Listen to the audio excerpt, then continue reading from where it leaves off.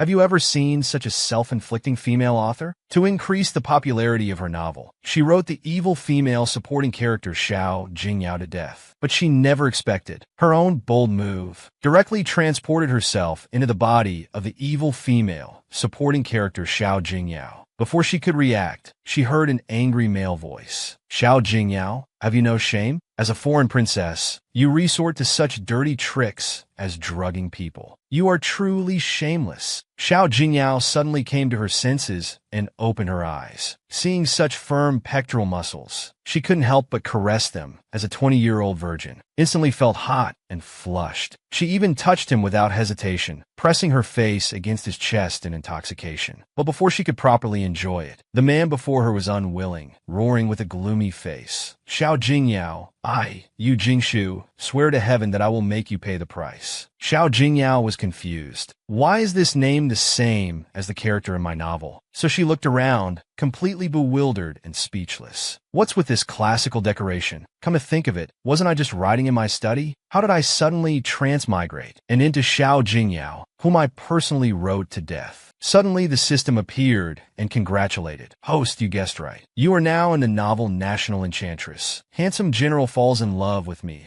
I am your system roommate. Xiao Jingyao instantly burst into tears, grabbing the system's tail. Thank goodness. Quick, send me back. I don't want to stay here. The system explained helplessly. Dear Ms. Su Mumu, because the evil supporting character princess, Xiao Jingyao, you created has serious psychological problems and personality distortions. It has increased the hatred rate in your original three-dimensional world by 80%, seriously affecting the mental health of 7.2 billion people globally and disrupting the novel world stability. For world peace, you must complete the task of making Xiao Jingyao become good again and help the male and female leads achieve their happy ending before you can return to the three-dimensional world. Do you accept this mission, host? Su Mumu asked weakly. Can I refuse? Will this person die miserably? The system instantly revealed its killing intent. You'll die if you refuse too. Either take a chance for survival or die immediately. Su Mumu instantly broke into tears, feeling hopeless. There's no choice at all? Suddenly, there was an urgent knock from a eunuch outside. Princess, terrible news. The Crown Prince is here. At this moment, Crown Prince Xiao Yitzi of East Ling Kingdom entered her chambers with a gloomy face. Seeing her behavior, he instantly became furious. Outrageous! Who allowed you to let the princess act so wildly? Quick, release General Yu. Su Mumu was confused. Is this my Crown Prince brother? He's so handsome. The newly freed Yu Jingshu glared at Su Mumu, letting out a fierce snort, frightening her so much that she trembled, feeling wronged. I didn't deliberately drug and molest you. The Crown Prince couldn't bear to watch anymore and comforted Yu Jingshu, who had no choice but to bow and leave. Then the Crown Prince sighed deeply and scolded with disappointment. You, Father Emperor, has spoiled you too much. You've done something that damages the royal family's reputation. You're truly hopeless. Guards, confine the princess for 1 month. Su Mumu instantly burst into tears, crying no. However, the Crown Prince ignored her completely and issued a strict order that without his approval, no one was allowed to let her out. Su Mumu instantly collapsed on the ground, feeling hopeless. It's over now. She's going to die here. When Su Mumu opened her eyes, she found herself bullying a man. She thought she was dreaming, so she shamelessly started touching him all over.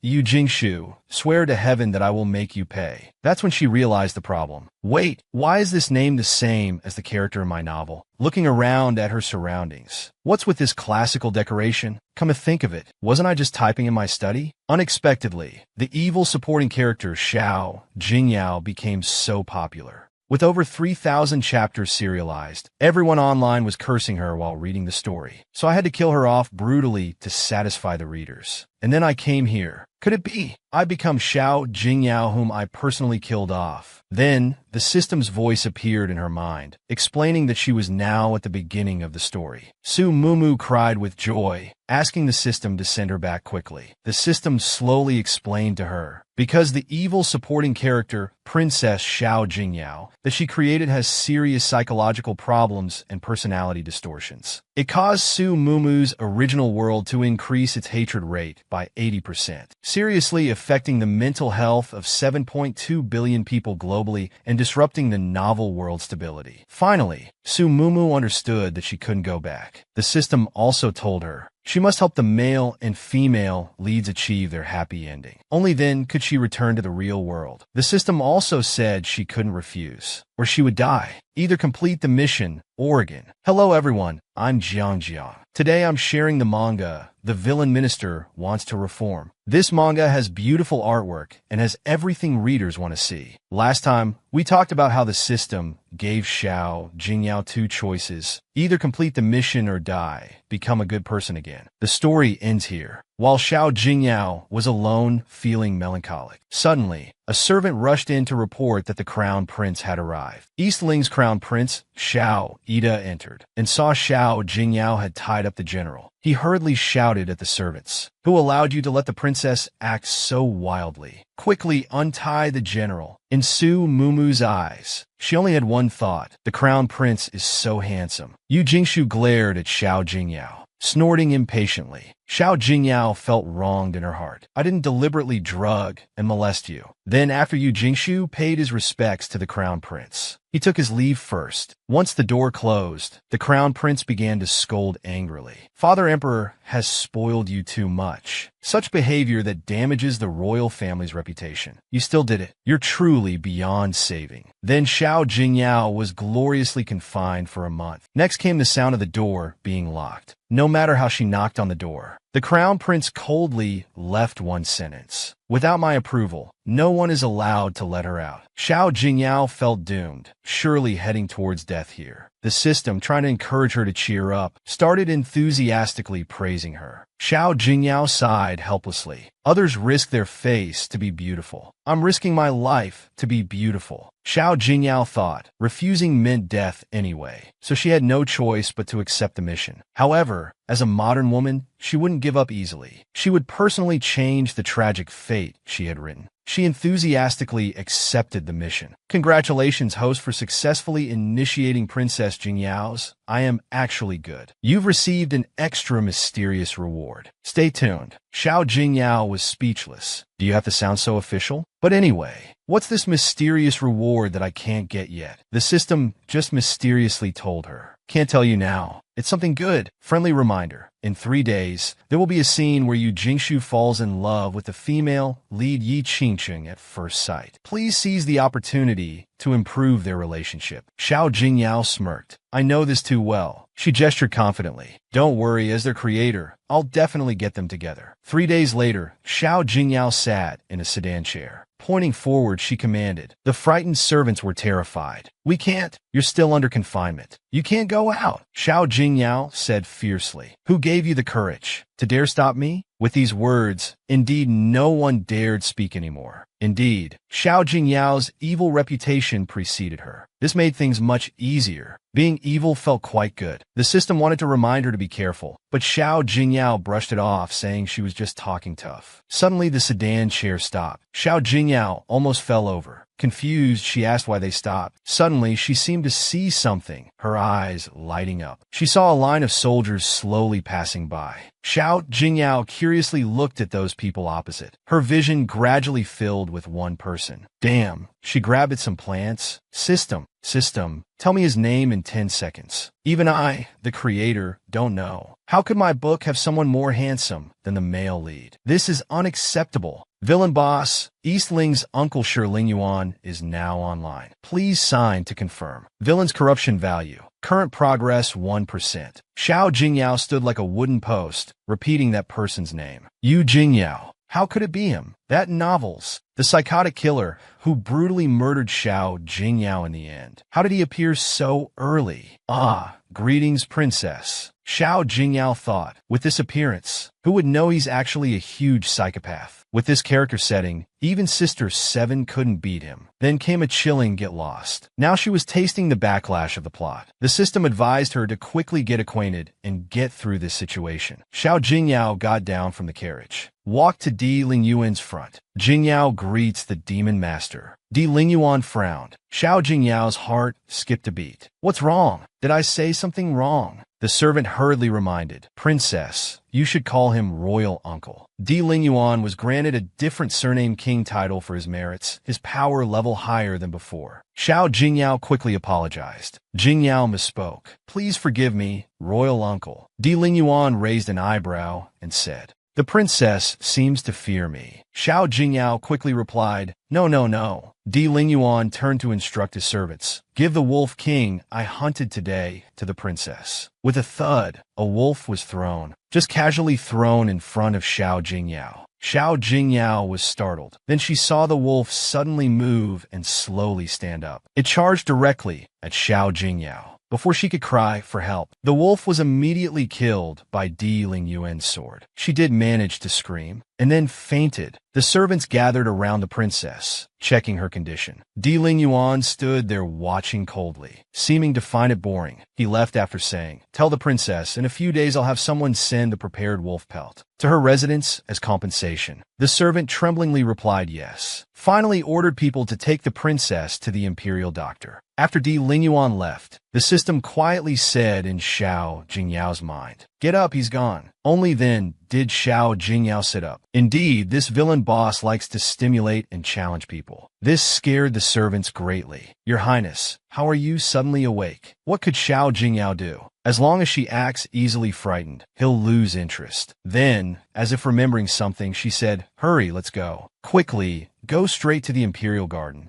Everyone hurriedly carried the sedan chair to the imperial garden. As the saying goes, the mantis stalks the cicada, unaware of the oriole behind. Xiao Jingyao had no idea that the person who just left was watching directly from not far away. Watching her look around. "Who are you looking for?" "Yi Qingcheng isn't here. You need to go further in." But Xiao Jingyao said, "I'm not looking for her." Then her eyes lit up. "Found you, it's you." The plot device person was Li Tianran, a noble lady of the capital. She politely greeted Xiao Jingyao. Li Tianran said, "I heard, General, you would pass through the imperial garden today, so I came specially to welcome him." Xiao Jingyao crossed her arms and said, "Lead the way." The scenery along the path is quite colorful. Yi Qingcheng, the noble lady protagonist. It seems that's Princess's sedan chair ahead. Quickly kneel down. Yi Qingcheng was confused. "Why should I kneel?" "Miss, officials below first rank must kneel and bow when seeing the princess, let alone others." Yi Qingcheng had long heard that Princess Xiao Jingyao was Eastern Ling's most beautiful, capable of toppling kingdoms. She wondered what she was really like. Xiao Jingyao was speechless at Li Tianran's various indiscreet remarks. This woman talked too much. Instead, Xiao Jingyao told the sedan bearers to back up. "Isn't that my dear daughter, cute little Yi Qingcheng? Don't worry for your lifelong happiness. Mama will work hard." Very dramatically pretending. "Oh my, the flowers in this imperial garden are growing so well." Yi Qingcheng couldn't help but look up. "So beautiful." Then she was loudly scolded by Tianran. "How dare you, lowly commoner? Who allowed you to look up at our princess?" Yi Qingcheng looked bewildered.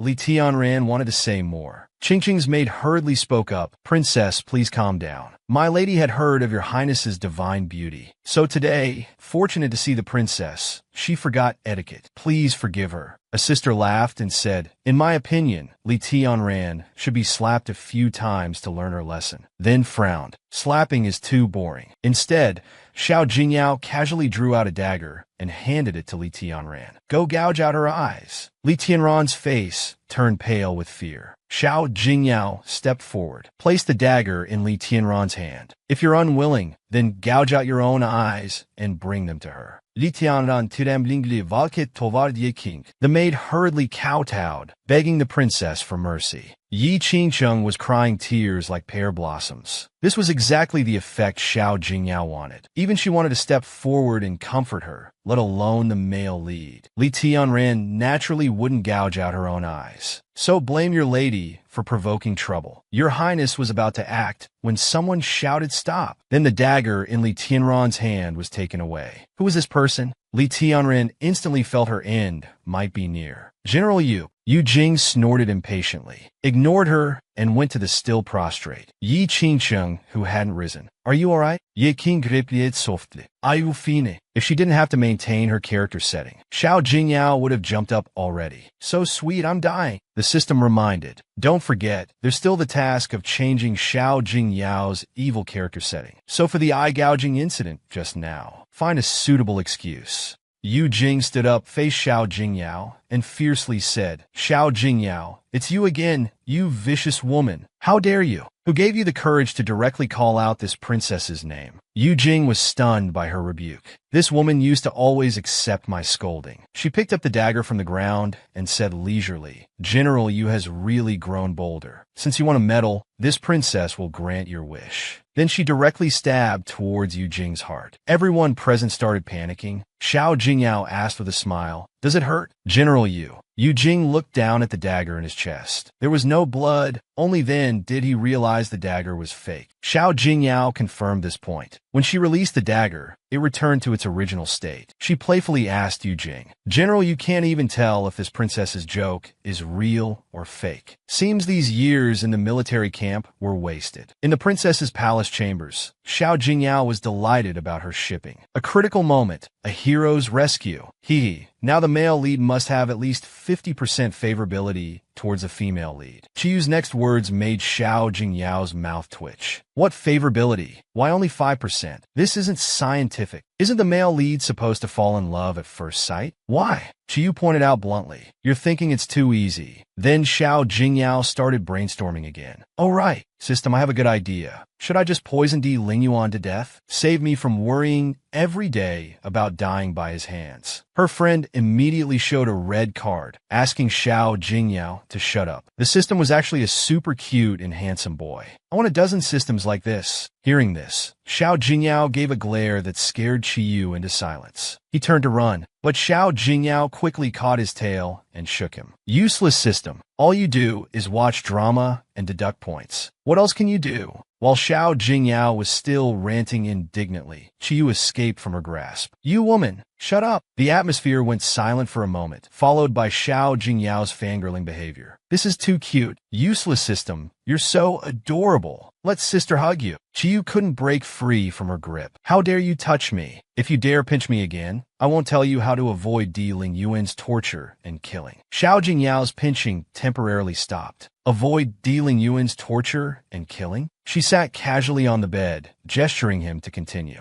Well, go on. In the original story, Di Lingyuan tortures and kills Xiao Jingyao because of his beloved Yi Qingqing. If you could prevent Di Lingyuan from developing feelings for Yi Qingqing, won't you avoid the fate of being tortured to death? You could even pursue Di Lingyuan and make him fall for you. Oh! The friend was still proudly rambling on, not noticing Xiao Jingyao's changed expression. Give me a break. Di Lingyuan desired but couldn't have her. Imprisoned Yi Qingqing in Beauty Pond, and you call this true love? The friend wanted to persuade her to reconsider. But Xiao Jingyao said, Sorry, the price of this love is too high. I can't bear it. However, preventing Di Lingyuan from falling for Yi Qingqing is a good idea. According to the current timeline, Yi Qingqing falls into the water in 5 days. That day, Yi Qingqing was stopped by several people. Last time you general saved you and kicked me away. I had to lie in bed for 5 whole days. Then she said to the other sisters, Sisters, just because she shamelessly seduced you, general, making her highness so depressed these days that she won't even see us. They continued talking among themselves. We must avenge her highness. Xiao Jingyao watched from nearby,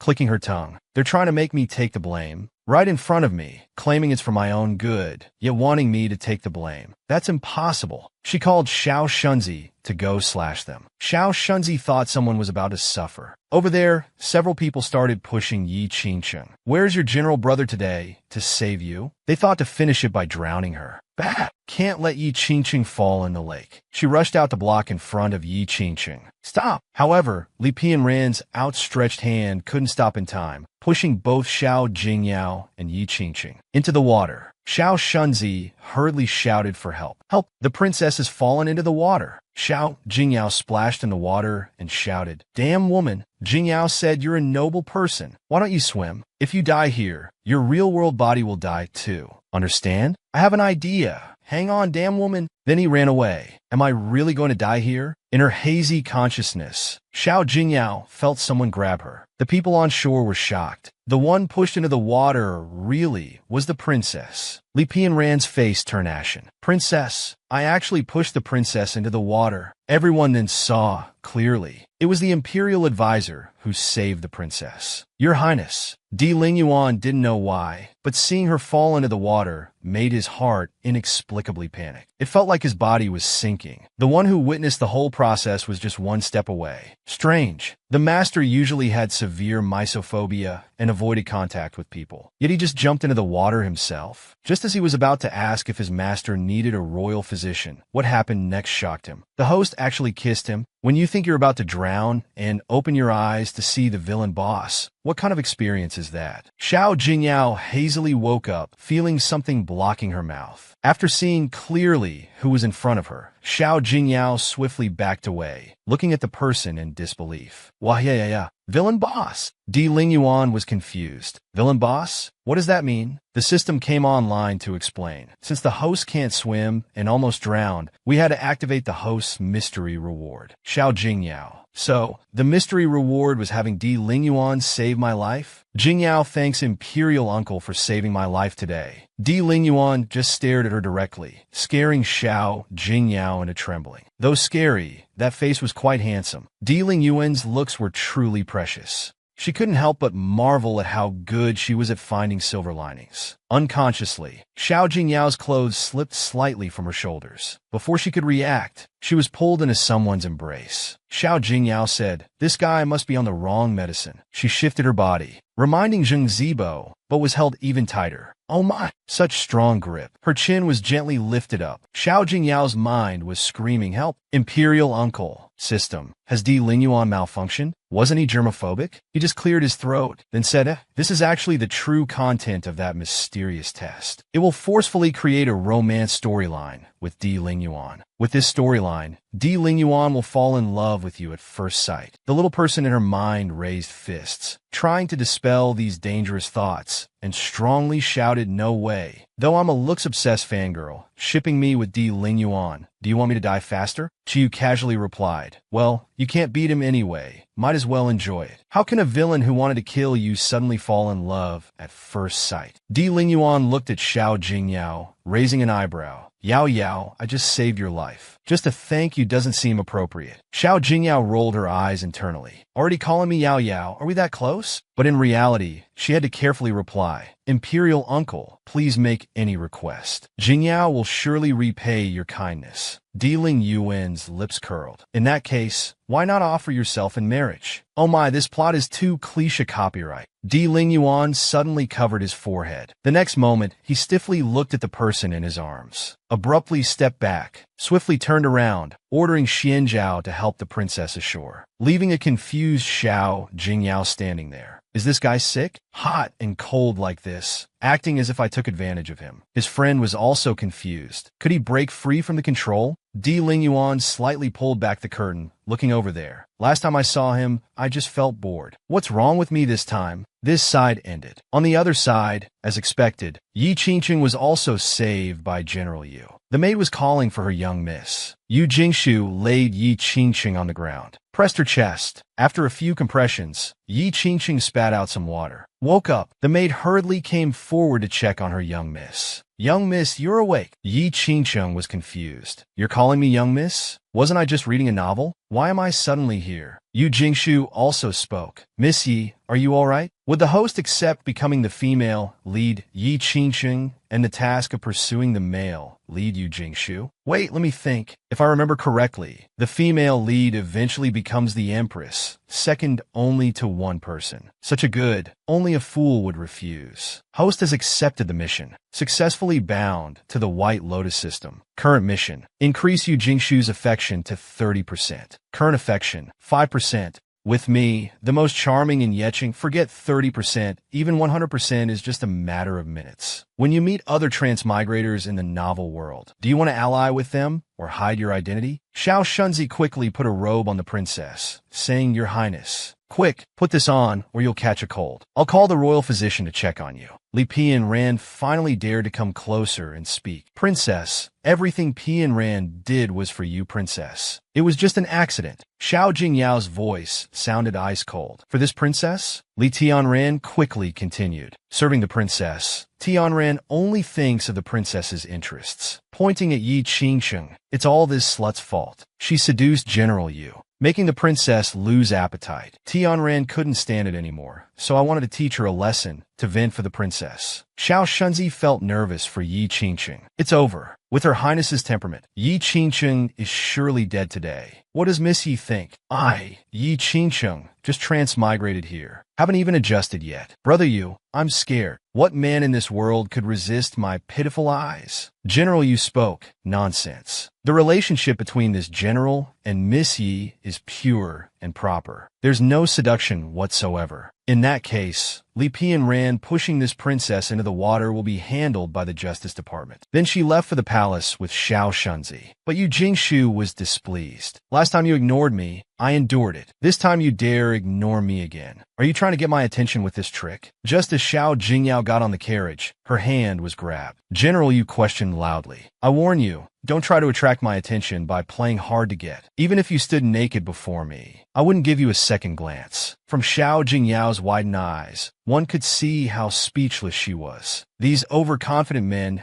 can really be found anywhere. Xiao Jingyao looked at this terminal case of male lead syndrome with no cure, wondering where his confidence came from to think she would play hard to get. Then Yu Jingshu let go of Xiao Jingyao's hand. Miss Yi, let's go. Xiao Jingyao clenched her fist. Xiao Shunzi thought, looking at the princess. In the entire palace, perhaps only General Yu dares to treat the princess so rudely. But the princess has deep feelings for General Yu, and surely won't blame him. Then Xiao Jingyao said, General Yu seems quite full of himself, or perhaps doesn't understand hierarchy. Yu Jinshu was speechless, because he indeed had forgotten this point. Relying on this princess's favor, General Yu is being quite unreasonable. Moving close to his ear, she continued, next time you dare to disrespect your superior, this princess will sell you to Nanchang House. Yu Jingshu never expected Xiao Jingyao could say such shameless words. Yi Qingsheng was also confused. In the book, wasn't Xiao Jingyao madly in love with Yu Jingshu? Why is this one different? Didn't Yuan watch everything happening? Indeed, it was different now. He stared blankly at his hand. He didn't even hear Xianzhao speaking. What's wrong with Master? Suddenly his master asked. Zhaoer, do you have a woman you like? Xuanzhao's face turned red. For Master's sake, of course not. Oh. Di Lingyuan looked at Xianzhao teasingly, then said, then I order you to fall in love with a woman within 3 days. Then come back and tell me how it feels. Xianzhao was stunned. As the most loyal subordinate, he must try his best to fulfill any unreasonable request from his master. In the princess's back garden, the system kindly reminded. Currently, Yu Jingshu's affection for Yi Qingsheng is 10%. Xiao Jingyao replied carelessly. Only 10%? This progress is too slow. This won't do. We need to create more opportunities for the leads. Just then, the eunuch's announcement came. The crown prince has arrived. Xiao Jingyao heard this. She immediately sat up and jumped down from the hammock. Royal brother jumped too forcefully and accidentally twisted his ankle. The crown prince caught him steadily. Kuze said, how old are you to still be so reckless? After helping him stand steady, he continued, Ku, I heard you fell into the water. Are you all right? Hearing her royal brother's concern, she immediately started acting. Not good. My head is still dizzy. The crown prince sighed. If you weren't thinking about Yu Jingshu, how would you end up in this state? Your Highness, I have matters to report. Having his own business to attend to, the crown prince just reminded Xiao Jingyao to rest well these days and not cause more trouble before leaving. Looking at the crown prince's proud figure, Xiao Jingyao's face bloomed with smiles. Clearly very worried, yet pretending to be forced to come. My royal brother really has such a difficult personality. Faintly, she heard them talking about not finding Sibetong. Who is Sibetong? The Sibetong who they say, whoever has Sibetong has the world. At this moment, Xiao Jingyao remembered the plot from the book. In the original story, the male lead Yu Jingshu received his help and overthrew the Xiao dynasty. So if Yu Jingshu finds Sibetong as a member of the Xiao dynasty, I'll still be doomed, Zhio said helplessly. What are you afraid of? Didn't you write this novel yourself? Xiao Jingyao finally realized. Now only she, the author, knows where Sibetong is. As long as she finds Sibetong first, she can rewrite the plot. She complained that this team was hard to carry. As the author of this book, I must control the overall situation. Xiao Shunzi, this princess will take you to a good place. Looking at the scene before them, Xiao Shunzi asked his master in disbelief. Pre-princess, is this the good place you mentioned? The scene before him filled Xiao Shunzi's eyes with great confusion. Princess, let's leave. But Xiao Jingyao interrupted him. Sure. Xiao Shunzi had to obey. Besides, I have important business today. A flower-like face came close. Oh, first time here, young masters? Smelling the overwhelming perfume on Madame Lao. Xiao Jingyao sneezed heavily. Zhio felt sorry for his eyes, as if seeing something dirty. Madame Lao asked concernedly, is the young master unwell? Xiao Jingyao quickly stepped back. I'm fine. Please prepare some incense for us and arrange for 2 ladies. Madame Lao's face immediately bloomed. Of course, our ladies are all excellent. You'll be satisfied, young master. She ordered Xiao Si to send up wine quickly. Zhio smiled mischievously. Taking advantage of Xiao Si's blindness, he put muscle relaxant in the wine jug, touching his chin. To match you two up, I've really gone to great lengths. In the private room, Xiao Jingyao sat with ladies on both sides, drinking wine. Xiao Shunzi's face was full of questions. Didn't the princess say she had important business? This doesn't look like it. Oh no! Could the princess have such indecent habits? Xiao Jingyao's mouth twitched. What nonsense was this kid thinking again? She pushed the 2 ladies away and gestured Xiao Shunzi to watch carefully. Xiao Shunzi was shocked. Princess, what are you doing? But Xiao Jingyao instructed. I'm going out for a while. Watch these 2 carefully. Don't let anyone in. Then she went behind the screen to change clothes. After coming out, she threatened Xiao Shunzi that if he didn't obey, she'd tie him to the pear tree in the back garden. Everyone thinks Sibetong is a 100-year-old elder, but only I know. Sibetong is just a 13-year-old boy, and in this kind of place, a 13-year-old boy naturally wouldn't be a customer. Let's look among the servants in the back. Then she heard passing servants say, young Master Qin insists on finding a heavenly beauty. Even the courtesans aren't good enough for the master. Where are we supposed to find one? Then, both servants' eyes turned to Xiao Jingyao.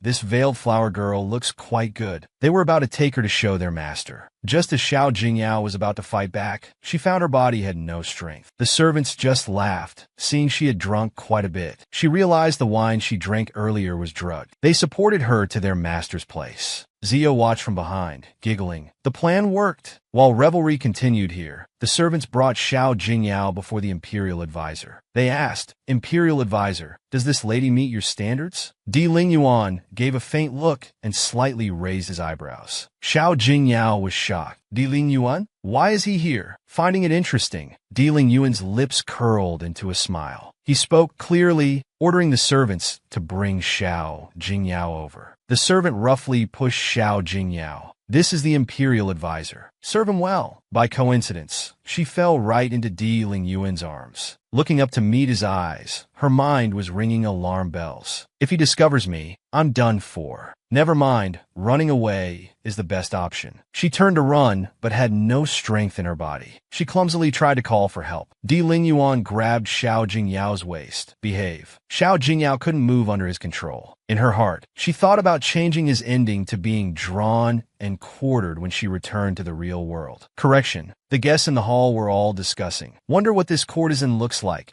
to have bewitched the usually women-avoiding scholar to this extent. It was said that lately, the scholar always had a woman by his side. Everyone was guessing what kind of woman could make the scholar protect her so carefully. While everyone was discussing the woman in the scholar's arms, Qin Jihan, the commander of the Imperial Guard, stepped forward to speak. Why not remove her veil and let us appreciate the beauty? Xiao Jingyao's eyes widened. Ah, he is Di Lingyuan's good friend Qin Shihan. His close friend said mischievously, this person is vicious and cruel. Host, you better be careful. Xiao Jingyao was sweating profusely. Damn it, some of the officials here must have seen me before, not to mention Di Lingyuan and Qin Xian, these two villains. She looked pitifully at her friend, sending out a distress signal. Dear friend, help me. What should I do? The friends swung their legs playfully and said, well, you got yourself into this mess. What can be done? Xiao Jingyao grabbed her friend's foot. Are you going to help or not? The friend tried hard to shake off Xiao Jingyao's grip and replied, silly girl, you really think the system, can do whatever I want? The friend explained that Xiao Jingyao's current plot was predetermined. Forcefully changing it would lead to unexpected dangers, like choking to death while drinking water, like being strangled by clothes, and so on. Xiao Jingyao quickly interrupted. Wait. So after all that talk, you're just refusing to help me? The friend nodded without hesitation. Yes. While arguing with her friend, suddenly a voice came close to her ear. Since everyone wants to see the true face. Xiao Jingyao watched in horror as Di Lingyuan's fingers hovered over her veil. Her heartbeat increased uncontrollably.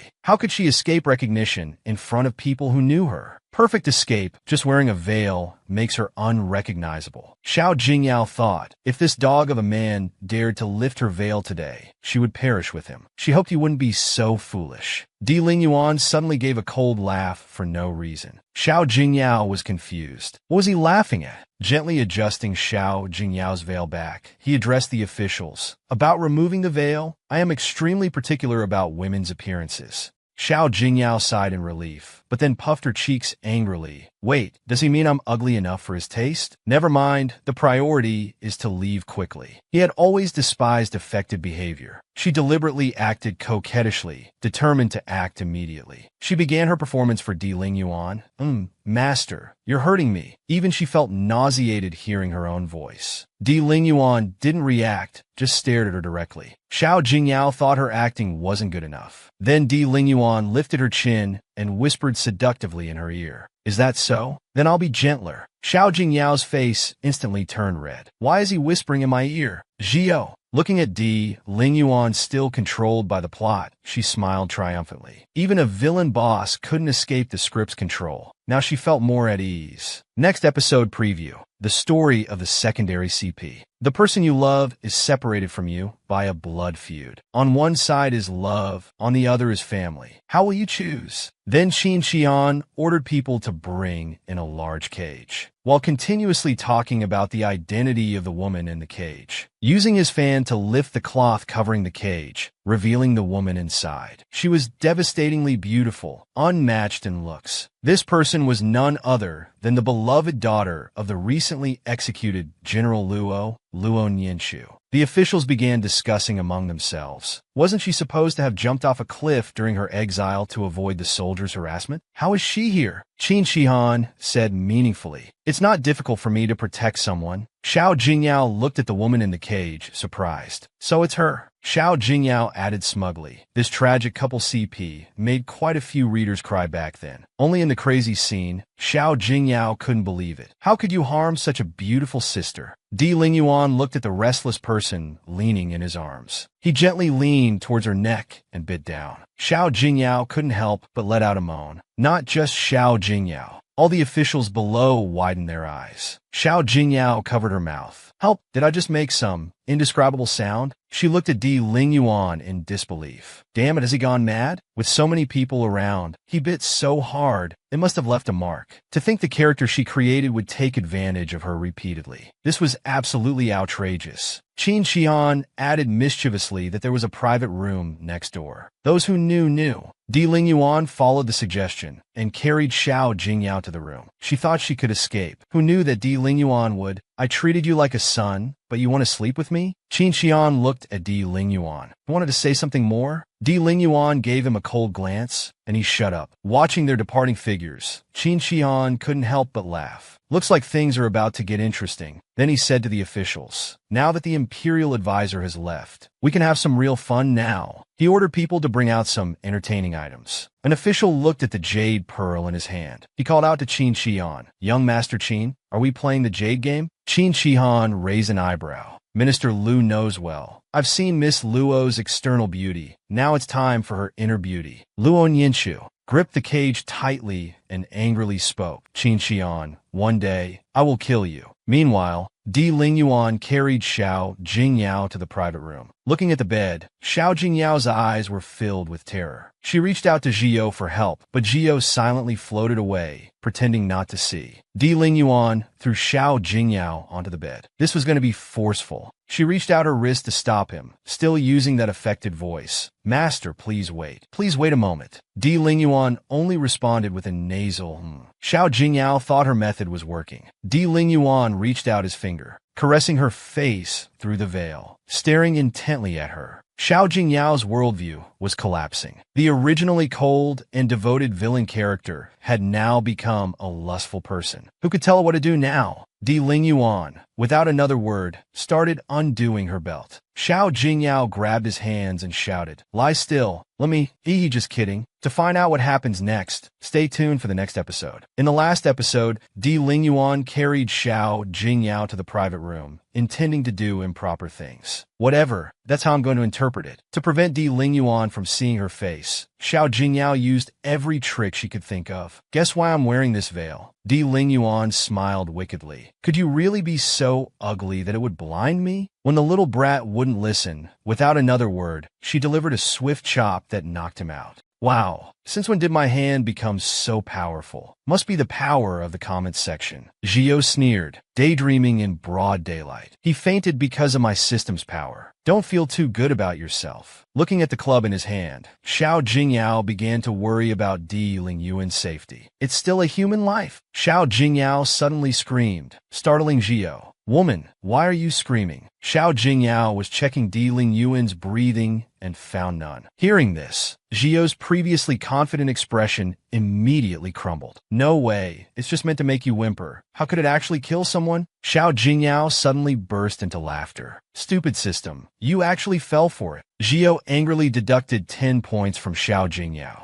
"Garbage system, are you serious?" Later, Xiao Jingyao thought about how to get the villain boss out. She couldn't let him wear flower maiden clothes. Opening the wardrobe, even a dog would shake its head at the sight. With an evil look, she glanced at Di Lingyuan on the bed. You guessed it right. Xiao Jingyao went over and stripped Di Lingyuan's clothes. Those abs, even I'm drooling while making this video. I wouldn't be human if I let this chance slip by. Touching those firm, tight muscles, and that smooth face where you couldn't even see the pores. Fortunately, Zhio reminded her that Di Lingyuan would wake up in 10 minutes. Otherwise, she would have stripped the villain boss completely. Who knows if the boss would go berserk after waking up. In the last episode, Xiao Jingyao unhesitatingly stripped Di Lingyuan's clothes. Goodness, looking like this, it really seemed like a child wearing adult clothes. Walking through the main gate dressed like that would definitely be recognized. So Xiao Jingyao thought she just needed to avoid the main entrance. Darlings, like and comment below. I'll randomly pick one to send a red packet. So hurry and leave a message in my comment section. Stepping onto the windowsill, she did a 360-degree Thomas spin, landing successfully. Feeling proud of her skills, suddenly, a small boy crashed right into her and fell. It would take quite a sum to get up. Her gaze fell on the boy's wrist. In the original story, this double fish bracelet was an heirloom from Si Bodong's mother. Si Bodong never parted with it. So, this little boy must be Si Bodong. This was like finding what you sought without effort. Never mind, take him back first. Poor Si Bodong was still feeling guilty about bumping into someone, not knowing he had walked into a trap.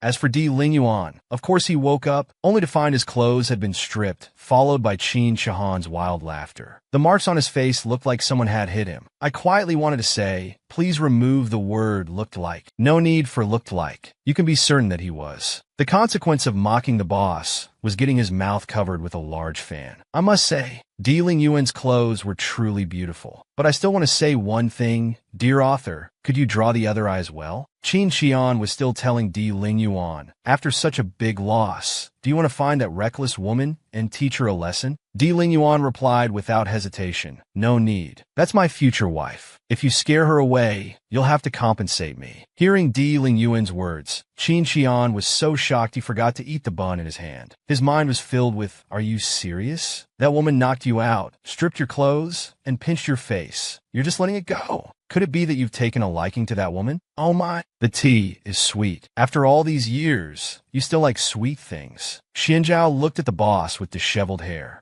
thoughtfully stepped forward to help with magic. Looking at this scene, I suddenly started shipping Di Lingyuan and Xianzhao.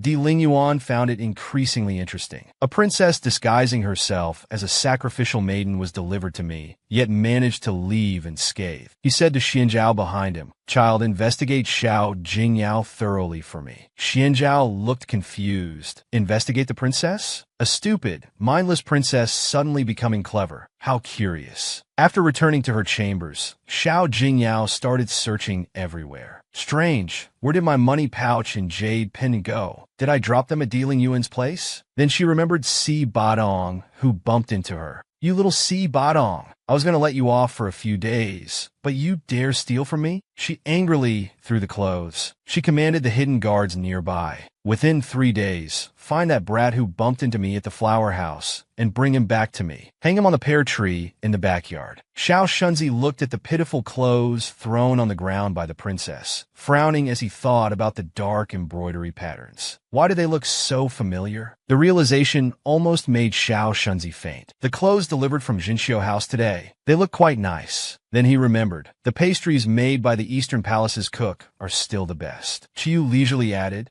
"Too bad someone has a strained relationship with the crown princess, making me unable to eat those delicious treats. Honestly, I also envy Chiyu's carefree system life." Xiao Jingyao got angry, seeing Chiyu's attitude. "Is it me who has a strained relationship with the crown princess? That was the original host's relationship with her. But you reminded me of something. In the original story, besides the Emperor of Dongling, only the crown prince and crown princess treated her sincerely. Xiao Jingyao needed to find a way to improve relations with the crown princess." She frowned in thought. Noticing the clothes placed aside, she said to Xiao Shunzi, "I will visit the crown princess tomorrow. Bring these clothes and accompany me." Xiao Shunzi looked confused.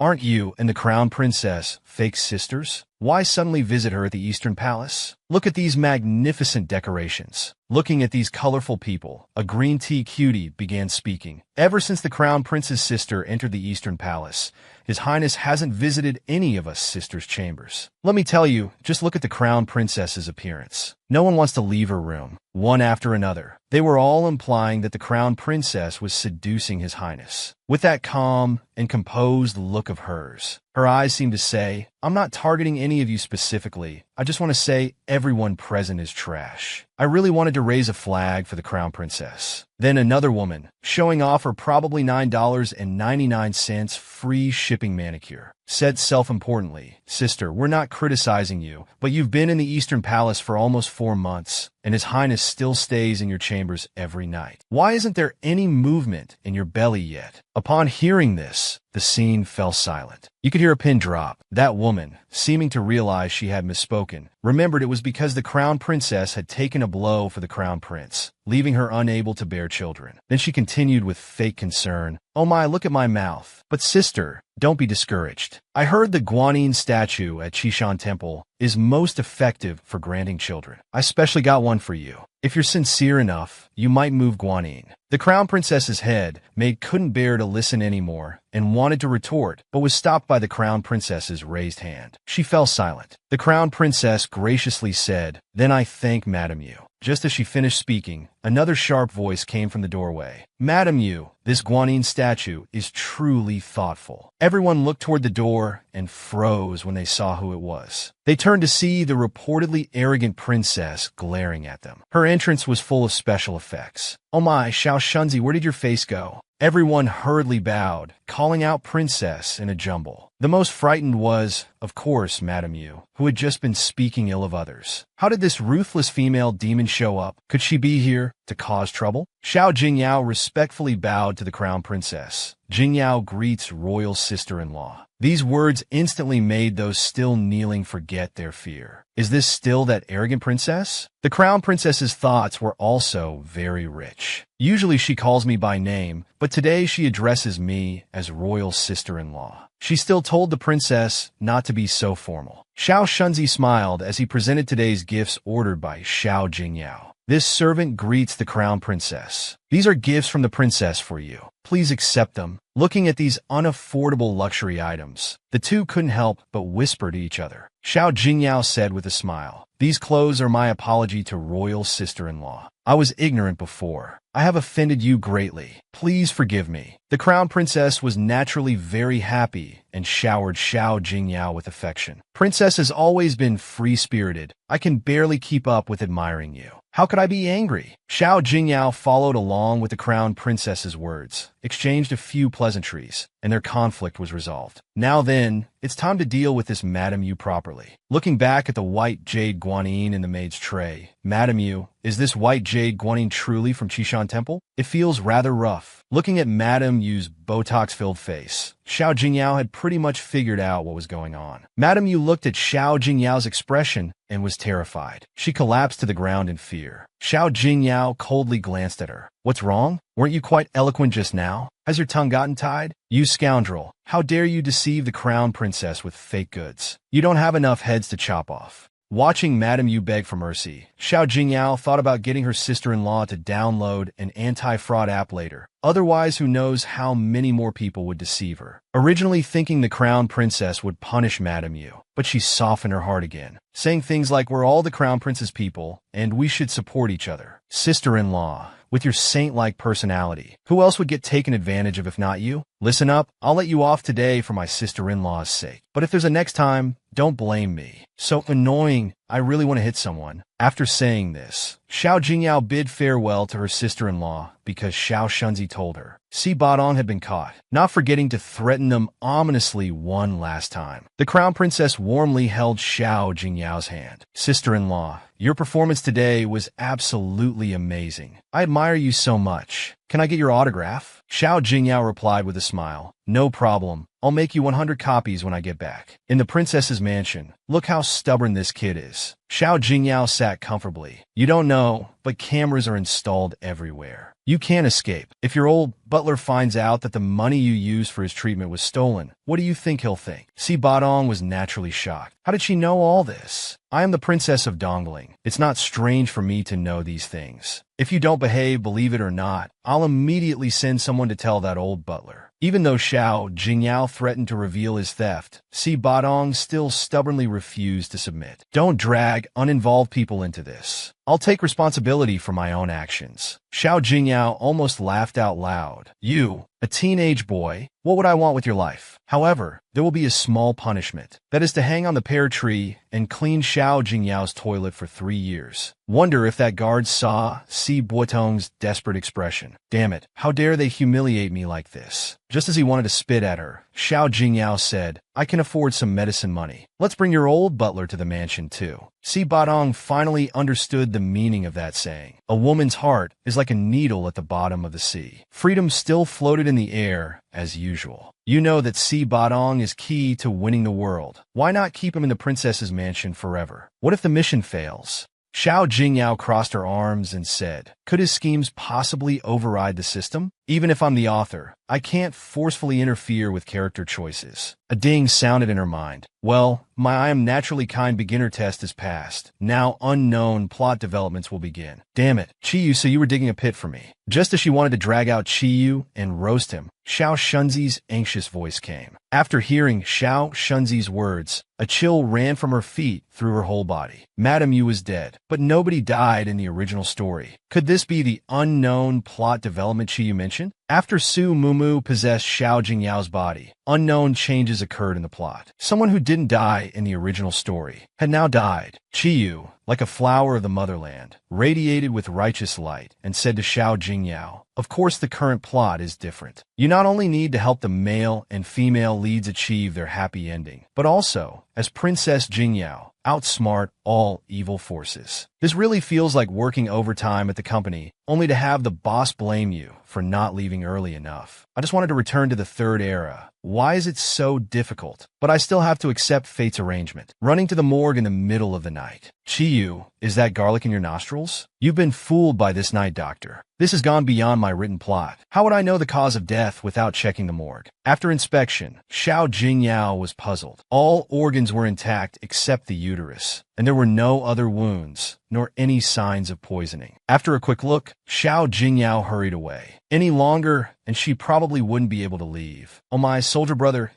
good thing I ran fast. Don't they know I have claustrophobia? Watching Chiyu fly in the sky, I bet Xiao Jingyao was thinking about how to step on Chiyo's back, to let him carry her flying. Fortunately, sister still has some skills. Wow, such a large spirit spring. It's obvious what's coming next in the plot. The villain should appear now, right? Host, this spirit spring can beautify and enhance inner strength. Since we're already here, why not? Just as Xiao Jingyao was about to undress, Chiyu exclaimed. Someone seemed to rise from the water. Wow, a handsome man appears. I hate that there are no cameras in this era. When Xiao Jingyao saw Di Lingyuan bathing, she almost couldn't hold back a massive nosebleed. Goodness, he was truly a hunk. Her heart was pounding wildly, quickly reciting the heart-calming mantra 3 times to compose herself. Who would have thought that investigating a case in the morgue at midnight would lead to such an R-rated scene? Looking at her close friend beside her. Wait, could this guy have planned this? Over there, Xinjiao was helping Di Lingyuan arrange his clothes. Meanwhile, Chiyu and Xiao Jingyao's bickering had ended, and she was happily shipping the master servant CP. The boss over there seemed to notice her. No way, no way. It's so dark. Surely he can't see me. Oh no, I'm done for. Am I gonna die so soon?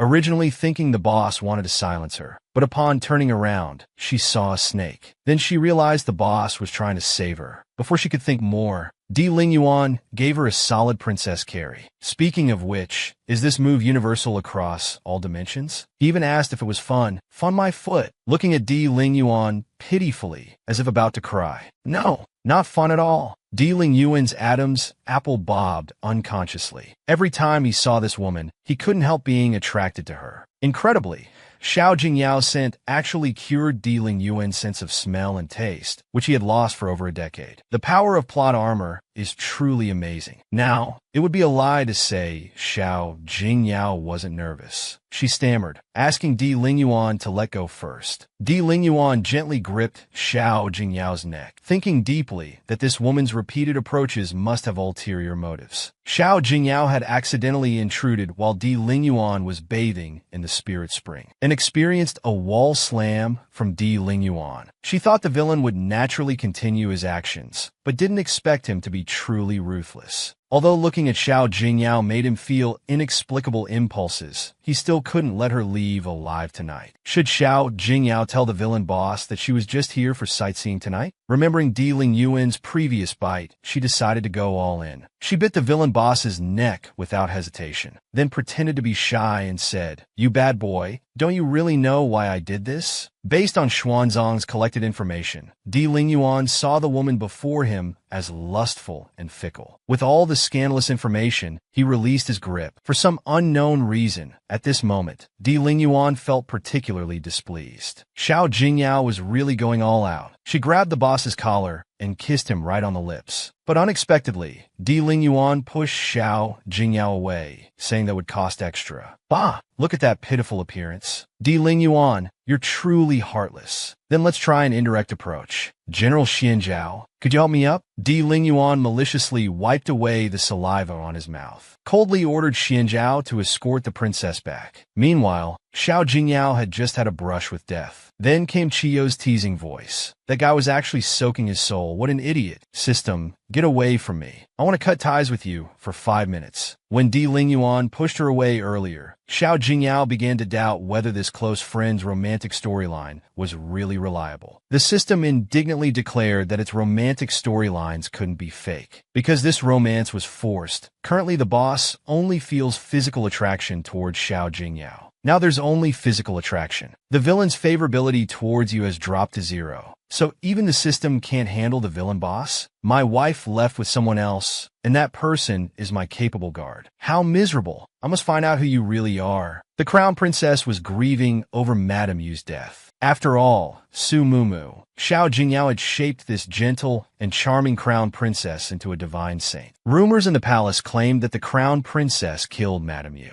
Nanny Li from the Empress Dowager's side brought a Taoist priest, and no one dared stop them from entering. The crown princess had to set Xiao Jingyao aside to attend to those two. After watching the crown princess walk away, Xiao Jingyao discussed with her close friend how to use their god's perspective to torment these two minions who bullied the crown princess. This matter certainly needed Chiyo's help, slandering people without even a decent excuse. Song Shuhua killed Madame Yu.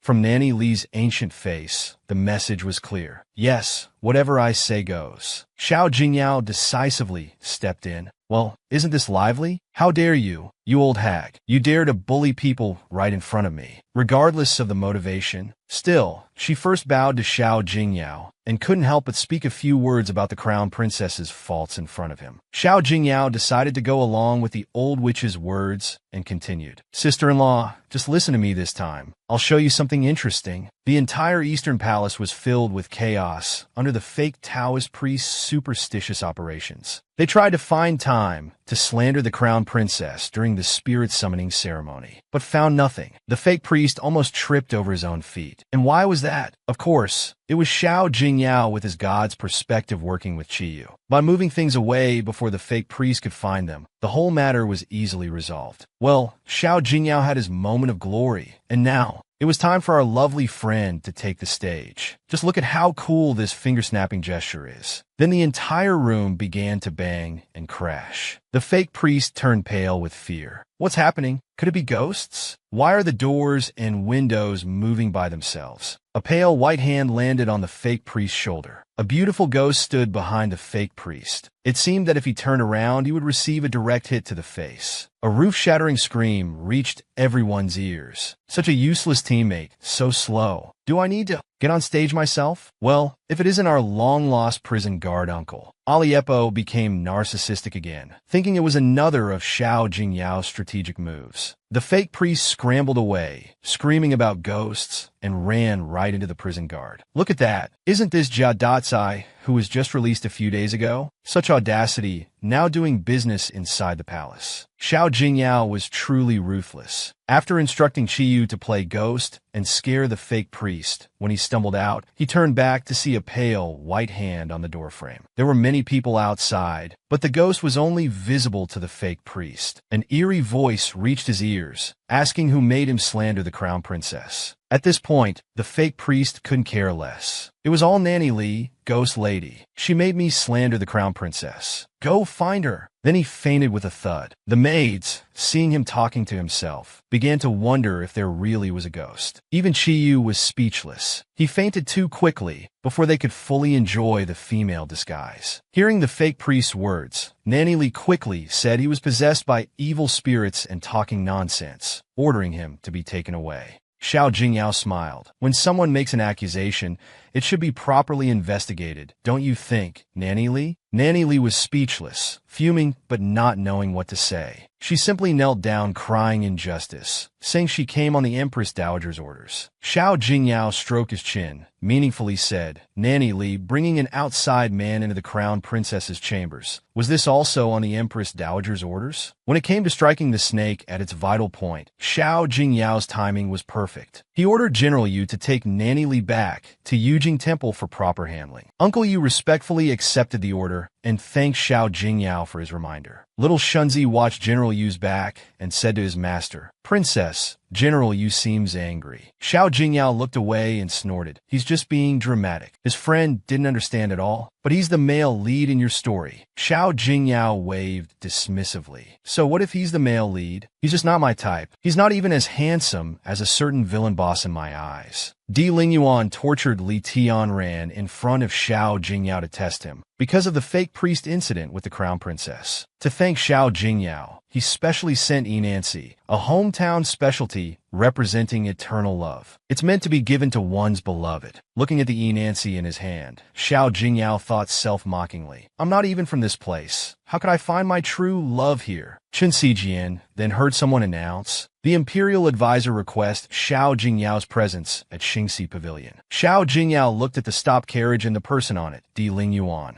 Di Lingyuan lifted the curtain, looked at Xiao Jingyao and said, "Princess, please." Xiao Jingyao's mind was racing. What could be so important to summon him to Xingxi Pavilion? Could it be an assassination attempt? Chiyu couldn't help but add, "You should have expected this when you bid him." Well, even in prison, that Di Lingyuan guy didn't forget to change his clothes. At first, Xiao Jingyao didn't understand why he was being shown a strange woman. But when that person raised their hand, he was shocked to discover it was Li Tianran. Hot breath approached his ear, causing him to shiver. "I heard the princess likes to punish those who disobey, so I specially left this for the princess." What punishment would the princess prefer? Whipping or torture? Just then, his friend's system notification came. Dealing Yuan's favorability towards the host has dropped to 10. Life is in danger. Host, please be careful. Li Tianran kept struggling. Xiao Jingyao told himself not to panic, but he discovered that Li Tianran's tongue was already gone. Di Lingyuan was truly ruthless. Hearing the princess dislikes noise, I specially ordered Li Tianran's tongue to be cut out. Xiao Jingyao was sweating profusely. Chiyu kept urging him to wake up. Should he really sacrifice an innocent person just to save himself? Di Lingyuan continued to fan the flames. "If the princess doesn't like this, let me show you something else." He led him to the city wall, pushed him to the front. He saw an unforgettable scene.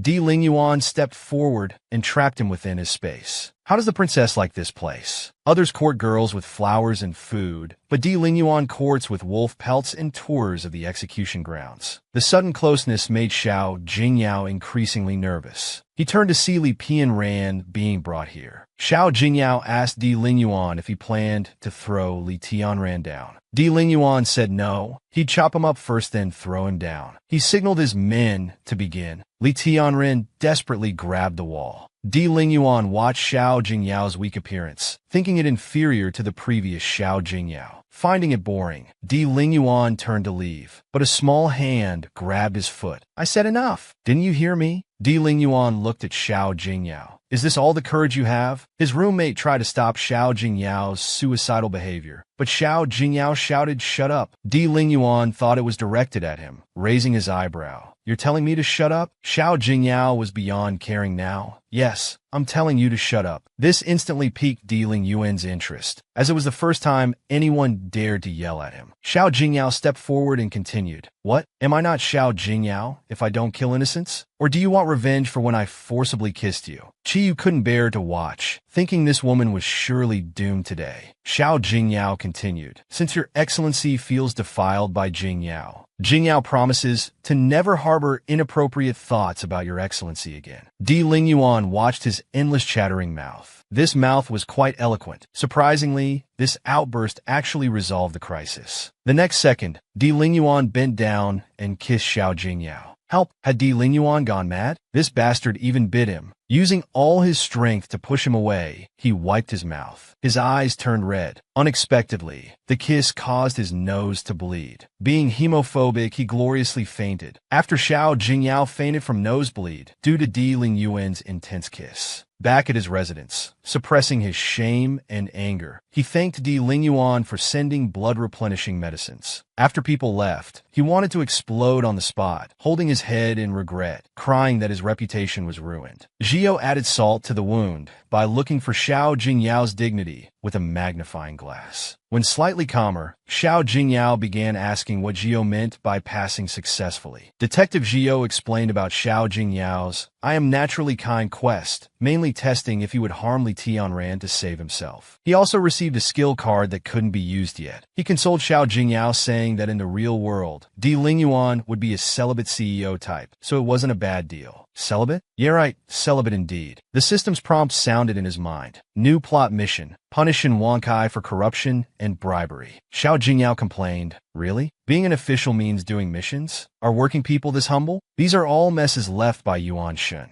Xiao Jingyao, dressed as a man, arrived at the military camp. Little Shunzi wondered if the princess came to visit General Yu, but they were stopped at the entrance before going in. Little Shunzi presented the token, stating it was Princess Feng's order to inspect. The military officer saw the token and started mocking. "What rubbish, princess? uneducated, yet meddling in military affairs, promoting her bestie's brother Shin Wankai to the position of 5th Battalion commander. Little Shunzi listened to the endless mockery, awkwardly glancing at his princess. It's over. Another one's going to end up hanging from the pear tree. Xiao Jingyao stepped forward, insulting the princess like this. Aren't you afraid I'll report to her? The military officer remained stubborn. Xiao Jingyao stroked his chin, saying meaningfully, in that case, I'll have to grant your wish. The person who stopped Xiao Jingyao was called Song Pilv, a frustrated military officer, with talent to serve the country, but no opportunity to use it. Finally framed to death by Shin Wankai,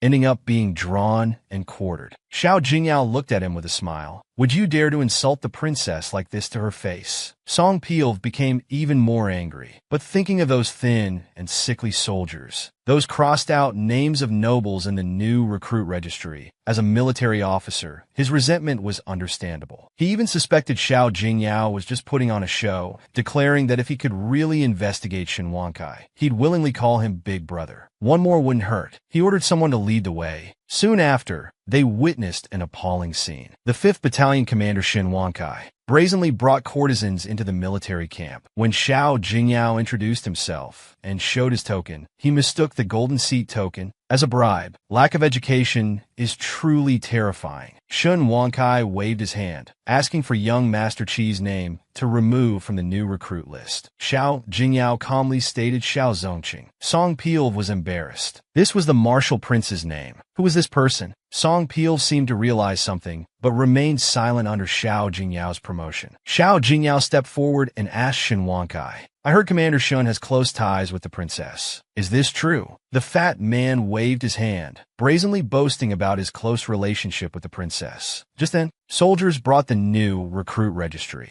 The fat man immediately asked them to find Xiao Zongqing's name. When the soldiers saw the name, he was already thinking about where to bury himself. What's the basic rule of time travel? The original owner's problems must be solved slowly. After the guard tremblingly uttered 5th Prince, Song Pilv immediately knelt in respect. This scared the fat man into a cold sweat. Xiao Jingyao teased little brother Song. Still want to curse at me now? Song Pilv wished he could lose his memory. The fat man's face showed disbelief. Princess? Impossible. The princess never comes to the military camp. He even brazenly claimed they were conspiring to deceive him. Little Shunzi sternly rebuked him. Shin Wankai didn't even bow to the princess. After the guard's reminder, the fat man finally noticed the token in his hand bore Xiao Jingyao's name. Only then did he believe it was really the princess. He fell to his knees with a thud, saying he was possessed. At this moment, Xiao Jingyao calmly asked him to elaborate on his earlier described intimate relationship with the princess. I'm new here and shouldn't directly interfere with military affairs, lest I be called incompetent. The leader gestured to little brother Song to rise. Why doesn't General Song handle this for me? How should we deal with the crimes of embezzling military funds, violating military discipline, and defaming the royal family? Little brother Song was still stunned. This Princess Jingyao seemed quite different from the one he knew.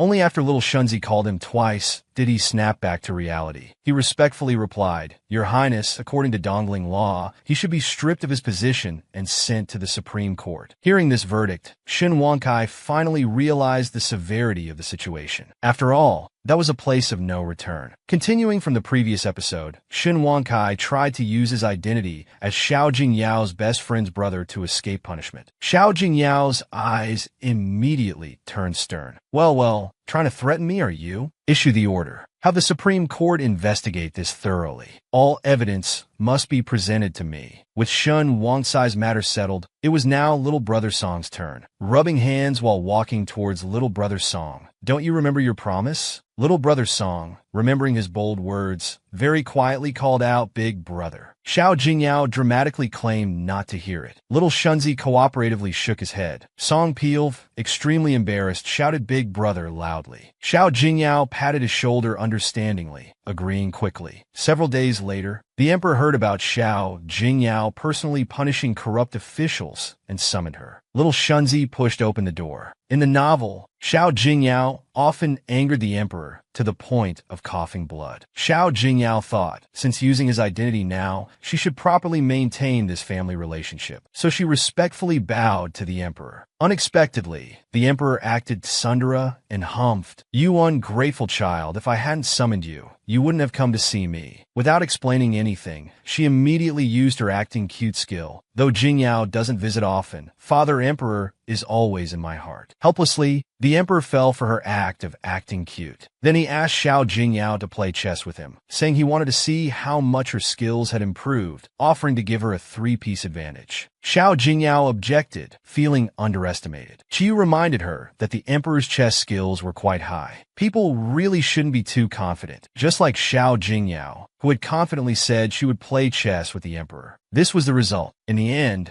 she even resorted to her ultimate move of acting cute. "Father Emperor, can't you let me win just once?" Watching her consecutive defeats, Qiyu was really curious about what award she had won in the third dimension. After losing all evening, Xiao Jingyao had to admit that her elementary and middle school chess competition participation award really couldn't compare to the emperor's skill. The emperor was puzzled too. "Yaya, I've given you so many advantages. How can you still lose like this?" Xiao Jingyao's eyes were full of surprise. This rural-sounding nickname was really being used to address her. That name that seemed like one given by a countryside grandmother was really being used to address her. A heavy hand landed on her shoulder, bringing Xiao Jingyao back to reality. But the next words made her face darken, almost wanting to leave immediately. "Although you all inherited your father's wisdom and intelligence, if you keep practicing, you won't lose so badly." Ha! The emperor quickly stopped Xiao Jingyao, saying he wasn't satisfied yet. He said they should play 2 more games, and she could have anything she wanted. Xiao Jingyao pointed at that set of purple jade glass cups, crossing her arms. Righteously said, "Will you give them or not? If not, I'm leaving." The emperor weighed his options internally. He decisively chose his precious daughter, patting Xiao Jingyao's head saying, "Yes, yes, yes. They're all yours." They set up for another game. Xiao Jingyao racked her brains thinking hard. Just then, a large hand reached from behind, indicating where she should place her piece. Surprised, Xiao Jingyao turned around and saw the villain boss. "I really suspect the emperor is shipping CP. Otherwise, why would he immediately ask Di Lingyuan to teach me chess when he arrived?" Xiao Jingyao's face turned red looking at Di Lingyuan, who was so close to her, while Zhio maintained an innocent expression. "Haven't you already kissed, hugged, and been lifted up? What else can't you do?" Xiao Jingyao grabbed Freedom's tail, face red with embarrassment. "Trash system, shut up."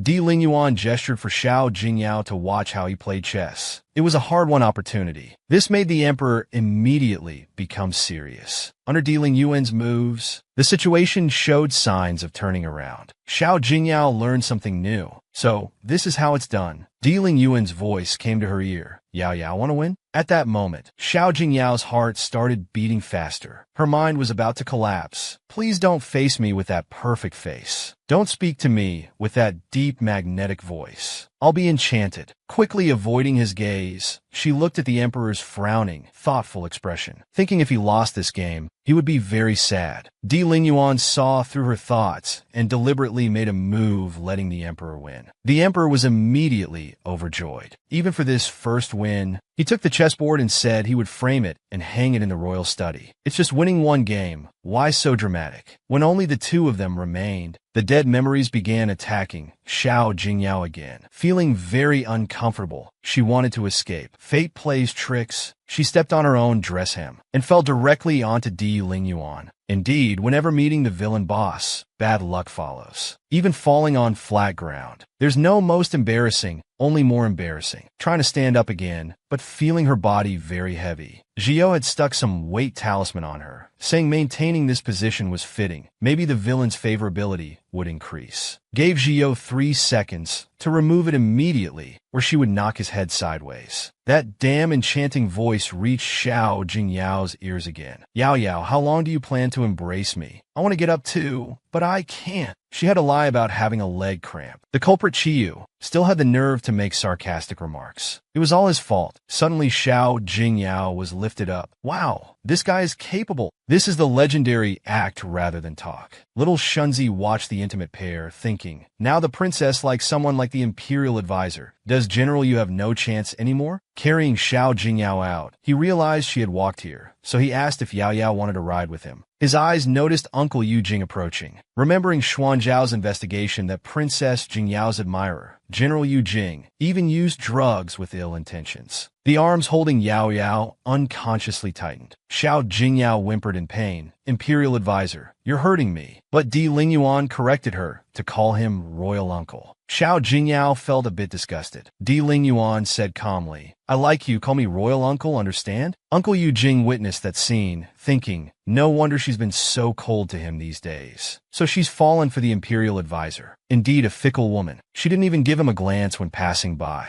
Watching their retreating figures, Uncle Yu Jing felt inexplicably upset. The old Uncle Yu Jing used to avoid the princess at all costs. Now when he sees the princess, his face is full of, why doesn't she pay attention to me anymore? He was just smiling a moment ago. How did his face turn dark so quickly? Xiao Jingyao was speechless inside. He's acting like someone owes him money. Then Di Lingyuan asked if Yao Yao still had feelings for General Yu. Xiao Jingyao thought about that narcissistic man's old feelings. To hell with that. Zhio's eyes were gleaming because he discovered the villain boss was definitely jealous. Feeling the low pressure emanating from the boss, she explained nervously, Jingyao did have feelings for General Yu in the past. But now I've given up. He gently lifted her chin to face him. Yao Yao, that person at Zuetian Tower was you, right? Xiao Jingyao thought he was going to kiss her, thinking that as long as she didn't admit it, he had no evidence. But the boss said if she dared lie about the medicine, he had ways to make her tell the truth. Remembering Xiao Jingyao's fate in the original story, she decisively admitted it was her. The boss lightly picked up Xiao Jingyao's gauze clothes. Yao Yao, last time you stripped my clothes? Should I return the favor? Xiao Jingyao quickly protected her clothes. This guy wouldn't really be petty enough to strip my clothes, right? To save her dignity, she quickly spoke. Imperial advisor. Actually, that day I dashed, but was interrupted by the boss. She wanted to call him royal uncle and just go along with it. But unexpectedly, he asked what her name was. Xiao Jingyao broke into a cold sweat. Royal uncle must be joking. I'm Xiao Jingyao, of course. But the boss firmly said she wasn't, although unknown why. There can be two people who look exactly alike in this world, but I'm certain you're not her. Di Lingyuan suddenly mentioned when Xiao Jingyao gave him a white fox before. Xiao Jingyao remembered. Back then, the original Princess Jingyao,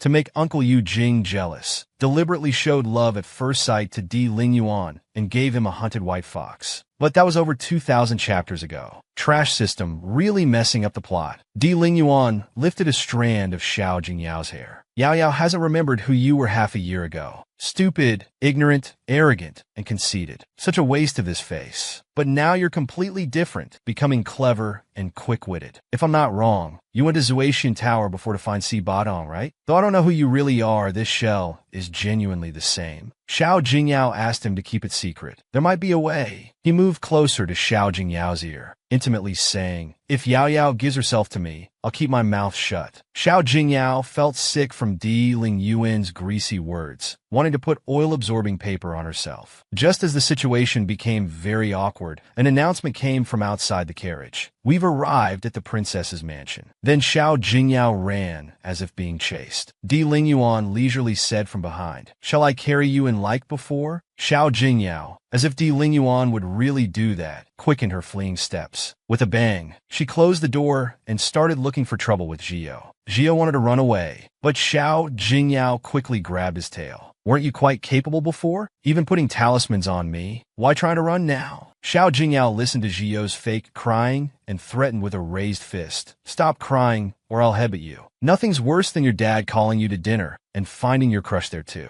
The next day, outside Jixing Pavilion, Xiao Jingyao wandered to see the emperor. Just as she reached the door, she heard the emperor constantly praising Di Lingyuan. Xiao Jingyao peeked through the door crack, muttering, old man, wasn't it supposed to be just me for dinner? Why is Di Lingyuan here too? She went in and respectfully bowed. The emperor saw his precious daughter arrive. He happily called out, "Yaya, you're here." Sure enough, when Di Lingyuan heard this nickname, the corner of his mouth twitched slightly. Xiao Jingyao's face instantly turned red. "Father Emperor, there are others present. Don't I need face?" He then changed the way he addressed her and gestured for Xiao Jingyao to come over, asking if she liked any of the young men. If she did, he would arrange the marriage tomorrow. As a genuine modern person, good grief, this body was only 17 and already choosing a consort. She immediately leaned on the emperor's shoulder and started acting coy. "Father Emperor, your child is still young. Let's forget about choosing a consort. The emperor probably wanted grandchildren soon." He brought up third uncles to Anshuan for comparison, saying their children were already running around. Just then, the system's prompt sounded in her mind. Dealing Yuan's favorability had actually risen to 52%. Completely puzzled, she thought, "I just refused to choose a consort. Why did his favorability increase? Did Di Lingyuan misunderstand something?" She asked quietly, "Zhio, if I change my mind now and agree to choose a consort, will his favorability drop?" She picked up the portrait she had previously dismissed and started looking. Her eyes seemingly casually glanced toward Di Lingyuan's direction. "I thought about it, and I should indeed look carefully. Maybe I'll find someone I like." Di Lingyuan frowned, watching Xiao Jingyao's actions. Xiao Jingyao pretended not to notice.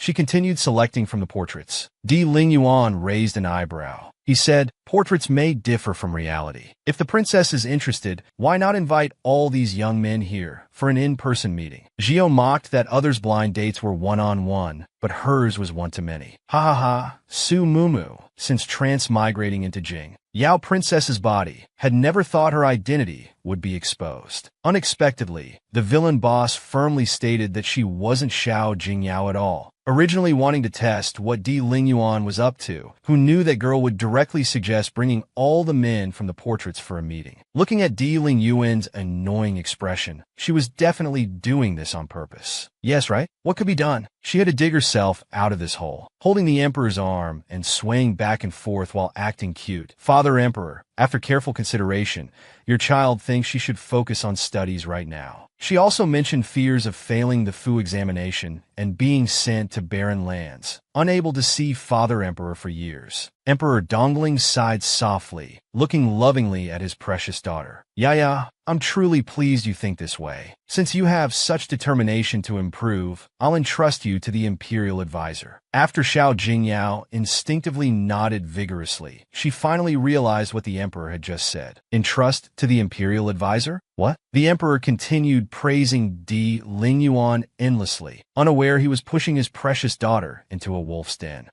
What could Xiao Jingyao say? "I truly thank you on my knees. You really are my good Father Emperor." The Emperor was still happily asking Xiao Jingyao to toast Di Lingyuan. "Yaya, since Di Lingyuan will be teaching you, this ceremonial toast to your teacher cannot be missed." Xiao Jingyao broke into a cold sweat. Father's really something. Taking the wine cup to toast Di Lingyuan, she stumbled at the crucial moment. "Greetings, Master." Di Lingyuan raised his eyebrows slightly at Xiao Jingyao, but said nothing. He took the cup and gestured for Xiao Jingyao to rise. When accidentally touching Di Lingyuan's cold hand, she instinctively pulled back. Unexpectedly, this increased his favorability. Even a simple toast could raise favorability. She couldn't help but recall that in the original story, Di Lingyuan was extremely possessive. Even imprisoning the female lead to possess her. If his favorability reached 100%, would she meet the same fate? Better keep some distance, she thought, wanted to leave early. She claimed to be unwell and unable to stay for the meal. This worried the emperor greatly. He insisted on calling for the imperial doctor. Xiao Jingyao quickly waved it off. "No need, father. I just need some rest." Then she hurriedly ran away. Di Lingyuan watched her retreating figure and smirked. "Flirt and run, huh?" Little Shunzi stumbled behind Xiao Jingyao, panting. "Pre-princess, please slow down. Your servant's legs are short. I can't keep up." Little Shunzi suddenly bumped into Xiao Jingyao as she abruptly stopped and signaled him to be quiet. Following the sound, they saw a man beating palace maids in a nearby pavilion. Xiao Jingyao's eyes widened. "Is he sick?" Zhio hinted that saving the palace maids would bring rewards. Xiao Jingyao rushed forward angrily. Rewards or not, she had to save them first.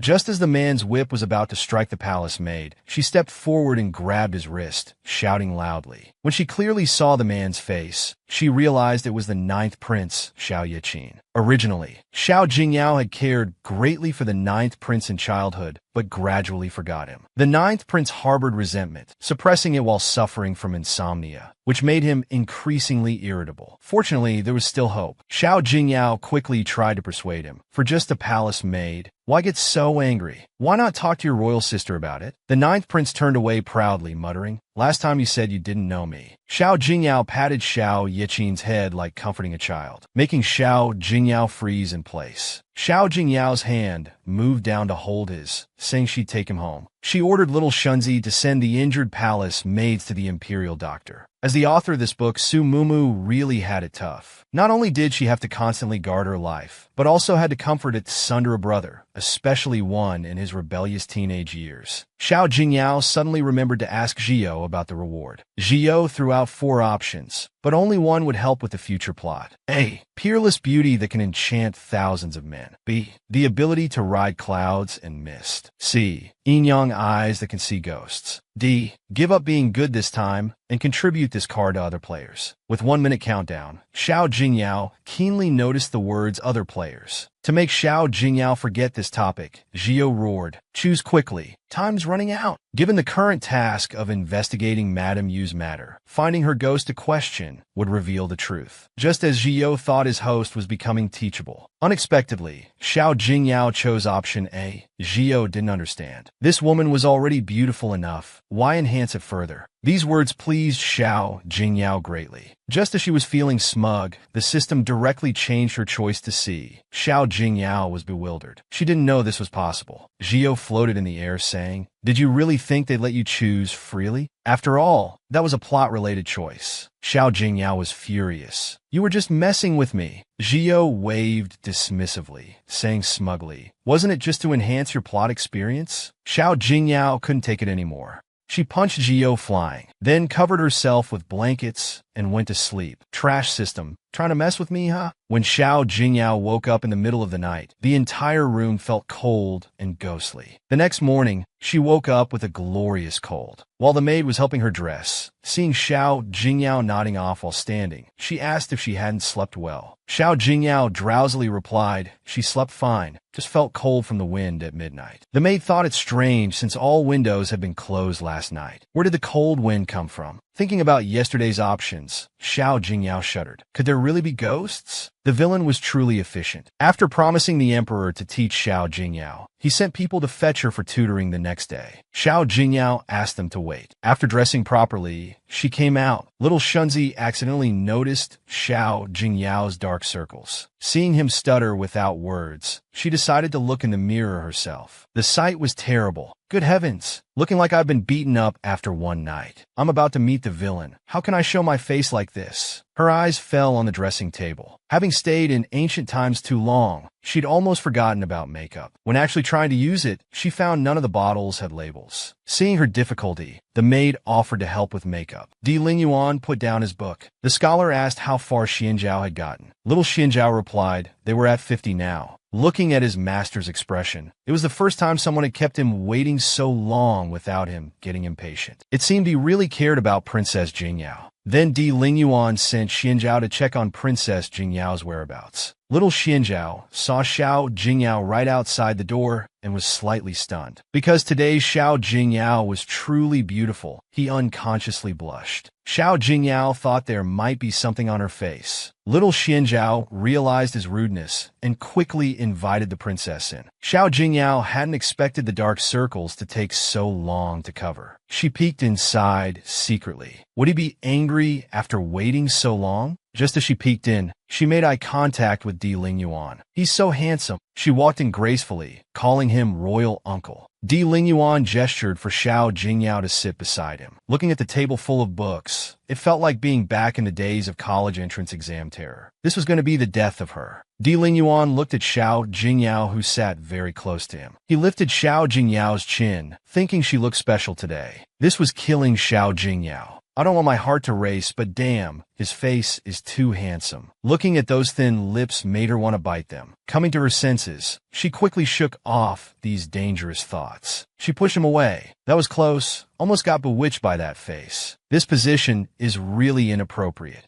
Di Lingyuan shamelessly said, "What's wrong with me doting on my niece? Or does Yao Yao want to be my woman? Villains will be villains. Even a niece can become a wife in the end." He specially invited her to his mansion and prepared a table full of books for tutoring. "Thanks for nothing," Xiao Jingyao thought sarcastically. Xiao Jingyao gently removed Di Lingyuan's hand from her chin and laughed softly. "Let's not. I'll always be your niece." After all, she didn't want to end up imprisoned in the beauty tower. The thought alone was chilling. Di Lingyuan withdrew his hand, casually flipping through his book. "Since you're my niece, be obedient. You were late by an hour today, so we'll add an extra hour to the lesson. Any objections?" Xiao Jingyao was speechless. How could she dare object? She could only mumble, "No objections." Inside, she was screaming, "Why am I still stuck studying even after transmigrating?" Zhio added unhelpfully, "That's because we're an excellent system." That night, back at the princess's mansion, Xiao Jingyao was barely breathing, complaining weakly, "I can understand when people talk here, but why is everything in classical Chinese when studying?" Zhio reminded her, "Instead of complaining, you should sleep. It's been a studious day after all." After being speechless, Xiao Jingyao wondered if she'd feel cold wind again tonight. She decided to catch whatever was disturbing her sleep. Much later, Zhio couldn't take it anymore. "Woman, are you going to sleep or not? We're on the same frequency. If you don't sleep, I can't either." Xiao Jingyao grabbed Zhio's cucumber and stuffed it in his mouth. "Trash system. Just say if you want a beating." Sure enough, at that moment, the room filled with ghostly wind. Xiao Jingyao's eyes widened. Damn, could there really be ghosts? She clutched Zhio's arm tightly, ignoring his cries of pain. Just as Zhio was about to throw off the blanket in retaliation, Xiao Jingyao noticed a chilling sight. "Holy crap, that's a huge ghost." Zhio trembled, holding his head in fear. "Wait, you're Madame Yu." Xiao Jingyao just realized who it was, but she turned and left. Taking Zhio along, she gave chase. Zhio looked incredulous. "Woman, are you serious?" The sky above the princess's mansion was filled with ghostly energy. Xiao Jingyao and Zhio chased, but saw no one. They seemed to be going in circles like in a ghost maze. When Madame Yu appeared, she kept muttering, "Give me back my child."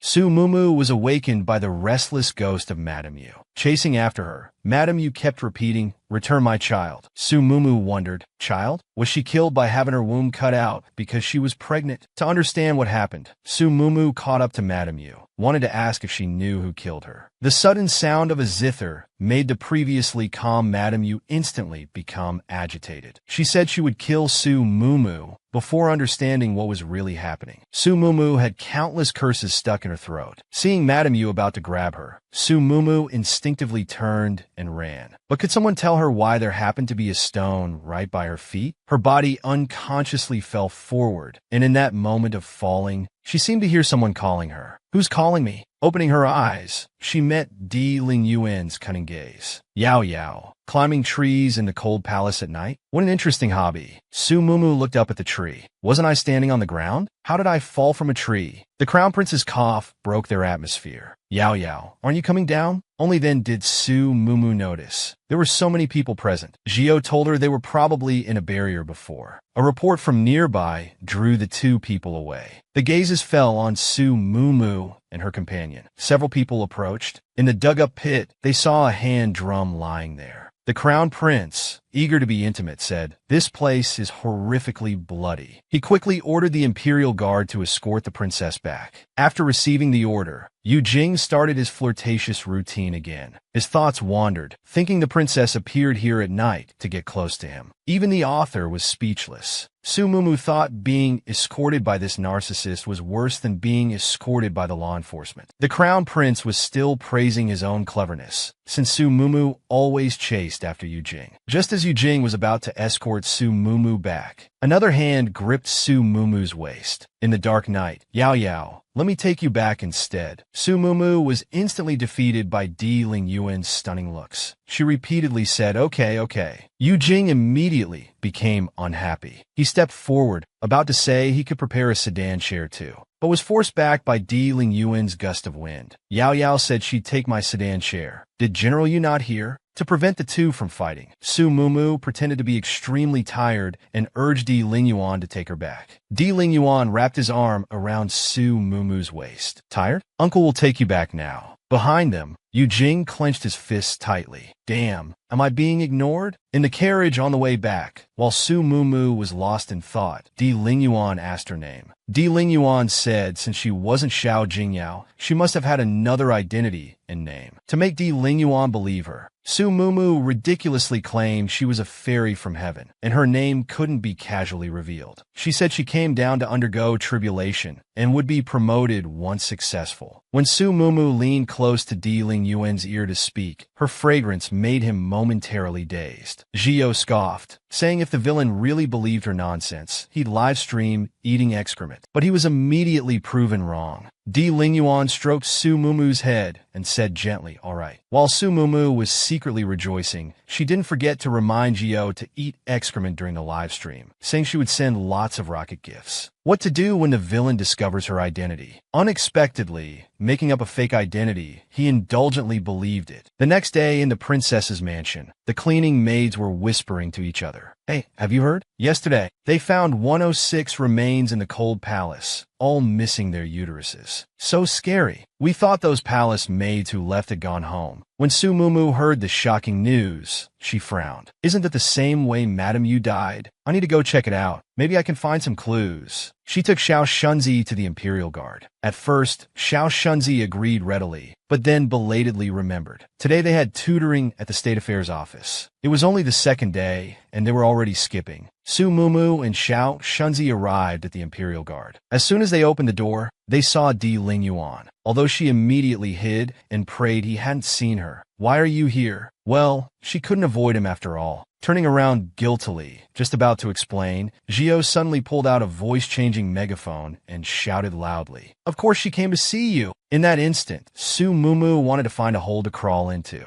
Trash system, you're done for. Pack up and die. She hurriedly explained she came to find Uncle to study together. Di Lingyuan couldn't help but laugh. He still indulgently patted her head and said, I believe you. Zhio looked at his masterpiece and clicked his tongue. Look at this sweet CP. From now on, call me the universe's most adorable Ji. Yi Qingcheng and her maid had just reached the door when they stopped. Shouldn't Di Lingyuan hate Xiao Jingyao to the bone? How is he now doing the head-patting move? Although the White Lotus system would have changes, this is too ridiculous. Yi Qingqing looked at Di Lingyuan's face and started daydreaming, thinking if only he treated her like that. The White Lotus system came out to remind her. Before the host's favorability with Eugene reaches 30%, the host cannot pursue other male characters. Otherwise, there will be punishment. Hearing Eugene's name, Yi Qingqing frowned. That wooden block was so nice to her, but his favorability hadn't even reached 10. How could he compare to Di Lingyuan, who had looks, money, and physique? Even if she couldn't pursue him early, surely a little flirting wouldn't hurt? Di Lingyuan and Su Mumu noticed Yi Qingqing standing aside. Yi Qingqing then bowed. Greetings, Grand Preceptor. Greetings, Princess. Su Mumu was still marveling that her written daughter was becoming more beautiful. Yi Qingqing's foot slipped, and she stumbled towards them, just as she was about to fall into Di Lingyuan's arms. Di Lingyuan quickly dodged, not letting her even touch his clothes. Then Yi Qingqing gloriously made intimate contact with the ground. It really was three people, three different shows. Yi Qingqing still tried to reach out to grab Di Lingyuan, but Di Lingyuan's face darkened. Filthy. At this moment, Eugene came running over with a shout. Qingqing, what happened? Without waiting for an answer, he asked if Xiao Jingyao had bullied her. However, Yi Qingqing just whimpered for a long time. She had no intention of explaining clearly. Eugene angrily demanded Su Mumu apologize to the White Lotus female lead. Su Mumu got angry too. Which eye of yours saw me bullying her? Eugene even wanted to use force. Di Lingyuan quickly stood in front of Su Mumu, grabbing Eugene's wrist. What does it feel like to be protected by the villain? Just as the male lead Eugene's angry fist was about to hit Su Mumu, the villain Di Lingyuan quickly blocked it. You dare touch my person? At this moment, Eugene, as if bewitched by something dirty, yanked his hand away from Di Lingyuan, angrily accusing him of being biased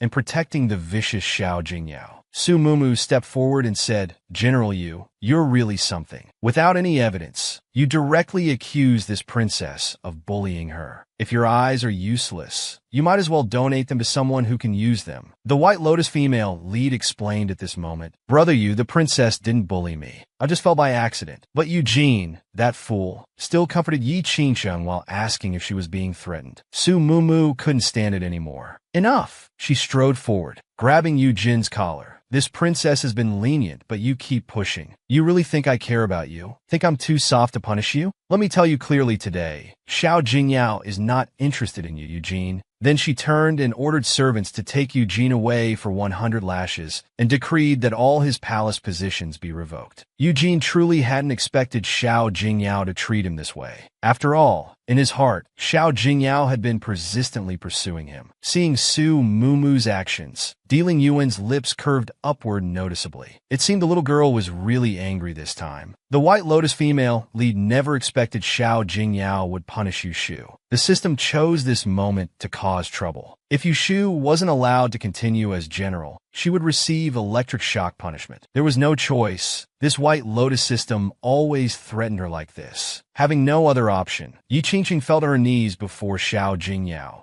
saying General Yu was just overly concerned and spoke rudely to the princess. She explained Yushu had trained hard for years to become the military champion, begging Xiao Jingyao not to revoke his position. After speaking, she began repeatedly knocking her head on the ground. Eugene watched as Yi Qingqing begged Xiao Jingyao for his sake, thinking to himself that only Qingqing truly cared for him. Zhio reminded Xiao Jingyao that Eugene's favorability toward Yi Qingqing had now risen to 30%. Then, the White Lotus system also sent a notification to Yi Qingqing. Yi Qingqing was secretly delighted, thinking the favorability rose not because of seduction, but because of playing the victim. Indeed, no man could escape her grasp, not Eugene, and not even Di Lingyuan in the future. Su Mumu thought about how she still needed 70% more task value to go home. Watching the romantic scene between the male and female leads, she pondered, thinking that with some manipulation, the favorability could rise even more. Then she lifted Yi Qingqing's chin with her finger. She said,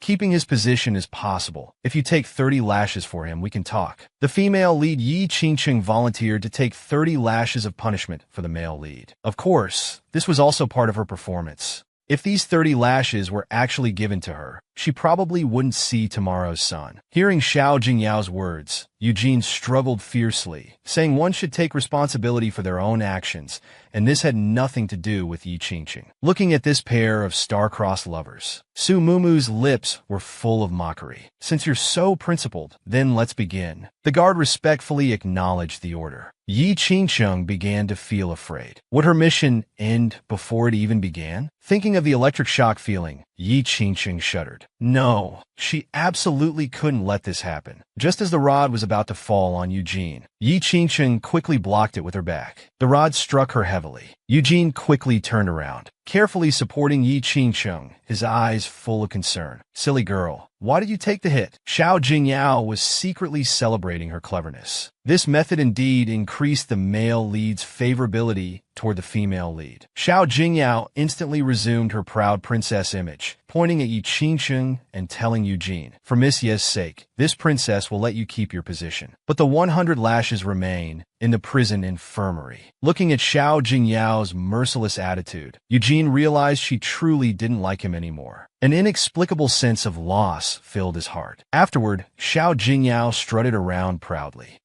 "You ignored me before, now you can't reach me." Walking forward, she stumbled, not watching her step. Pride comes before a fall was truly fitting. Just thinking how Di Lingyuan ignored the female lead's fall, surely he would do the same now. Just as she was about to make intimate contact with the ground, a large hand appeared at her waist, pulling her up in one motion. No matter how many times she saw Di Lingyuan's face, she still blushed. Di Lingyuan watched as she went from being fierce like a little lion to blushing at his touch, finding it extremely adorable. Wanted to pet her. Xiao Jingyao found Di Lingyuan's constant smiling rather creepy. The system then told her that's because Di Lingyuan's favorability toward her had risen to 75%. Xiao Jingyao was confused. Just one hug raised the favorability? Perhaps he was thinking of something inappropriate. She hurriedly struggled to make Di Lingyuan let go. Di Lingyuan released Xiao Jingyao, meaningfully reminding her to watch her step. Xian Zhao came to report, "Sir, the examination of 106 bodies is complete." Continuing from the last episode, little Xian Zhao came forward to report. The results showed all 106 bodies were like Madame Yu's, missing their uteruses. Xiao Jingyao was openly eavesdropping. According to little Xian Zhao's deduction, these people all had their uteruses removed while alive, ultimately dying from blood loss. Hearing this, Xiao Jingyao realized why there were no other wounds on Madame Yu's body. After little Xian Zhao left, Di Lingyuan noticed Xiao Jingyao eavesdropping. Raising an eyebrow, he said, "Yao Yao seems very curious about this." Moving closer to Xiao Jingyao, he asked, "Is this also part of your tribulation?" Xiao Jingyao gave 2 thumbs up, praising, as expected of the imperial lady. "Worthy of you indeed." Mysteriously moving closer to Di Lingyuan, Xiao Jingyao started making things up. "To be honest, if we can find the mastermind behind this case, I'll be promoted after becoming official." Zhio was speechless at these two, one bold enough to lie, one bold enough to believe. A perfect match. Xiao Jingyao's eyes were full of sparkling hope, wanting to beg Di Lingyuan to investigate the case together. Di Lingyuan was quite displeased with Xiao Jingyao's begging attitude, so he simply took action, calling Zhio, who watched their sweet interaction with one eye open and one eye closed. Xiao Jingyao thought Di Lingyuan must have taken the wrong medicine. This wasn't how you asked for favors. Was he playing around? She decisively pushed away to create distance between them. Di Lingyuan turned to leave, not forgetting to remind the stunned Xiao Jingyao to follow. Looking at Xiao Jingyao, who seemed to have forgotten how to walk properly, Di Lingyuan's face was full of doting smiles. Realizing she had gotten into Di Lingyuan's carriage, she wanted to get off, but she bumped into Di Lingyuan's rock-hard chest. Now it was easier to board this bandit ship than to leave it. Tearful, when the carriage stopped, Xiao Jingyao found they were at the scripture library. Looking at the hand in front of her, she was puzzled. Di Lingyuan asked if she had heard of the Tayin flesh. Jingyao held Di Lingyuan's hand while asking what that was. Legend said Tayin flesh was made from 108 beautiful women's uteruses through secret methods. Eating it would grant the world's most beautiful appearance. Now there were 107 victims. What this meant was obvious. The scripture library contained records about the western region's Tayin flesh. Di Lingyuan brought Xiao Jingyao here to search for clues. They entered the scripture library. Di Lingyuan reached out to operate a mechanism. The huge wall of books automatically separated. Xiao Jingyao suddenly realized they had been holding hands the whole time. Her heartbeat unconsciously quickened. Damn, what was this? A try not to fall in love challenge? Awkwardly suggested they could search separately. It would be faster that way. Di Lingyuan glanced at Xiao Jingyao and released her hand. He told her the book's name, warning her not to search for the wrong one. Once they separated, Xiao Jingyao patted her chest and let out a heavy sigh. But this secret room was really too big. And what were these writings on the books? She couldn't recognize any of them. She randomly pulled out a bundle of books. Di Lingyuan's voice came from behind. "So Yao Yao likes these kinds of books?" Xiao Jingyao just nodded yes,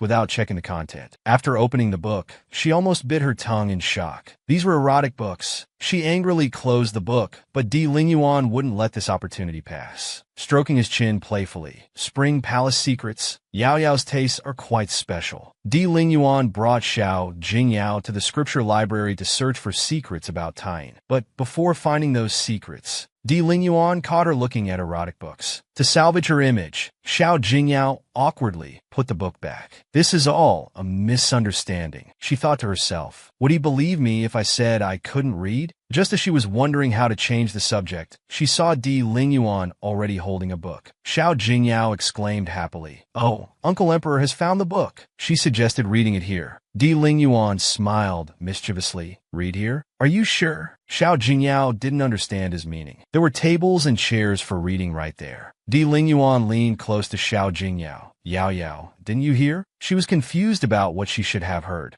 Then some very discordant sounds reached her ears. How lively! From their interaction, she could tell one of the male leads was the fourth prince. Good heavens, they were making a little movie right in the scripture library. That was really exciting. Her friend curiously tried to peek, but Xiao Jingyao quickly covered their eyes. Children shouldn't watch. You'll get styes. But I can. She wanted to see what the matchmaker in the book looked like. These were all characters she created. By extension, she was like Nuwa. History always repeats itself. Just as Xiao Jingyao leaned in to look, a large hand covered her eyes. Be good, Yao Yao. You shouldn't watch. You'll get styes. When they left the scripture library, little Xinjiao was waiting by the carriage. He stepped forward and bowed. My lord, lunch has been prepared at the mansion. Xiao Jingyao thought, since Di Lingyuan was going back for lunch, she could return to the princess's mansion. The estate visit could wait until afternoon. She respectfully bowed, about to say she would leave first. Before she could speak, she found where her carriage had been parked was empty. She turned to ask Xinjiao where her carriage went. Xinjiao answered honestly that his lord had sent her carriage and Xiao Shunzi back first. Xiao Jingyao was full of questions. Then Di Lingyuan lifted the carriage curtain, looking at Xiao Jingyao. Yao Yao, come here. Xiao Jingyao could only give up struggling. Resigned to her fate, she followed him to the imperial advisor's mansion. At the mansion, her soul was captured by a table full of delicious dishes. Di Lingyuan thought Xiao Jingyao didn't like the food. Actually, Xiao Jingyao just found it strange that all the dishes Di Lingyuan prepared were exactly to her taste. During the entire meal at the imperial advisor's mansion, Di Lingyuan kept staring at her like Chiyu. He teased that it was all because of love. While she was arguing with Chiyu, a large hand reached out and held her chin. Startled, she shrank back slightly, thinking this kiss maniac was going to kiss her again. But he had only seen some rice on her lips and was kindly wiping it away. Learning the truth, Xiao Jingyao's face turned completely red. When Di Lingyuan asked what she was thinking earlier, she stammered, "In nothing." Realizing she had misunderstood, Xiao Jingyao blushed and lowered her head, continuing to eat. Di Lingyuan suddenly said that after passing the final test, Yao Yao could choose any position in the palace departments. Do you still want to go to the prison guard department in 2 years? While eating, Xiao Jingyao thought, in the original story, Xiao Jingyao indeed planned to enter the prison guard department for the Imperial Guard book. But now she was Xiao Jingyao. So she told Di Lingyuan she hadn't decided yet and asked which department he thought she should join. Di Lingyuan asked puzzledly, "You're asking me?" He leaned closer. He told Xiao Jingyao, "Any department is fine, as long as Yao Yao is happy." His eyes inadvertently glanced down. He saw Xiao Jingyao's alluring neckline. While she was still mesmerized by Di Lingyuan's beauty, he suddenly lifted her onto his lap. Dressing like this is testing my patience. When Di Lingyuan reached to pull her clothes to cover her, Xiao Jingyao finally realized what he meant. Frightened, she jumped 3 feet high, her face turning bright red. If only time could turn back once. This was too embarrassing. Fortunately, little Xinjiao came to report that official Qin had arrived. At this moment, Qin Shihan was no longer a villain in Xiao Jingyao's heart, but her savior. She wanted to take advantage of Di Lingyuan's meeting with Qin Shihan to slip away. Di Lingyuan didn't stop her, just said to let Xinjiao escort her back. Just as Qin Shihan arrived at the Imperial Advisor's mansion, he saw Xiao Jingyao walking out. He wondered if the palace rumors were true. Why would she be coming out of Di Lingyuan's room? As Qin Shihan walked in, he saw Di Lingyuan staring at a teacup that still had Xiao Jingyao's lip marks. Qin Shihan teased, "Lately, there are many rumors in the palace about you and Princess Xiao Jingyao. What? Has that woman given up pursuing some general and decided to seduce you instead?" Di Lingyuan seemed quite interested in knowing what rumors there were. Qin Shihan had meant to tease Di Lingyuan, but didn't expect him to actually want to hear them. Last time, when talking about the 6th prince's romantic affairs, Di Lingyuan had complained he talked too much. Seeing Di Lingyuan's murderous glare, Qin Shihan wisely shut his mouth. After sitting down, he continued, "The palace is spreading rumors that Di Lingyuan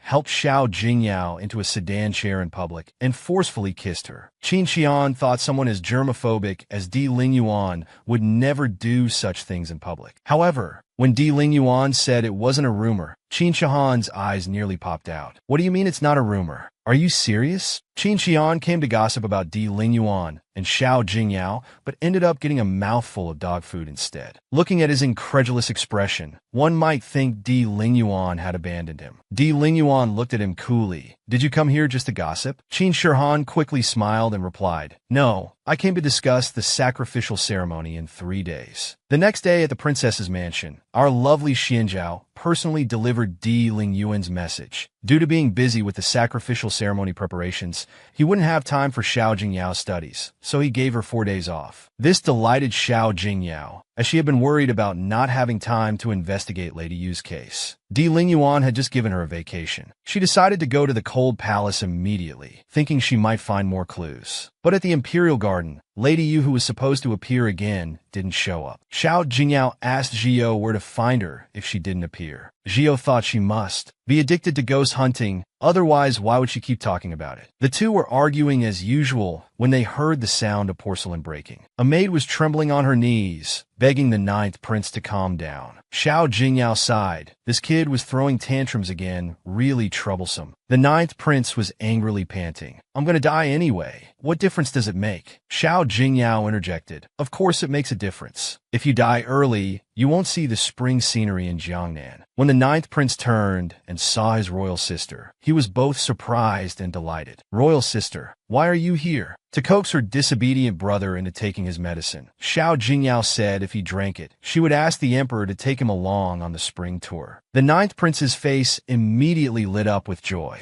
Really? When Xiao Jingyao fed him medicine with a spoon, he looked overwhelmed with gratitude. He obediently opened his mouth and drank the medicine. Then she patted her silly brother's head, saying, "Good boy." With his sister's love, the 9th prince now felt taking medicine wasn't such a big deal. Even poison would taste sweet when fed by his sister. Xiao Jingyao really thought it would be sweet. She took a spoonful and drank it. There was a curse word stuck in her throat that she didn't know whether to say or not. The 9th prince quickly took the prepared dates and offered them to Xiao Jingyao. Of course, royal sister finds it bitter on her first try, but Ajiu is already used to it. Xiao Jingyao felt like a sinner. She felt so sorry for Jior. When she returns to the 3rd dimension, she must write about a divine doctor who can cure Jior. Zhio mocked her, saying there were many people she should apologize to. Xiao Jingyao grabbed him and told him to shut up. She was feeling sad, and that damn system was being sarcastic. Only by returning to the 3rd dimension could she help the people here. After instructing the 9th prince to take his medicine obediently, she said she had matters to attend to and left. Just as she turned around, the 9th prince grabbed her sleeve. He pitifully said, "Royal sister, can you stay with Ajiu longer?" Ajiu is very lonely. Xiao Jingyao didn't want to waver, but his constant royal sister appeals. The 9th prince suddenly thought of something. "Royal sister, do you like horseback riding? Father Emperor gave me a fine horse a few days ago. It's beautiful. Royal sister will definitely like it." As soon as he finished speaking, Xiao Jingyao grabbed him and ran, saying, "Say no more, let's go now." At the imperial stables, they saw the fine horse the 9th prince mentioned. It really was beautiful. The 9th prince was very proud, saying, "I knew royal sister would like it." Would royal sister like to try? She's very gentle. Ajiu carefully helped Xiao Jingyao onto the horse's back, asking how it felt and if she could sit steadily. Xiao Jingyao indicated it was fine, then looked up to see Di Lingyuan was also there. Xiao Jingyao felt she really was hopeless. How could just one day, without seeing him, make Di Lingyuan seem even more handsome? Di Lingyuan had come to the imperial stables with Qin Shihan to ride horses. He didn't expect to see Xiao Jingyao and the 9th prince there. What was even more unexpected was Qin Shihan actually got to see Di Lingyuan looking jealous in his lifetime. Di Lingyuan's gaze made Xiao Jingyao's skin crawl. What kind of look was that? Like catching a wife cheating. Indeed it was. When the 9th prince's hand touched Xiao Jingyao's back, Di Lingyuan's glare could have cut it off. At this moment, Xiao Jingyao felt the system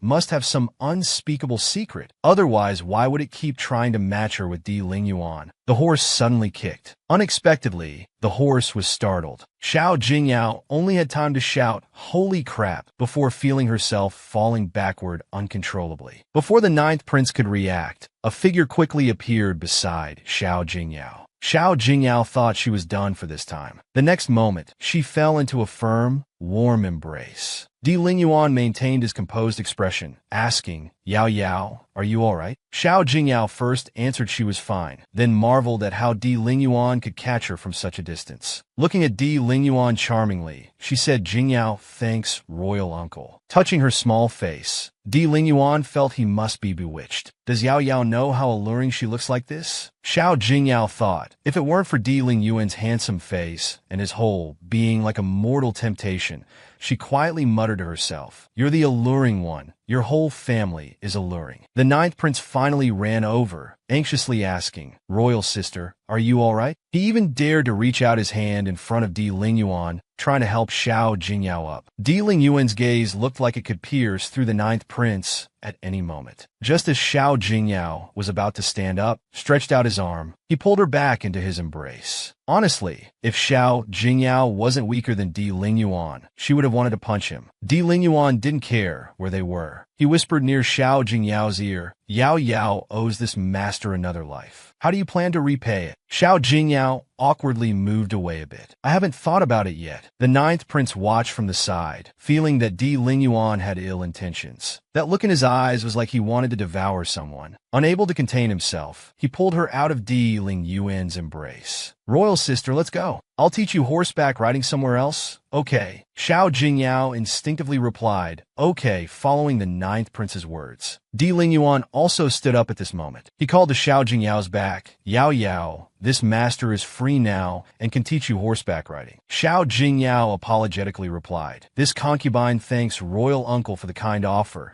but I've already agreed to let the ninth prince teach me. Di Lingyuan remained unmoved by her words. If this master remembers correctly, the ninth prince should be studying at the Imperial Academy today. He probably doesn't have time to teach you. The ninth prince felt this imperial advisor was particularly annoying. Who brings up studying during playtime? Was he being a sore loser? After Di Lingyuan's reminder, Xiao Jingyao realized, that's right, Agio was in the Imperial Garden this morning and now at the stables. Could he be skipping classes? When he heard his royal sister calling his name seriously, the ninth prince thought, oh no, royal sister must know I'm skipping class. Will she hate me now? Seeing Agio's pitiful look, Xiao Jingyao realized that she herself had skipped many classes as Xiao Jingyao, so she wasn't really in a position to lecture him. They truly were siblings skipping class together. She could only gently pat the ninth prince's head. Agio, don't do this again in the future. Understand? The ninth prince was surprised that his royal sister wasn't angry, then happily nodded. I promise, sister. Di Lingyuan watched with blazing eyes. He directly ordered Xianzhao to take him away, to have Xiao Jingyao to himself. Di Lingyuan had Xianzhao escort the class-skipping ninth prince back to his studies. To comfort the prince's fragile heart, Xiao Jingyao promised him that if he studied well, she would take him boating next time. Only then did the ninth prince reluctantly return. After they left, Xiao Jingyao looked at Di Lingyuan before her and slowly backed away. Royal uncle, I suddenly don't feel like riding horses today. Let's arrange it for another day. Xiao Jingyao absolutely believed that Di Lingyuan's elaborate effort to send the ninth prince away wasn't just to teach her horseback riding. So she tried to find an excuse to escape quickly. Before she could leave, Di Lingyuan's amused voice reached her ears. Before she could respond, Xiao Jingyao was suddenly hoisted onto his shoulder. Wanted to leave? You should ask if this master agrees first. Xiao Jingyao was completely speechless with Di Lingyuan. Why did this person always like to carry people without their consent? Di Lingyuan carried Xiao Jingyao with steady steps to the horse. He gently placed her on the horse's back, then gracefully mounted behind Xiao Jingyao. Xiao Jingyao turned around indignantly, but was stopped by Di Lingyuan's finger against her lips. Shoo, if Yao Yao still tries to find excuses to leave, this master will be angry. Xiao Jingyao felt she had never met anyone more shameless than Di Lingyuan. Unexpectedly, he added, there are even more shameless things. Would Yao Yao like to see? Xiao Jingyao's entire body was refusing when Di Lingyuan suddenly tightened the reins. The horse raised its head high in pain. Qin Qian, who witnessed this forceful scene, felt that his trip these past few days was truly worth it. Xiao Jingyao felt her soul was about to leave her body. Di Lingyuan seemed to have gone mad, constantly galloping at full speed, wanting him to stop or at least slow down. That guy Di Lingyuan actually wanted Xiao Jingyao to beg him. For the sake of her life, Xiao Jingyao didn't care about face anymore. "I beg you to stop quickly." But Di Lingyuan still hadn't finished with her. He whispered near her ear, "Has Yao Yao forgotten how to properly beg?" Recalling in her mind what Di Lingyuan considered proper begging. No way it couldn't be. Did she need to kiss him again this time?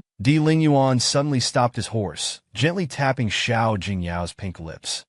Not surprising at all. "I really don't understand why a villain like you always wants kisses and hugs." Seeing her hesitation, Di Lingyuan raised his horsewhip about to swing it down. Xiao Jingyao quickly stopped him. "Please be human." Of course, she only thought in her heart. Why not just be a normal person instead of acting like a dog? Looking at Di Lingyuan's excessively handsome face, Xiao Jingyao reluctantly said, "Royal uncle, please close your eyes first." Di Lingyuan closed his eyes without any hesitation. Xiao Jingyao first confirmed that his eyes were truly closed, then turned around extremely slowly, hoping to sneak away while Di Lingyuan's eyes were closed. "You may force me onto the horse, but that doesn't mean I won't try to escape." Before she could even move, Di Lingyuan caught her red-handed. At this moment, Xiao Jingyao felt she was truly done for. Being targeted by the villain was really thrilling. She wanted to escape again. Di Lingyuan wasn't surprised by Xiao Jingyao's behavior. Did she really think that just because his eyes were closed, his ears wouldn't work? Since she broke her promise, Di Lingyuan decided to take matters into his own hands. Xiao Jingyao extended her index finger to block Di Lingyuan's approaching lips and began to seriously make up nonsense. Fairies cannot fall in love. If Di Lingyuan forces it, it will shorten his lifespan. She originally thought that mentioning shortened lifespan would make him stop and claimed she would never be allowed to descend to the mortal realm again. Di Lingyuan lifted Xiao Jingyao's chin and said, "Yao Yao, with this master here, no one can take you away." Without further words, he lowered his head and kissed those long-missed lips. Transmigrating in her own novel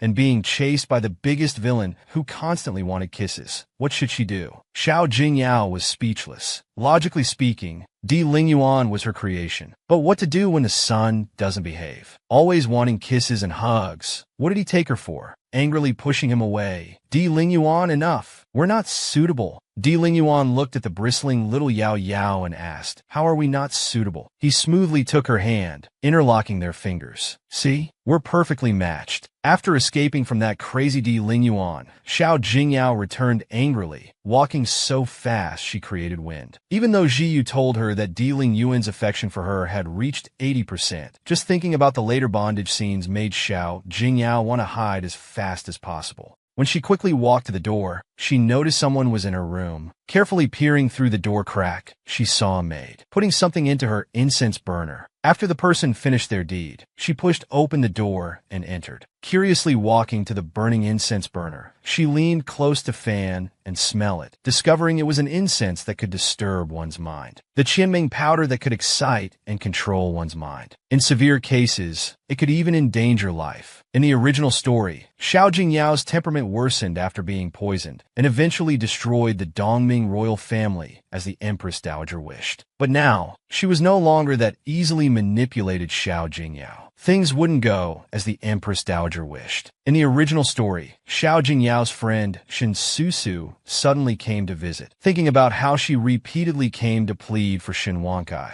Xiao Jingyao decisively waved her hand, saying she wouldn't see Xia Shunzi. However, Shin Susu wasn't here to plead for Shin Wankai, but rather for Xiao Jingyao's marriage prospects. Xiao Jingyao was completely confused. Shin Susu waited restlessly outside, shouting. She wondered if this foolish princess knew she had been speaking ill of her behind her back. Otherwise, why would she imprison her brother? When Xiao Jingyao came out, she saw Shin Susu lost in deep thought. She walked past Shin Susu with arms crossed. After not seeing each other for over a month, Shin Susu thought Xiao Jingyao had become even more beautiful. With looks like these, how could the crown prince not like her? When Shin Susu bowed in greeting, she was ignored. Shinsusu didn't understand. Weren't they friends? After showing enough authority, Xiao Jingyao finally told her to rise. As soon as she rose, Shinsusu began playing the victim. Yao Yao, I know my brother shouldn't have taken bribes, but he was just blinded by money. Please forgive him this once. Originally thinking, Shinsusu had really come for Xiao Jingyao's marriage, but it turned out to be an indirect approach to save her brother. To save Shinsisi, she proposed a suggestion to Xiao Jingyao. She knew Xiao Jingyao had always wanted to obtain Yu Jingshu. However, Yu Jingshu foolishly had his eyes on that wild girl, Yi Qingqing. Shinsusu devised a plan. The sacrificial ceremony was in 2 days. They just needed to arrange someone to secretly destroy Yi Qingqing's reputation. How could someone of Yu Jingshu's status want a ruined woman? Shinsusu had calculated well. She was certain the foolish princess would agree to this plan. If she could replace Yi Qingqing with the crown princess at that time, even Yu Jingshu wouldn't want a ruined woman, let alone the royal family. This way, she would be one step closer to becoming crown princess. Now she just needed Xiao Jingyao's agreement to proceed. Suddenly, the system's electronic voice sounded. New mission triggered. Host needs to help the crown princess turn danger into safety at the sacrificial ceremony. Someone plans to set up the crown princess at the upcoming sacrificial ceremony, hoping to take her place. Xiao Jingyao expressed, "You're really dreaming." The system's new mission was simply to help the crown princess avoid danger. Xiao Jingyao thought this was simple. She just needed to refuse Shinsusu's request. Facing the expectant Shinsusu, Xiao Jingyao said coldly, "This princess has long lost interest in General Yu. Doesn't Susu know this? Want to use me to do dirty work? Go play elsewhere." Hearing Xiao Jingyao say she didn't like Yu Jingshu, Shinsusu's face showed disbelief. Xiao Jingyao kindly reminded her, the sacrificial ceremony happens once every 3 years. The emperor takes it very seriously. If he discovers anyone plotting behind the scenes, this princess won't be able to help at all. Gripping Shinsusu's chin, she made her realize that Princess Jingyao was truly different from before. Xiao Jingyao waved her hand as if shooing away flies, ordering Shinsusu to leave. As soon as the door closed, Xiao Jingyao eagerly raised both hands. Perfect mission completion. She had even brought up the emperor this time. Surely Shinsusu wouldn't dare to make a move now. Chiyu poured cold water on her enthusiasm. That's not necessarily true. If the system hasn't indicated mission completion, it means the task isn't over yet. Xiao Jingyao frowned in thought. Could there be others besides Shinsusu who wanted to harm the crown princess? What Xiao Jingyao didn't know was that Yi Qingqing had already switched souls. Yi Qingqing felt that she should be the female lead, yet that villainous supporting character Xiao Jingyao was more beautiful than her. How infuriating. At this time, the White Lotus system issued a new mission, asking her to follow the original plot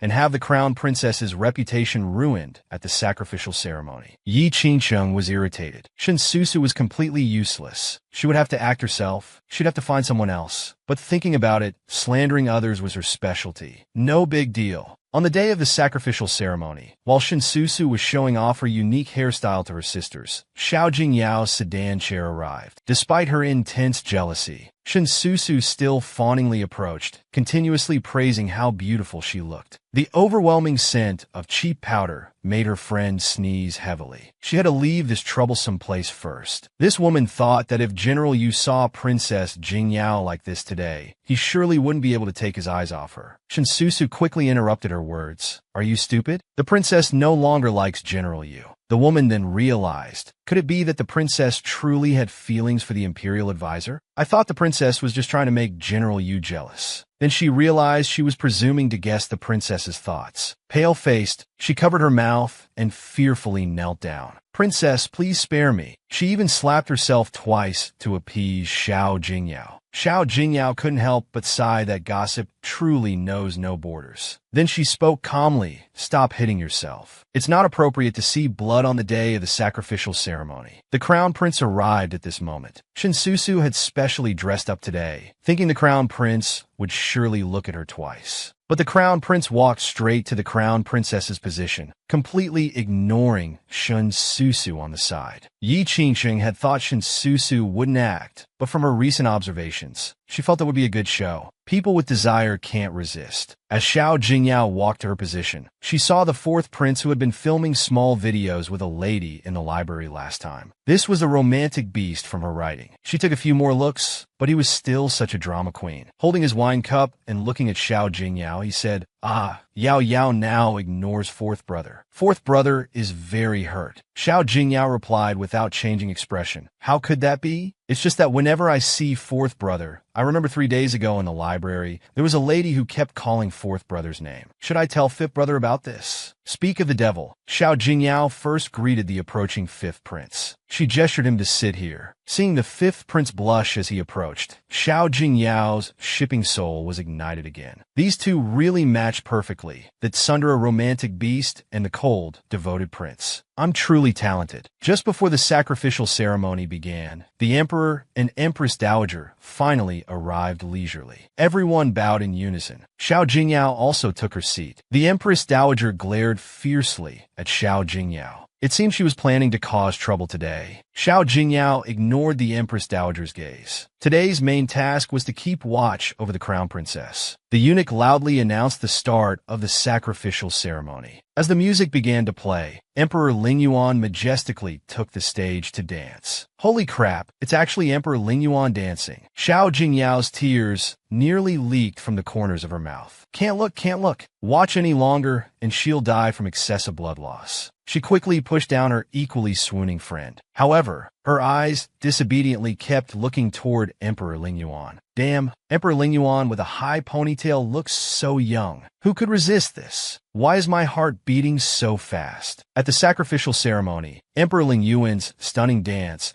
made Xiao Jingyao question her mate selection criteria. She had always preferred gentle, jade-like young men. Her friend immediately said she only likes handsome men. Xiao Jingyao blushed and shouted at her friend, "Do you think I'm that superficial?" Emperor Lingyuan suddenly whispered in Xiao Jingyao's ear, "Be good, close your eyes. Blessing you." Empereur Lingyuan sera sur une dead Xiao Jingyao. Lingerie persisted. Her face seemed to grow even redder. Yi Qingsheng watched the intimate interaction between the two with jealous eyes. She couldn't understand why a mere cannon fodder dared to compete with her for Emperor Lingyuan. To get ahead of Xiao Jingyao in pursuing Emperor Lingyuan, Yi Qingsheng felt she needed to complete the system task immediately. Following Shinsusu's footsteps to the Imperial Garden, she couldn't find anyone. While Yi Qingsheng was confused, a female voice came from behind. "Oh, isn't this Miss Yi?" Looking back, it was Shinsusu. Seeing Yi Qingsheng looking around, she mockingly said, "Who is Miss Yi waiting for? Could it be General Yu?" The sisters who came with Shinsusu also joined in the mockery, meeting a man in broad daylight, truly showing her lack of proper upbringing from the countryside. Although Yi Qingsheng was furious, however, considering she needed to use Shinsusu for her task, she chose to temporarily swallow her anger. She immediately put on a bright smile and warmly said to Shinsusu, "How could sister say that? Qingsheng came specifically to find you."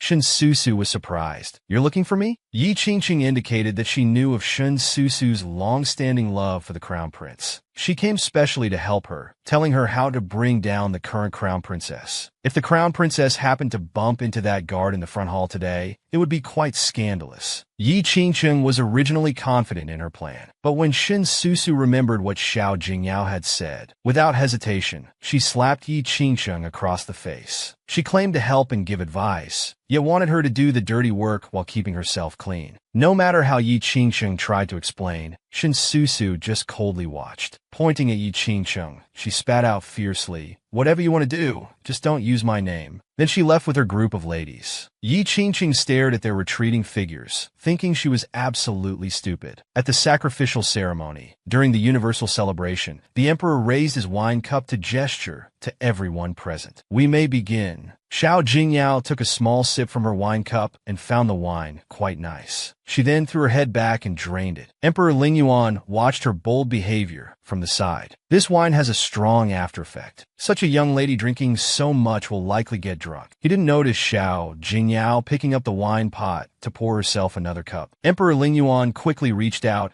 and pressed down on Xiao Jingyao's hand as she was pouring wine. He smoothly replaced her wine pot with a nearby teapot, saying children shouldn't drink wine. Tea is better. Being called a child, Xiao Jingyao looked indignant. She was already 18, hardly a child anymore. Unexpectedly, the topic from those in high positions turned to focus on her. The Empress Dowager stated that since Xiao Jingyao was of age, it was time to consider marriage. She had even selected some young nobles for her. As soon as the sacrificial ceremony ended, she would arrange meetings. Xiao Jingyao was very dissatisfied with the Empress Dowager's actions. She wasn't the same Xiao Jingyao from the original story who blindly trusted her. She immediately stood up to thank the Empress Dowager for her kindness, and said she had only one requirement for her future husband. That is, he must be able to defeat her in combat. Without further ado, she asked the Empress Dowager to call all those men up to fight her at once. The Empress Dowager wouldn't dare. Once they appeared, everyone would know all her chosen candidates were worthless. But then she remembered the new powder and Thousand Dreams powder she had people slip to her yesterday, so she wasn't so worried anymore. If anything happened to Xiao Jingyao during the martial arts competition, it couldn't be blamed on her. Qin Shihan teased Emperor Lingyuan. Princess Jingyao is holding a martial arts competition for marriage. How can you still sit still? Emperor Lingyuan felt it unnecessary, thinking it redundant. Ji was about to place a green hat on Emperor Lingyuan's head when he realized Emperor Lingyuan's eyes had accurately spotted him. Frightened, Ji dropped the green hat with a splat. Damn, did he discover me? Ji thought he'd been discovered. Just as Emperor Lingyuan's hand was about to touch him, Qin Shihan's puzzled inquiry interrupted him. Emperor Lingyuan withdrew his hand, casually saying it was nothing. Ji finally heaved a heavy sigh of relief. The martial arts marriage competition was in full swing. Just looking at these people's appearances revealed the Empress Dowager's intentions. This person even dared to fantasize about Xiao Jingyao submitting to him. Xiao Jingyao was nearly sick from his disgusting behavior, thinking she might want to beat him to death. Xiao Shunzi brought some pastries for Xiao Jingyao to eat. Xiao Jingyao gave Xiao Shunzi a sly smile, having almost forgotten about this hidden powerhouse. She beckoned Xiao Shunzi over. Xiao Shunzi immediately wanted to turn and leave, because whenever Princess Jingyao looked at him like this, she was up to something. Pointing at the person on the arena, she asked Xiao Shunzi to fight in her place. Not only did Xiao Shunzi think his princess had gone mad, everyone present thought she was crazy for having a eunuch fight in her place. The Empress Dowager also scolded Xiao Jingyao for being ridiculous. Xiao Jingyao twirled her hair and acted pitiful. Empress Dowager, please have mercy on Jingyao. The Empress Dowager was furious. A few days apart, and she'd learned to act coy. However, her chosen candidate was also one of the best fighters, so she was confident Xiao Shunzi couldn't cause any trouble. So she agreed to Xiao Jingyao's request. Xiao Shunzi was sweating anxiously, claiming he couldn't fight, trembling as he tried to hide the fact that he knew martial arts. Xiao Jingyao glanced sideways at Xiao Shunzi. Can't fight? Then who's that person chopping wood barehanded in the backyard every dawn? If it's not you, she stood up and patted Xiao Shunzi's shoulder. If you lose, I'll make you chop wood nonstop for 12 hours straight. You should know that my lifelong happiness is in your hands now. After taking off his hat, he gestured for his opponent to make the first move. After several moves, neither had gained the upper hand. Qin Shihan asked Emperor Lingyuan, beside her, who he thought would win. Seeing him silent, Qin Shihan continued talking to herself. I know you want that little eunuch to win, but he's only defending without attacking. I think he'll lose sooner or later. Emperor Lingyuan scoffed. It's just not time to attack yet. When his opponent was panting heavily, Xiao Shunzi seized the opportunity. With one move, he took down his opponent. Young Master Li, thank you for going easy. Xiao Shunzi's martial arts skills astonished everyone present. No one expected a eunuch to possess such remarkable abilities. Was this really someone Xiao Jingyao found? How could he possibly be useless? Xiao Jingyao noticed the crown prince's seat was empty. A maid told the crown princess. The crown prince was waiting in the back garden, saying he had a surprise. Xiao Jingyao suddenly remembered she still had a mission. She hurriedly ordered Ji Yu to act. The next second, Xiao Jingyao coughed up blood. Her last memory was of the emperor saying, "Seal off the heavens' altar immediately." With the heavens' altar sealed, the crown princess should be safe. She then passed out with relief. The first thing upon waking was cursing Ji Yu viciously. Damn, this must be the driver's revenge. Then she suddenly noticed Emperor Ling Yuan was there. Ji Yu happily said Emperor Ling Yuan had carried her back. Facing Emperor Ling Yuan's inquiries, Xiao Jingyao only said she was fine, just had a headache. Xiao Shunzi brought medicine, but it made Xiao Jingyao nauseous. She asked him to leave it on the table for later. Emperor Ling Yuan took the medicine bowl, saying it wouldn't be effective if it got cold. Xiao Jingyao blushed deeply. Was he going to feed her? Then Emperor Ling Yuan cooled the medicine and brought it to Xiao Jingyao's lips, coaxing her in a feminine voice to open her mouth. The scene of the powerful Emperor Ling Yuan personally feeding medicine to Xiao Jingyao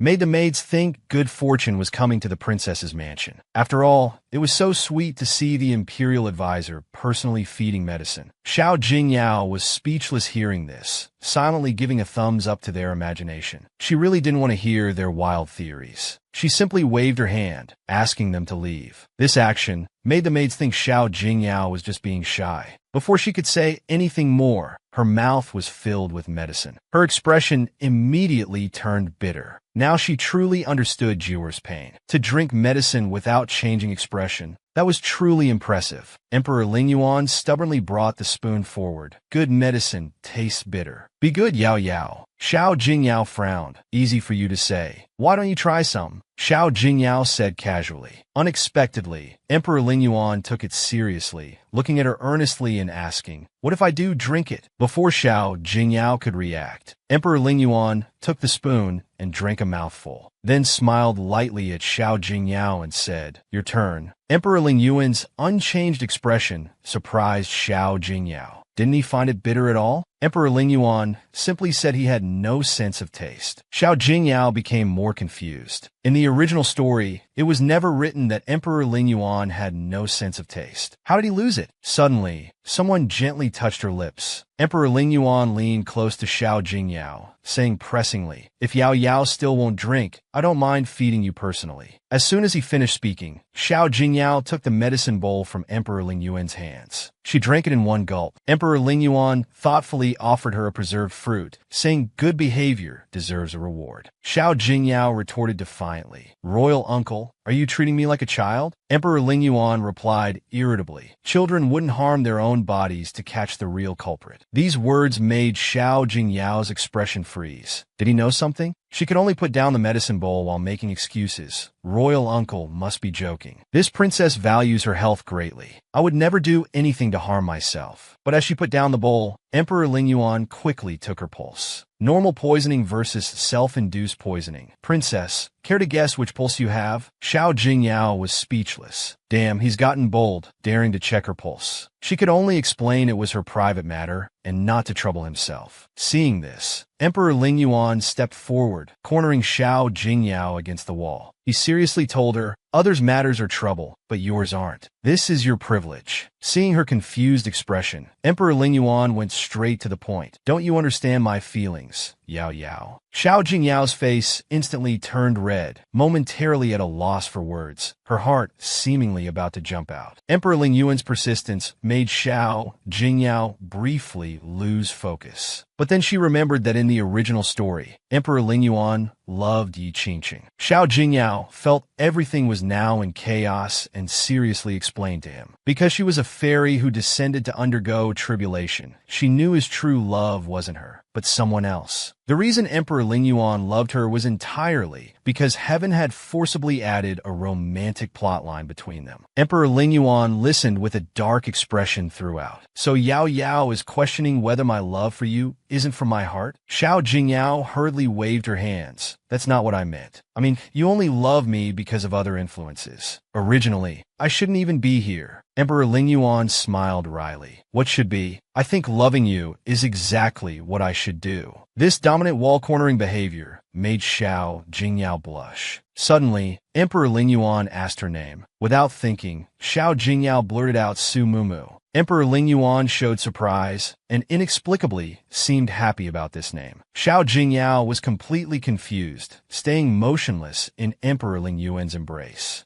After a moment, Emperor Lingyuan released her, looking fondly at Xiao Jingyao's shy appearance. Although Xiao Jingyao had taken the antidote, there was still residual poison in her body. Conveniently, Emperor Lingyuan's mansion had a medicinal hot spring. Soaking in it for an hour daily would help with the poison in her body. Just thinking about that coveted spiritual spring made her whole body itch. But what Xiao Jingyao thought of was the scene of her first forceful kiss with Emperor Lingyuan. She immediately blushed, her small face showing hesitation, unsure whether to go or not. A cool sensation touched her cheek as Emperor Lingyuan looked down at the dazed Xiao Jingyao, intending to tease her. "What are you thinking about? Your face is so red." Seeing she didn't want to say, Emperor Lingyuan said he would wait for her outside. Xiao Jingyao hurriedly nodded and said okay. A fist hit Xiao Jingyao's head. It was really incomprehensible why, with the spiritual spring right in front of them, they were still being so hesitant. That was a spring that could beautify and nourish one's appearance. Xiao Jingyao wondered if it was inappropriate to visit the imperial doctor's mansion so late at night. Qiyu bluntly said, "You two are just one step away from sealing the deal. Now you're being shy with me?" Later, Xiao Jingyao indeed found it delightful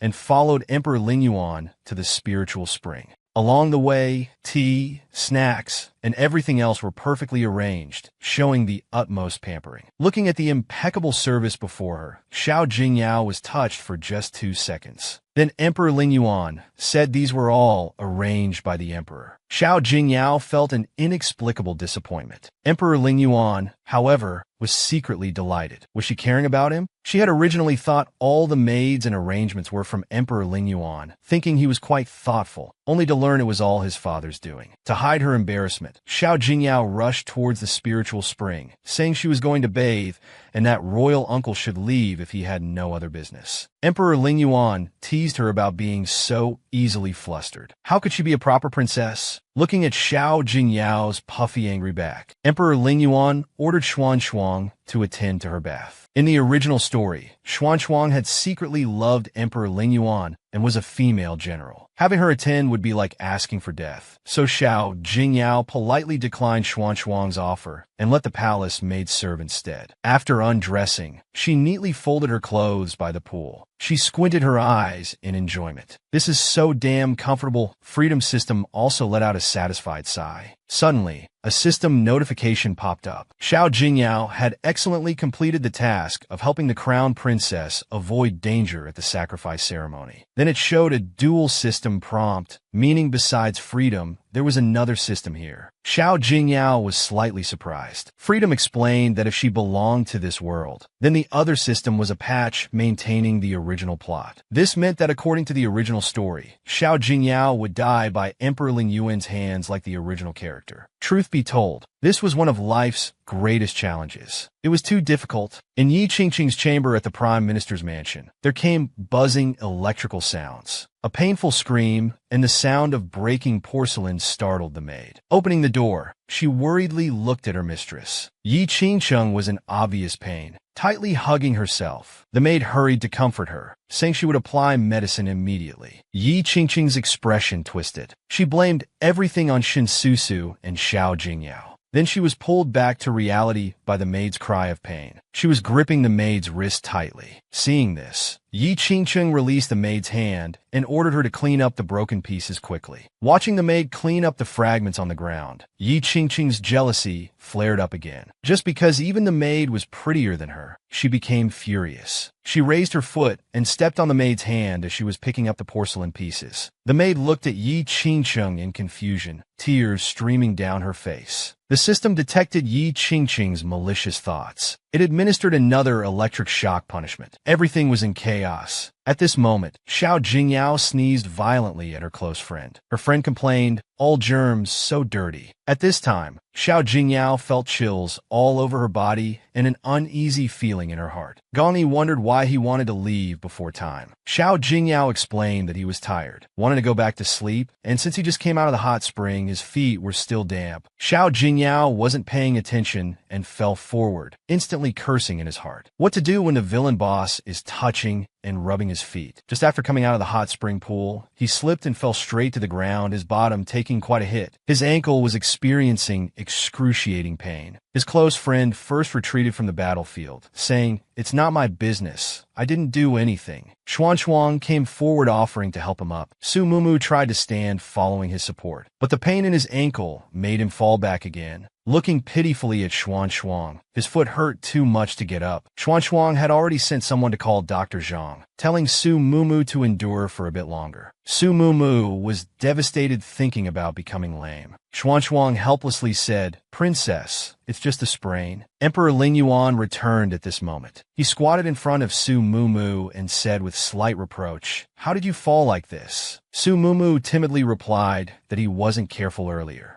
Emperor Ling Yuan examined Su Mumu's foot, frightening Su Mumu greatly. Just as he was about to resist, Emperor Ling Yuan's voice came softly. "Don't move. Is your foot not hurting anymore?" In this feudal dynasty, it was improper for a man to see or touch a woman's feet. Was it really appropriate to examine his feet in front of so many people?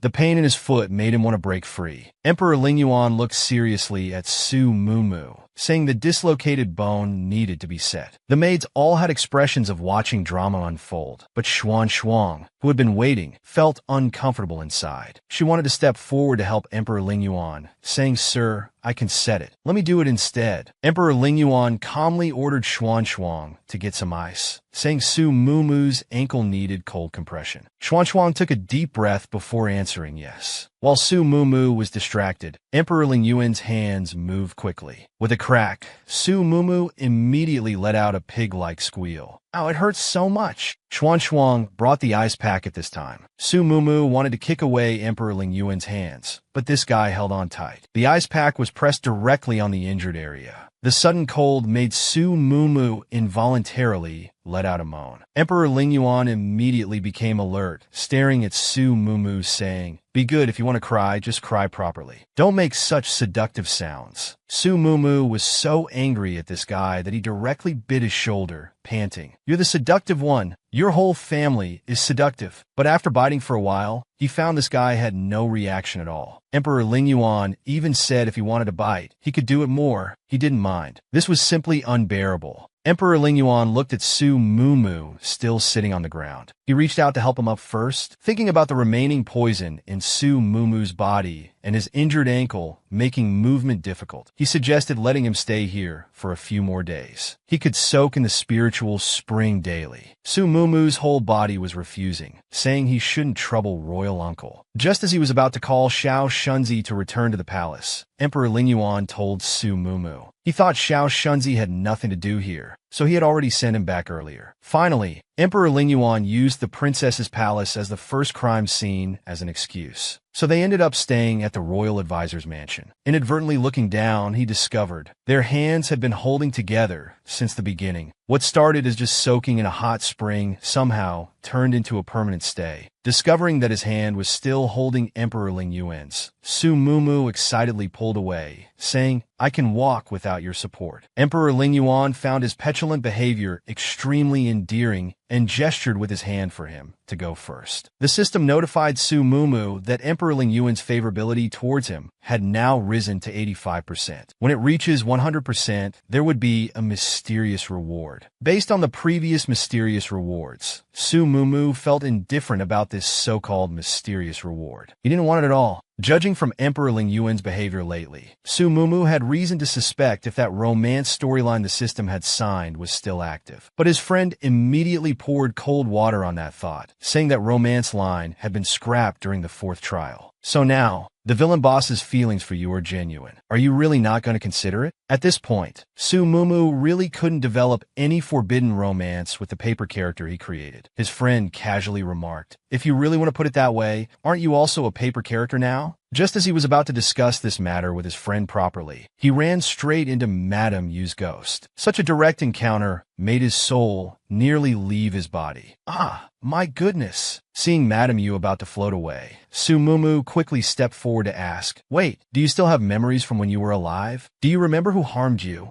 Unexpectedly, Madame Yu's answer was royal advisor Emperor Ling Yuan. To uncover the truth, Su Mumu prepared to investigate Emperor Ling Yuan's room in the middle of the night. Looking around to ensure no one was there, he gently pushed open the door. Fortunately, Su Mumu had learned that Emperor Ling Yuan had gone out on business. Otherwise, tonight's mission would have been impossible. Closing the doors stealthily, he looked around. At first glance, he saw the indescribable paintings in the boss's study. Indeed, the villain's taste was unique. He quickly covered his eyes to avoid bad luck. Searching further, he found nothing useful. Yet Madame Yu had said the clue was in Emperor Ling Yuan's study. He examined the various bottles and containers. Accidentally triggering a mechanism, the bookshelf split in two. Meanwhile, Emperor Ling Yuan, who was drinking tea with Qin Shihan, sensed something and paused. Seeing this, Qin Shihan asked what was wrong. Emperor Ling Yuan put down his teacup and replied it was nothing. Qin Shihan then brought up another topic. Young Master Murong is hosting a banquet at Cloud Sea Pavilion the day after tomorrow. I heard there will be Western region dancers performing. He playfully asked Emperor Ling Yuan if he wanted to go watch. Emperor Ling Yuan stood up casually, responding coldly. How else would we know how the tying flesh secret technique reached the capital? He had someone anonymously send Murong's information to the Crown Prince, giving him all the credit. Qin Shihan was shocked. Are you really giving all the credit to the Crown Prince? Emperor Ling Yuan gave him a cold look. Would you rather take it? Qin Shihan immediately waved his hands. Never mind then. This young master just wants to watch the show. After Su Mumu accidentally opened the secret chamber, he went inside and found there weren't many items. He searched through these few items. Surprisingly, he found letters from the Crown Prince of North Ling. Good heavens. Could Emperor Ling Yuan really be planning a rebellion?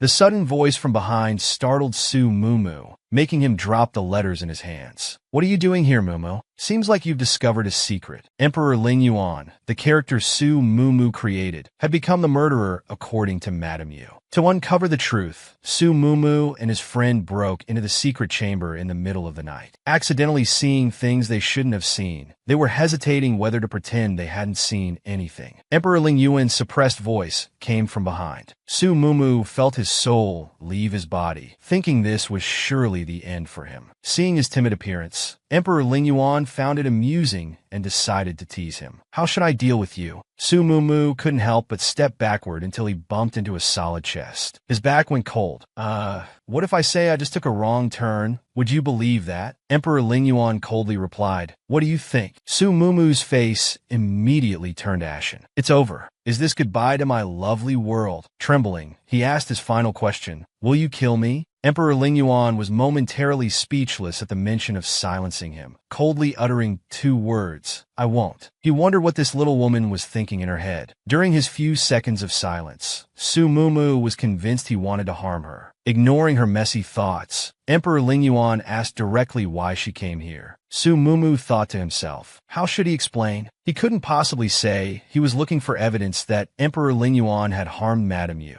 That would be asking for death. Seeing his expression that clearly said, wait while I think of something to make up, Emperor Ling Yuan became increasingly annoyed. He lowered his head and sealed her lips with a kiss. After a moment, he pulled back slightly and said coldly, if you want me to kiss you again, keep making things up. Su Mumu absolutely believed he would do it, quickly pushing against Emperor Ling Yuan's chest. Wait, I'll talk. Can you not stand so close? Then Emperor Ling Yuan stepped back 2 centimeters under Su Mumu's gaze, literally just a tiny bit. With no choice, he admitted he came to find the truth about Madame Yu's death. Hearing this, Emperor Ling Yuan scoffed. Is that all? Then he took out the Yu consort case investigation file and asked Su Mumu if he wanted to see it. Su Mumu immediately nodded like an obedient kitten. Just as he reached for it, Emperor Ling Yuan pulled it back. Patting his thigh, he said, sit here and I'll show you. 10,000 cursing horses galloped through Su Mumu's mind. Could they be a bit more normal? Unexpectedly, Emperor Ling Yuan agreed. But the next second, as expected, Su Mumu was pulled directly into his embrace. The villain, true to form, loved holding Su Mumu. Originally wanting to keep some distance, he ended up right in Emperor Ling Yuan's arms instead. He made it clear that he would only show the files while holding him. Emperor Ling Yuan opened the file, which clearly stated that Madame Yu's unborn child wasn't the crown princess. Su Mumu stared at Murong Liulian's information, wondering if it was his. Emperor Lingyuan explained that Murong Liuyin was a philanderer who had given Madame Yu medicine to terminate the pregnancy. However, the medicine was too strong and took her life. Su Mumu finally understood that Murong Liuyin had killed Madame Yu, but still didn't understand how this connected to Emperor Lingyuan's previous mention of Italian flesh and the other 106 female corpses. From Emperor Lingyuan, he learned these were originally two separate cases. The killer had removed her uterus after Madame Yu's death, creating the so-called Italian flesh. Emperor Lingyuan told him this was all, because Su Mumu had previously said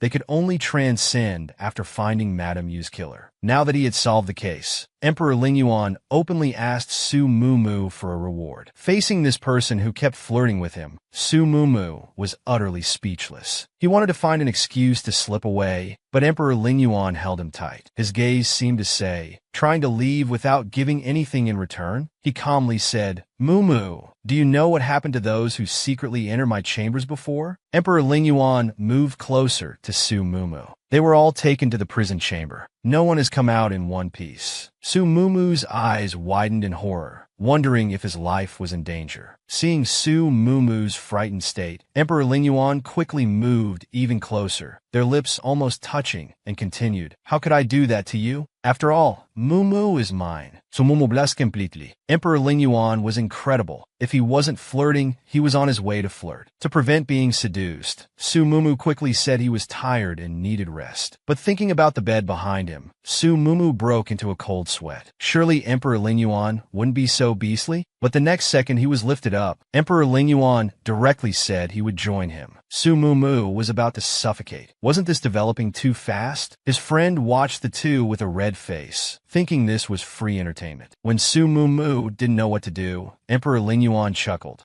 "Although I want to do something with you, there's no rush." He explained that he carried him to bed because it was made of 1,000-year-old warm jade, beneficial for health, perfect for sleeping. Su Mumu had never felt more embarrassed. He pulled the covers over himself. "If I'm not embarrassed, others will be." Just like that, Su Mumu unknowingly slept until the next day. At 4 o'clock, with a stiff expression, he looked at Emperor Lingyuan sitting properly there. How brave must one be to sleep like a pig in front of the villain boss? Just as he hurriedly tried to get up and leave, his body froze. Oh no, he felt a warm flow below. His face instantly turned crimson. Seeing his strange expression, Emperor Lingyuan quickly came forward to ask. Su Mumu couldn't bring himself to tell him, only saying he was fine and needed some palace maids. When Emperor Lingyuan keenly smelled the faint blood scent, he instantly understood and patted Su Mumu's head. With red ears, he told him to wait obediently. When you're with the most handsome villain in the story and suddenly get your period, and the villain's ears turn red, saying he'll help. Looking at the menstrual package brought by the eunuch, Su Mumu deeply experienced what a major embarrassment felt like. He collapsed on the bed hopelessly. This was worse than being killed. He directed his anger at his friend, ordering the cute friend to give Emperor Lingyuan amnesia pills immediately. Just then, Xiao Shunzi reported that Shinsusu had arrived. Su Mumu was exasperated by this cannon fodder, who kept popping up. He had no choice but to let Xiao Shunzi take her to the side hall to wait. Shinsusu immediately thanked Su Mumu for his previous guidance, which left Su Mumu confused. What did she mean? Shinsusu explained that Yi Qingcheng had caused trouble at the sacrifice ceremony, dealing with the crown princess. If not for Su Mumu's teachings, she would have been in prison by now. Yi Qingcheng causing trouble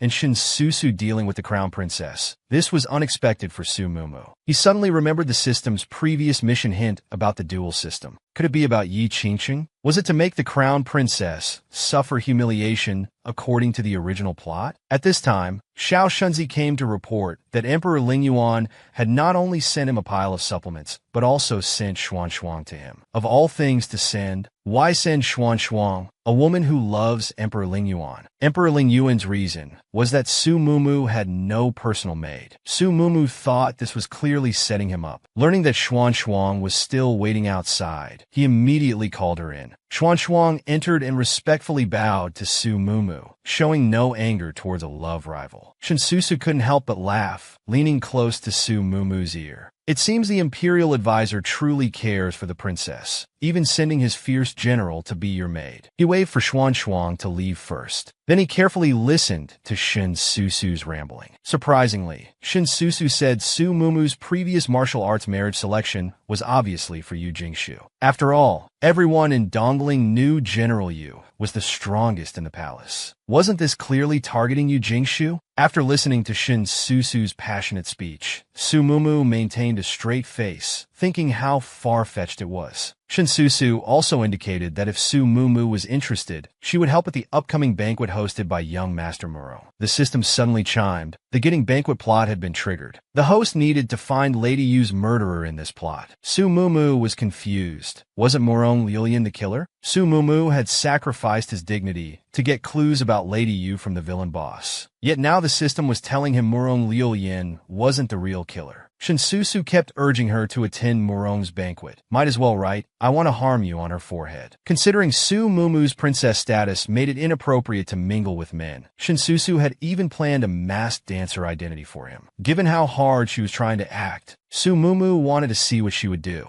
Watching her smug departure, Su Mumu smiled. Those humiliating tactics planned for the pavilion banquet were actually written by him as the author. As soon as Shin Susu left, she felt a chill throughout her body. She couldn't help but shiver. It turned out Xuan had been listening at the door. She felt indignant for Emperor Ling Yuan, who had assigned her to protect Su Mumu for safety. But what had she just heard? Su Mumu was using Emperor Ling Yuan's deep affection as leverage to provoke someone else. The more she thought about it, the more unbalanced she felt. Entering the room, she harshly questioned Su Mumu. "If the princess can't forget the general, why entangle with my master? If you're just using my master to make the general jealous, please leave him alone." Su Mumu found it interesting how this usually ice-cold lady became so agitated when it came to Emperor Ling Yuan. Feeling mischievous, he stood up and paced the room carelessly. "General Xuan, don't you know eavesdropping is ungentlemanly? Moreover, how are you so sure that what I said to Shin Susu was sincere?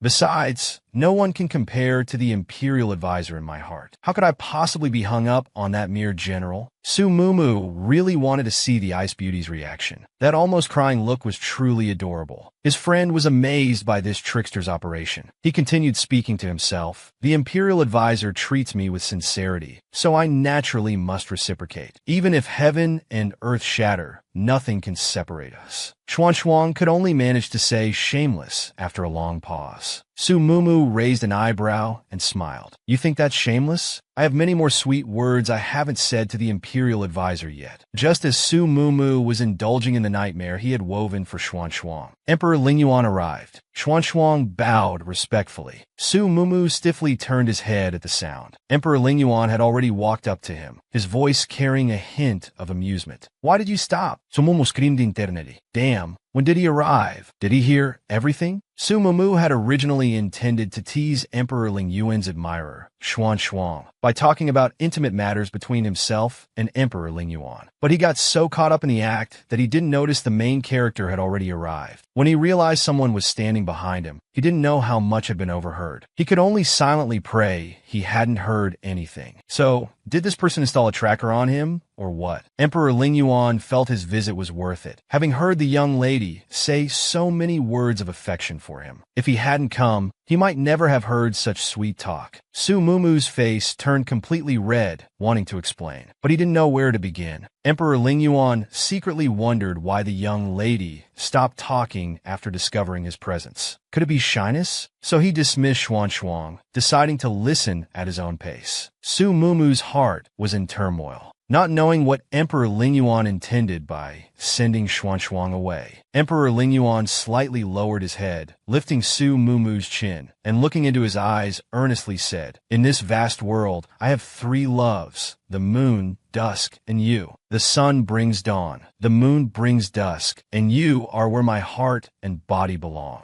Emperor Ling Yuan thought the young lady was shy, so now that they were alone, he wanted to hear all the sweet words Su Mumu hadn't yet spoken, as he was the first to hear those already said. Su Mumu had only meant to tease Xuan for fun, but who knew he'd dig himself such a deep hole? His internal embarrassment reached its peak. Gathering courage, he loudly said it wasn't what he heard at all, that those words were just made up, just to tease Xuan. Emperor Ling Yuan's previously smiling face immediately clouded over. So you really don't like me? Su Mumu wasn't originally from this world. He would eventually return to the three-dimensional world. How could he selfishly let Emperor Ling Yuan love someone with no future? He could only stammer an explanation. They really weren't suitable. Emperor Ling Yuan remained silent for a while, showing little reaction. He just quietly turned around and softly said, "Very well. Then, Princess, please rest well. I won't disturb you." Originally, Emperor Ling Yuan always called him Mumu, but just now he called him Princess. Had he truly given up? Somehow, Emperor Ling Yuan no longer pursuing him didn't bring any joy to his heart. He could only vent his unexpressed frustration on the system. If it hadn't brought him here, none of this would have happened. As a result, several days later, when Su Mumu was supposed to investigate at Yunhai Pavilion, instead, his mind was filled with Emperor Ling Yuan's last words. Su Mumu thought he was going crazy, especially when he accidentally encountered Emperor Ling Yuan on the road. Seeing him approach, he naturally wanted to greet him, but he was only focused on talking with Qin Xian. Hearing Su Mumu's voice, he merely glanced coldly. That look in his eyes was as if he was looking at a complete stranger. Su Mumu felt even more conflicted inside. He punched and kicked at the air, muttering, "Petty grudge-holding man, a grown man with a heart smaller than a needlepoint." His close friend couldn't help but mock him. Well, you're fishing here. When he doted on you, you wanted to run away. Now that he's not pursuing you anymore, you complain he's petty. Can't let him cling to you, but can't let him ignore you either. My goodness, you're something else. After they were some distance from Su Mumu, Qin Xian gossiped, "Did you have a fight with the princess?" Emperor Ling Yuan replied that someone got tired of sweetness and wanted to taste something bitter, so he'd naturally oblige. Qin Xian was speechless. "Playing hard to get, I see right through you."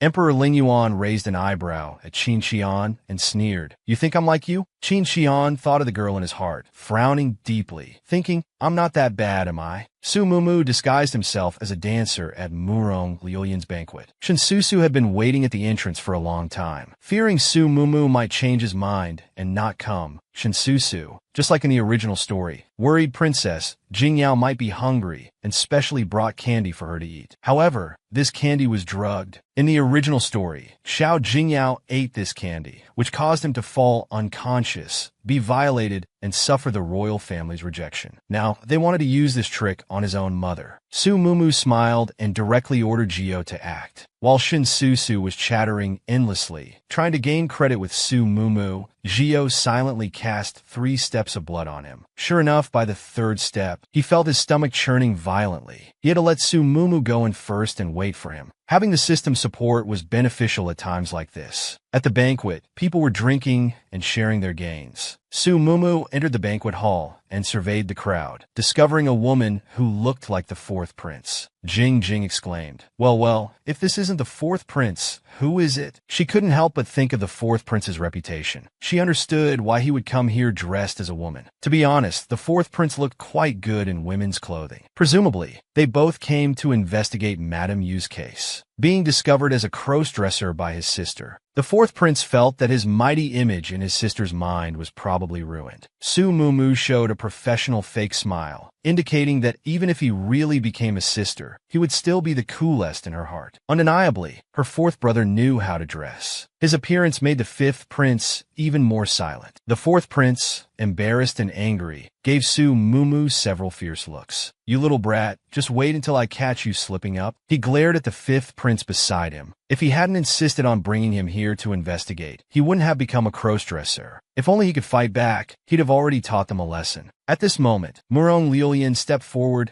and addressed the crowd below with some pleasantries. Several people burst into laughter, indicating they all knew what Murong Liulian was up to, asking him to quickly bring out the new merchandise to show off. Murong Liulian stopped beating around the bush and waved his hand, ordering people to bring out the good merchandise he had spent a fortune to acquire from the western regions. The women who were brought out all had price tags hanging around their necks. People below immediately started bidding on these women, openly engaging in human trafficking. Su Mumu, in disguise, was investigating Murong Liulian when she encountered the 4th prince dressed as a woman. She also discovered that Murong Liulian's banquet was specifically for rich people's entertainment. Looking at the women with price tags, Su Mumu felt that Murong Liulian completely disregarded the law. Moreover, those officials who were shouting prices, each bidding higher than the other, when there was a drought and they were asked to donate, they all claimed to have no money. Now they're spending lavishly here. Furthermore, they're committing an additional crime by trading humans when it's explicitly forbidden. Su Mumu decided to report this to the crown prince upon return. Suddenly, she noticed a man on stage who kept staring at her. Su Mumu frowned, feeling certain this person was suspicious. Then she saw the man run towards the back, and without thinking, Su Mumu followed him. She didn't even have time to leave a message for her two brothers. The two men watched Su Mumu's retreating figure with greedy eyes. Following all the way out, she suddenly lost track of him and wondered if she had been mistaken. Suddenly, she heard tree branches breaking behind her. Su Mumu noticed it. Turning around, she saw two sleazy men, their mouths full of vulgar words. These two were the men Shinsusu had found to violate him. Their taste was really terrible, but when looking for people to frame someone, you wouldn't find decent ones anyway. Su Mumu rolled up her sleeves, preparing to fight. "Since your mouths are so dirty, let me help you wash them." The two sleazy men ignored her words, rubbing their hands excitedly, as if already in ecstasy before anything began. Just then,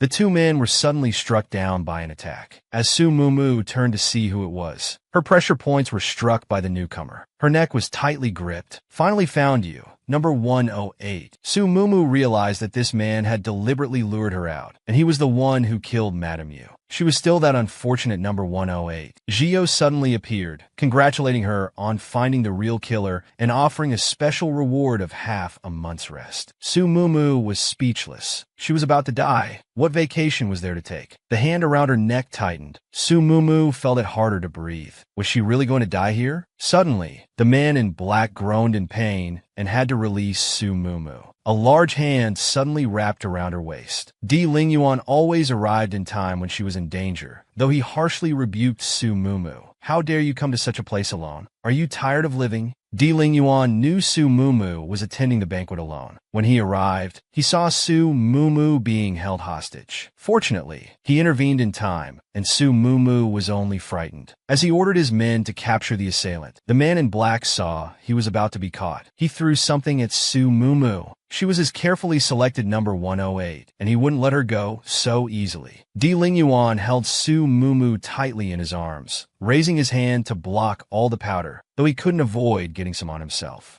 He immediately ordered his men to pursue the attacker. Di Lingyuan then turned to examine Su Mumu, his brows tightly furrowed from the start. Dressed like this late at night? He released her pressure points, but his hand around her waist tightened. Seeing his displeased expression, Su Mumu became angry too. "What's wrong with how I'm dressed? You're criticizing me? Aren't these normal clothes?" Feeling uneasy, she tried to break free from Di Lingyuan's grip, but he held her even tighter. "I'm still angry and don't want to hear you talk, thank you." Then he picked up Su Mumu in his arms. Su Mumu screamed internally, "What a pervert!" The proud ghost Emperor Di Lingyuan carried her straight back. Master Bo's reason was that since the criminal wasn't caught, they feared desperate retaliation. So until the person was caught, Su Mumu had to stay with Di Lingyuan. At the thought of sharing a room with the villain, Su Mumu's whole body rejected the idea. It wasn't that she hated him, but she felt that if she stayed with him overnight, Di Lingyuan would be the unsafe one. Di Lingyuan looked at Su Mumu meaningfully and said, "Mumu, could it be that you're afraid I might do something to you?" Then he directly took her to his sleeping chambers. Her mind started churning with inappropriate thoughts. No way, no way. Is this perverted boss going to devour me? When her feet touched the ground, Di Lingyuan asked her which bed she wanted to sleep in. Su Mumu turned to Di Lingyuan with a forced smile. "Royal uncle, I'd rather sleep in my own bed." She tried to slip away, but was dragged back by Di Lingyuan holding her collar. "Just try to leave." Seeing she couldn't escape, Su Mumu voluntarily suggested sleeping in the study, but Di Lingyuan just stared at her directly, not agreeing to her request. The unfortunate Su Mumu chose to swallow her pride. She obediently sat on one of the couches. "Is it okay if I sleep here?" The two beds were 1 meter apart. Their fans suggested they could be closer, but Su Mumu's loud shouts sent them flying. At this moment, Di Lingyuan suddenly felt his lips and tongue dry.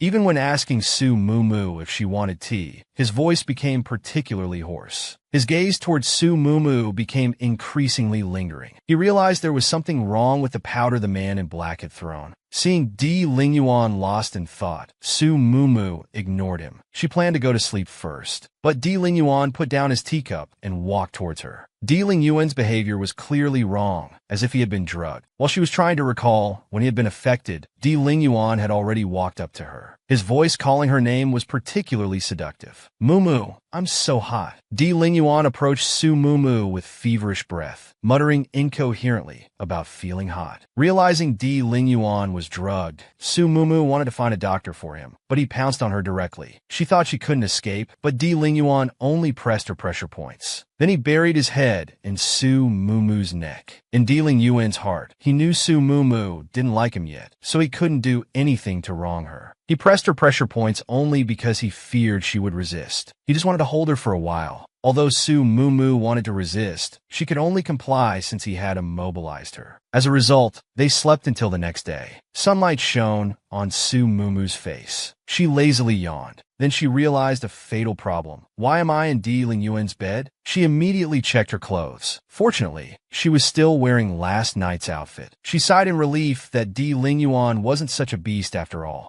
A maid's voice came from the doorway, tentatively asking if Su Mumu was awake, saying she would come in to help her freshen up. Su Mumu immediately wanted to find a place to hide, not wanting anyone to see her in Di Lingyuan's bed. No amount of explaining would clear this up. Zhio casually remarked, "But you're already sharing a room, so what's the difference?" Then Zhio got beaten up again. With no choice, she had to let the waiting maids enter. Su Mumu sat at the dressing table, letting the maids help with her grooming. Zhio was giggling on the side. Su Mumu, already in a bad mood, asked what she was laughing about. Zhio suggested Su Mumu look in the mirror. When she saw the kiss marks all over her neck, Su Mumu's pupils dilated instantly. She quickly covered her neck and gestured for the two maids to leave. Even as the maids reached the door, their whispers about her neck could still be heard. But Su Mumu had no recollection of what happened last night. After getting ready, she went to the dining hall where Di Lingyuan was waiting. Su Mumu had thought Di Lingyuan wouldn't be there, but unexpectedly saw him as soon as she came out. Seeing Su Mumu, Di Lingyuan asked her to sit beside him. She walked over preoccupied, hoping Di Lingyuan wouldn't mention anything about last night. But just as she picked up her bowl,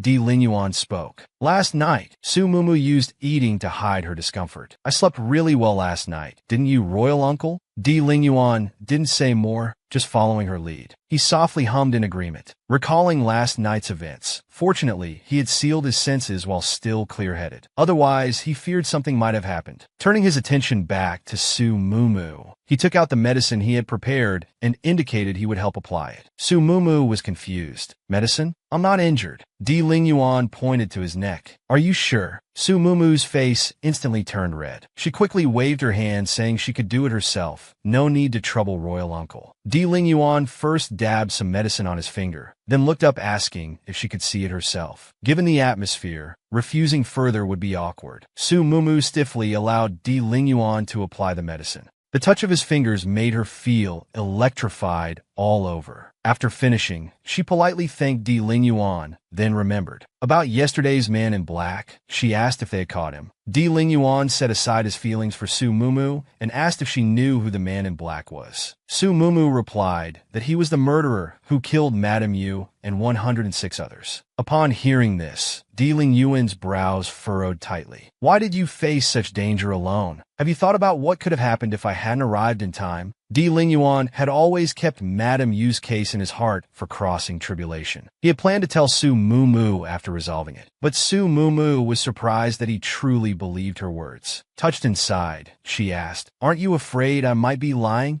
Di Lingyuan's eyes were full of love for Su Mumu. If you're deceiving me, I don't mind being deceived for a lifetime. Su Mumu was the first person to move Di Lingyuan's heart. Perhaps it was from their first forced kiss, or maybe even knowing her words might be lies. He still chose to believe firmly. Su Mumu's inner defenses were being broken down bit by bit. She couldn't understand how such a cold villain could speak words of love so easily. Di Lingyuan knew he was being a bit hasty, but there was plenty of time. The most important thing in moving someone's heart was sincerity. He would wait for the day Su Mumu would beckon him closer. After that, they began eating seriously. Di Lingyuan suddenly put down his chopsticks and told Su Mumu that yesterday's man in black had been caught. He also apologized for his rash behavior last night. Su Mumu felt there was no reason to blame him, since he was only affected by the drug while trying to save her. Taking this opportunity, Su Mumu quickly expressed her desire to go home, since the man in black had been caught. She put down her chopsticks and was about to leave, but Di Lingyuan casually said, "No more practice?" She had almost forgotten about that. Su Mumu felt utterly desperate. After meals, they went to the study room for calligraphy practice. As a person from the three-dimensional world, Su Mumu had no feeling for brush calligraphy. Looking at her messy writing, she weakly said to Di Lingyuan, "Royal uncle, there are many ways to humiliate someone. Why don't we try another method? Like the military strategy you mentioned last time? That military strategy sounds good. Let's study that instead." Di Lingyuan could see the young girl was being petulant, but still held her hand, teaching her writing hand in hand. Su Mumu felt the burning temperature behind her, and with the marks all over her neck, felt even more embarrassed. She felt Di Lingyuan was doing this deliberately, and her face unconsciously turned red. Di Lingyuan pointed it out. "Your face is red. Are you hot? Please, it's only April. How hot could it be?" Di Lingyuan was clearly doing this on purpose. Su Mumu turned her head and said fiercely, "I'm not hot. I'm cold." Her temper made her even more adorable. Di Lingyuan moved closer to Mumu. "Does Royal Uncle need to hug you? A hug will warm you up." Su Mumu was rendered speechless by his words. What the hell? Is this really the ruthless, cold-blooded villain I created? System, come out. I need an explanation. The system's explanation was quite reasonable. The original character setting was based on a paper character, but now the setting had changed with Su Mumu's arrival. Besides, who would be ruthless to the woman they love? The truth was simple. Di Lingyuan was exactly what Su Mumu liked. The current version of Di Lingyuan understood her completely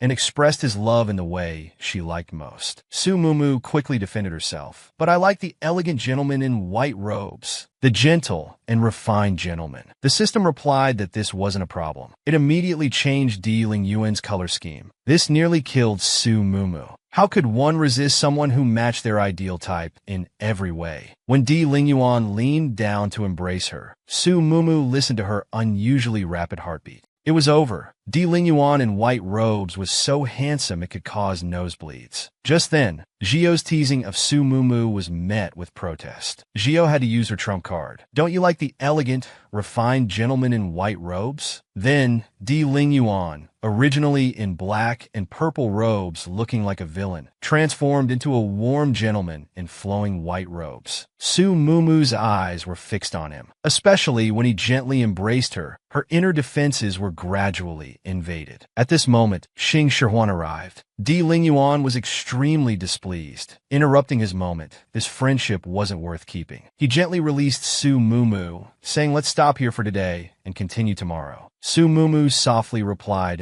her blush showing no signs of fading. Going to meet Qin Shihuan, Di Lingyuan returned to his black and purple-robed self, his face expressing, "You better have important business, or this brotherhood ends here." He heard that Qin Shihuan came to deliver a message. The case of the 107 corpses had been solved. The emperor wanted to hold a banquet as a reward, and Di Lingyuan would need to attend. Di Lingyuan looked displeased. Just for this? He turned to leave without another word. Qin Shihuan was puzzled. Why was he acting like he'd eaten gunpowder? He quickly grabbed Di Lingyuan's shoulder. "Come on, brother. How long has it been and you're already impatient with me?" He hurriedly shared the most important news. In half a month would be the emperor's birthday banquet. Prince Talamu of North Ling was supposedly coming to celebrate, but actually came for Qin Yishur. Di Lingyuan's expression said, "What are you trying to say? What does this have to do with me?" Qin Shihuan wanted to slap him twice. "Are you really clueless or just pretending? East Ling has only one princess. How can you say this has nothing to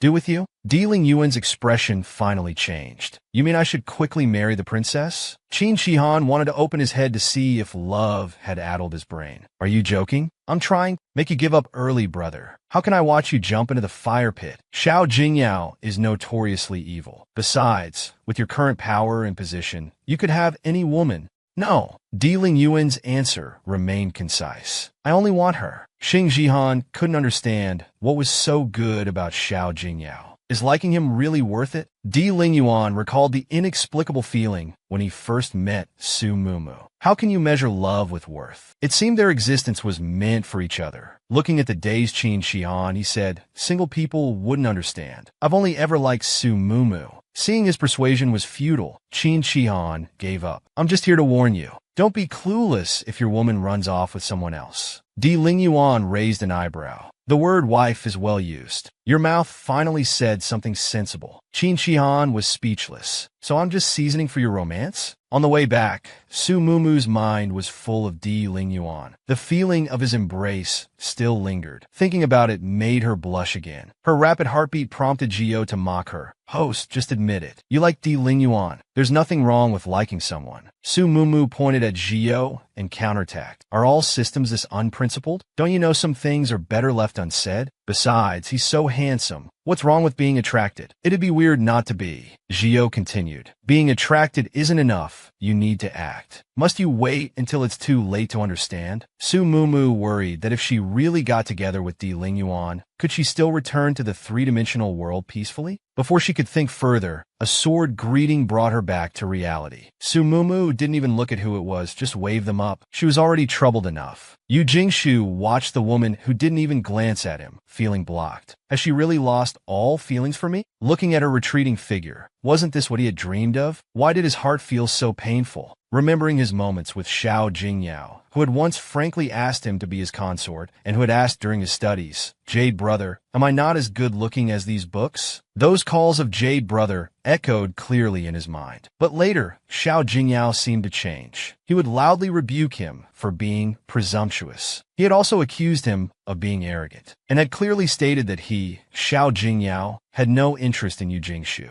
In anger, he punched the nearby pillar. Back in her room, Su Mumu wondered if there was any way to bring someone from the 2D world into the 3D world. Gio bluntly said, I think you're daydreaming. Then the system displayed a notification. The male lead's affection for the female lead Yi Qingsheng had dropped to 20%. Su Mumu clutched her head in despair. What happened? It was 40% before. At this rate, when would she complete the mission? Gio reminded her that the affection for Yi Qingsheng would only decrease when he fell for someone else. For example, though you deny being attracted to Di Lingyuan, your heart has already fallen for him. How would you feel if you suddenly saw Di Lingyuan being intimate with another woman? Su Mumu imagined it and felt an immediate sense of loss and sadness. Su Mumu suddenly understood. Yu Jingshu had realized his true feelings, that he actually liked Xiao Jingyao. What a player, Su Mumu scoffed with disdain. Back at the princess's mansion, she wanted to take a relaxing bath. Accidentally, Xiaojio saw her letting loose. But Xiaojio seemed to love this side of his royal sister even more. Xuanchuang had to remind her to mind her image. Su Mumu froze. Her image was completely ruined. She stammered an explanation about being tired from studying at the state preceptor's mansion. Xiaojio asked why she had to study all night. Why was this child so concerned? The state preceptor kept her there for her safety. Seeing him upset, she patted his head. Sorry, sister won't make you wait again. Xiaojio happened to look up and saw the marks on Su Mumu's neck. Sister, do you like the state preceptor? Su Mumu was speechless. Su Mumu was stunned by the ninth prince's question, because even now, she wasn't clear about her own feelings. Actually, the ninth prince just didn't want to lose Su Mumu's sisterly love. Noticing his little concern, Su Mumu patted his head. Brother will always be sister's good brother. Even if sister falls in love with someone, you'll always be sister's good brother. This answer somewhat satisfied the ninth prince. He then brought up Su Mumu's previous promise to take him boating. With the good weather now, to make her little brother happy, Su Mumu could even put aside the Fu family matters. Nothing's more important than making her brother happy. In Sinang Palace, a maid was helping the Empress Dowager change clothes. The Empress Dowager had arranged people to defile Su Mumu. But because the Crown Prince and State Preceptor Di Lingyuan went to Yunhai Pavilion and caught Murong Lilian trafficking humans, they were arrested by the Justice Department. This small matter's failure made the Empress Dowager think these people were useless. As for Shin Susu, who was close to Su Mumu, they would keep her for now. If she couldn't control her mouth, they would send her on her way. The next day was very sunny at Moon Lake. Su Mumu took the ninth prince there by boat, but she spotted a familiar boat. Still uncertain, she asked Xiao Shunzi if anyone else had come to the lake today. She learned that Di Lingyuan and Qin Shihan were also here. Sumumusaden liger hearty laughter. Looking over, she saw 3 people sitting in a nearby pavilion, and across from Di Lingyuan sat a woman. Her heart felt an indescribable sourness. Lost in thought, she unconsciously walked towards them. Must one lose something to know its value? Only when Xuanzhao's footsteps sounded did Su Mumu snap out of her thoughts. She realized she had already walked up to the 3 of them. Seeing her approach, Di Lingyuan decisively extended his hand, gesturing for her to sit beside him. Just as she was about to step forward, the woman sitting across from Di Lingyuan stood up and curtsied. After her self-introduction, Su Mumu realized this woman was none other than Luo Ninshu, Qin Shihan's arranged match. The weight in her heart finally lifted, and she let out a heavy sigh of relief. Di Lingyuan gently took her hand. He pulled Su Mumu to sit beside him, making her feel somewhat embarrassed. This was the first time they'd been so intimate in public. Di Lingyuan thoughtfully offered her a cup of tea, having heard it was sweet and guessing she would like it. As for why he only heard about it, as mentioned before, Di Lingyuan had no sense of smell or taste. Everything he ate had been bland his entire life. As if having made some decision, Su Mumu gripped Di Lingyuan's hand back, their fingers intertwined, as if giving him strength. Su Mumu's initiative touched Di Lingyuan deeply. She had finally taken the initiative once. Di Lingyuan acted as if he was coaxing a child, making Su Mumu's face burn hot. The 9th prince watched their interaction with great displeasure. He disliked the state preceptor because he always made his sister's face turn bright red. Though yesterday when he asked Su Mumu if she liked Di Lingyuan, she said she didn't know,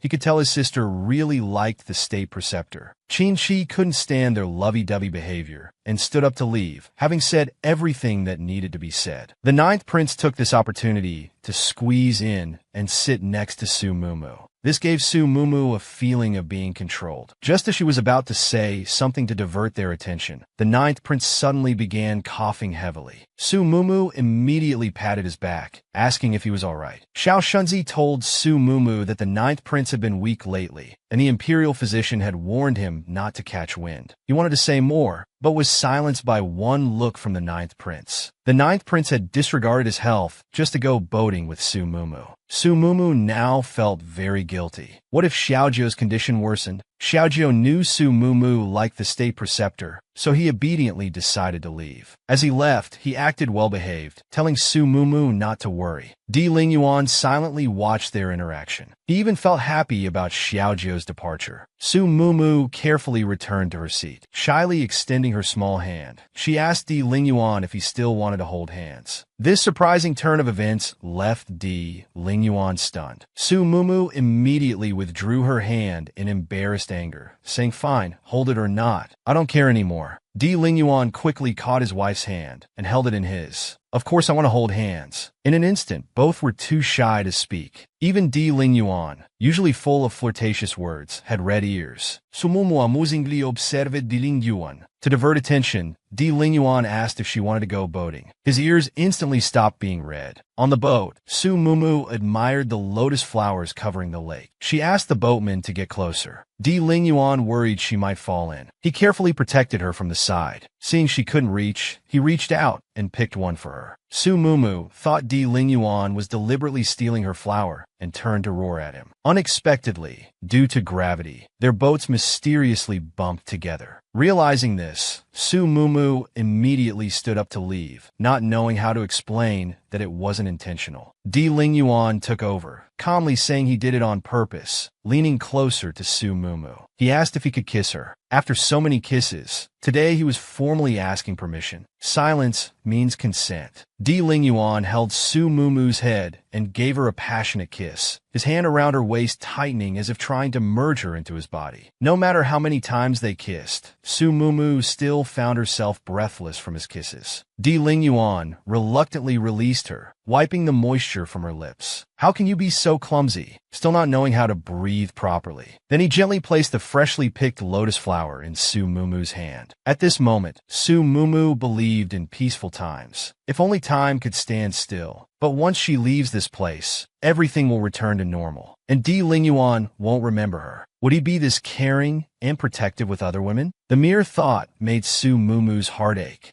Di Lingyuan wanted to suggest getting something good to eat, but turning his head, he found Su Mumu wiping tears from her face. Di Lingyuan worriedly asked what was wrong. Su Mumu rubbed her eyes, saying it was just sand. Nothing serious. But Di Lingyuan gently cupped her cheeks. Royal uncle will blow it away. He pursed his thin lips and gently blew on her eyes. Seeing her staring intently at him, Di Lingyuan gently lifted Su Mumu's chin. Mumu, staring at my lips like this, can I assume you want to kiss me? Su Mumu's answer was very firm. Without any hesitation, I do want to kiss you. After speaking, she actively leaned in and kissed Di Lingyuan. If these memories can only be mine alone, why shouldn't I follow my heart? When they separated, Su Mumu seemed to have understood many things. Her face was red, and she dared not meet Di Lingyuan's eyes. Di Lingyuan's voice came from above. Mumu, we've kissed and embraced. Shouldn't you give me a proper title now? He whispered intimately in Su Mumu's ear. Wife, your husband wants to hear you call him husband. Su Mumu, who only wanted a casual romance, felt this was moving too fast. Who could have imagined that the villain she created would now be acting coquettishly with her? She really just wanted a simple romance. Di Lingyuan kept calling wife repeatedly. Su Mumu wished she could glue his mouth shut. If Xiao Shunzi and Xianzhao heard this, where would she hide her face? Di Lingyuan assured her they wouldn't dare to listen. Sure enough, the two people at the bow simultaneously turned their heads away. Both gave themselves a thumbs up for their cleverness. Xianzhao also heaved a heavy sigh of relief. The two looked at each other wordlessly. Unexpectedly, Di Lingyuan became more excessive. It seemed that unless Su Mumu called him husband today, he would keep pestering her. Xiao Shunzi and the other person only wished they had the power to vanish on the spot. Su Mumu swore she didn't know Di Lingyuan was this kind of person, yet her face inexplicably turned red again. Seeing her blushing, Di Lingyuan stopped teasing her. He just leaned close to Su Mumu's ear, nuzzled her cheek, and said she could call him that when they're alone. Then, unable to resist, he planted a quick kiss on Su Mumu's cheek. It was simply unbearable. Suddenly remembering Di Lingyuan had to attend the emperor's banquet today, she quickly pushed him away, reminding him he could go now. But Di Lingyuan gently embraced Su Mumu, saying the emperor's banquet wasn't as important as being with his wife. I want to spend more time with you. Su Mumu's maiden heart was filled completely by Di Lingyuan. At this time, the banquet was in full swing with song and dance. Yu Jingshu looked like someone who had lost in love. His mind was full of Su Mumu. Her way of keeping him at a distance made him very frustrated inside. His behavior, in others' eyes, looked like drowning sorrows after being rejected by the princess. Who had ever seen someone drink wine like water at the emperor's banquet? Di Lingyuan's arrival made Yu Jingshu even more displeased. Already holding a high position and deeply trusted by the emperor, with such status he could have any woman he wanted. Why did he have to compete for Xiao Jingyao? Di Lingyuan looked at Yu Jingshu, thinking, he's not as good looking as me, doesn't have as good a figure as me, and even his official position is lower than mine. What did that girl Su Mumu see in this guy before? He proudly turned his head away, no longer looking at him.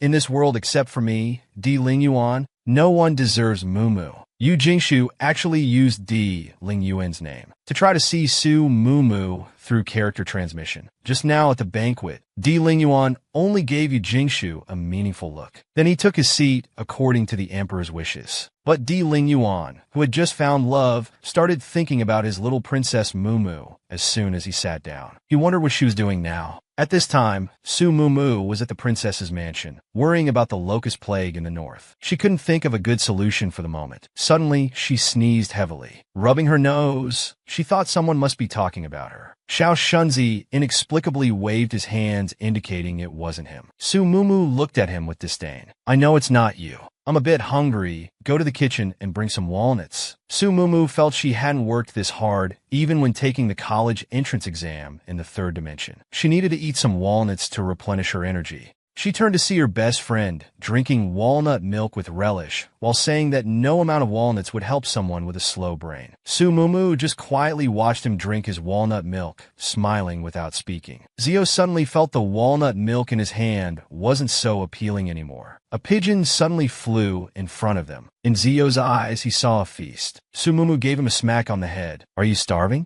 Can't you see it's a carrier pigeon? Her best friend said now that the carrier pigeon had delivered its message, it had no more value. It would be better used to fill their stomachs, as roasted pigeon was the most delicious food in the world. While removing the message from the pigeon's foot, Su Mumu warned Zio, "Keep talking, and I'll eat you first." Opening the letter in her hand, she found it was an acrostic poem. Di Lingyuan said in the letter he would wait for her at the city tower. Su Mumu immediately became overjoyed. She started thinking about what clothes to wear when meeting Di Lingyuan, but then she thought carefully. She had never sent Di Lingyuan a carrier pigeon, yet this pigeon knew him. This pigeon, in the original text, only Xiao Jingyao had sent it to Yu Jingshu. Realizing something was wrong, could this letter be from Yu Jingshu? Without another word, she gave the pigeon to Chiyu to eat. Meeting a scumbag was really unlucky. Di Lingyuan would never write such a vulgar letter to her. Suddenly, a swaying figure appeared behind her, slowly approaching Su Mumu. Reeking of alcohol, he collapsed directly onto Su Mumu. The villain boss might not write love letters, but he would climb walls to find his wife's bed. Di Lingyuan smelled of alcohol. Drunkenly, he found his way to Su Mumu's chamber. He precisely embraced his beloved. However, Di Lingyuan's build was too large, and Su Mumu couldn't help him up for a moment. He kept saying, "Wife, and I finally found you." Seeing how drunk he was, Su Mumu asked if he could still walk. Though drunk, Di Lingyuan could still respond fluently, saying he couldn't go back as he couldn't find his way home. With no choice, Su Mumu had to let him stay. With great effort, she helped him to the bed. Just as she was about to turn away, Di Lingyuan grabbed her hand. Looking at her pitifully, he said, "Don't go. Stay and sleep with me, please." A level 3 alert went off in Su Mumu's mind. Was sleep what she thought it meant? But she was overthinking it. Di Lingyuan simply wanted to hold her while sleeping. Though she said it was fine, you could see Su Mumu was a little disappointed. Su Mumu kicked off her shoes and got into bed. Di Lingyuan pulled her into his embrace, still murmuring wife. After he fell asleep, Su Mumu opened her eyes. With someone having such contrasting sides, it's normal for me to have some thoughts, right? Holding Di Lingyuan's neck, she placed a kiss on his forehead. Di Lingyuan slept until the next day.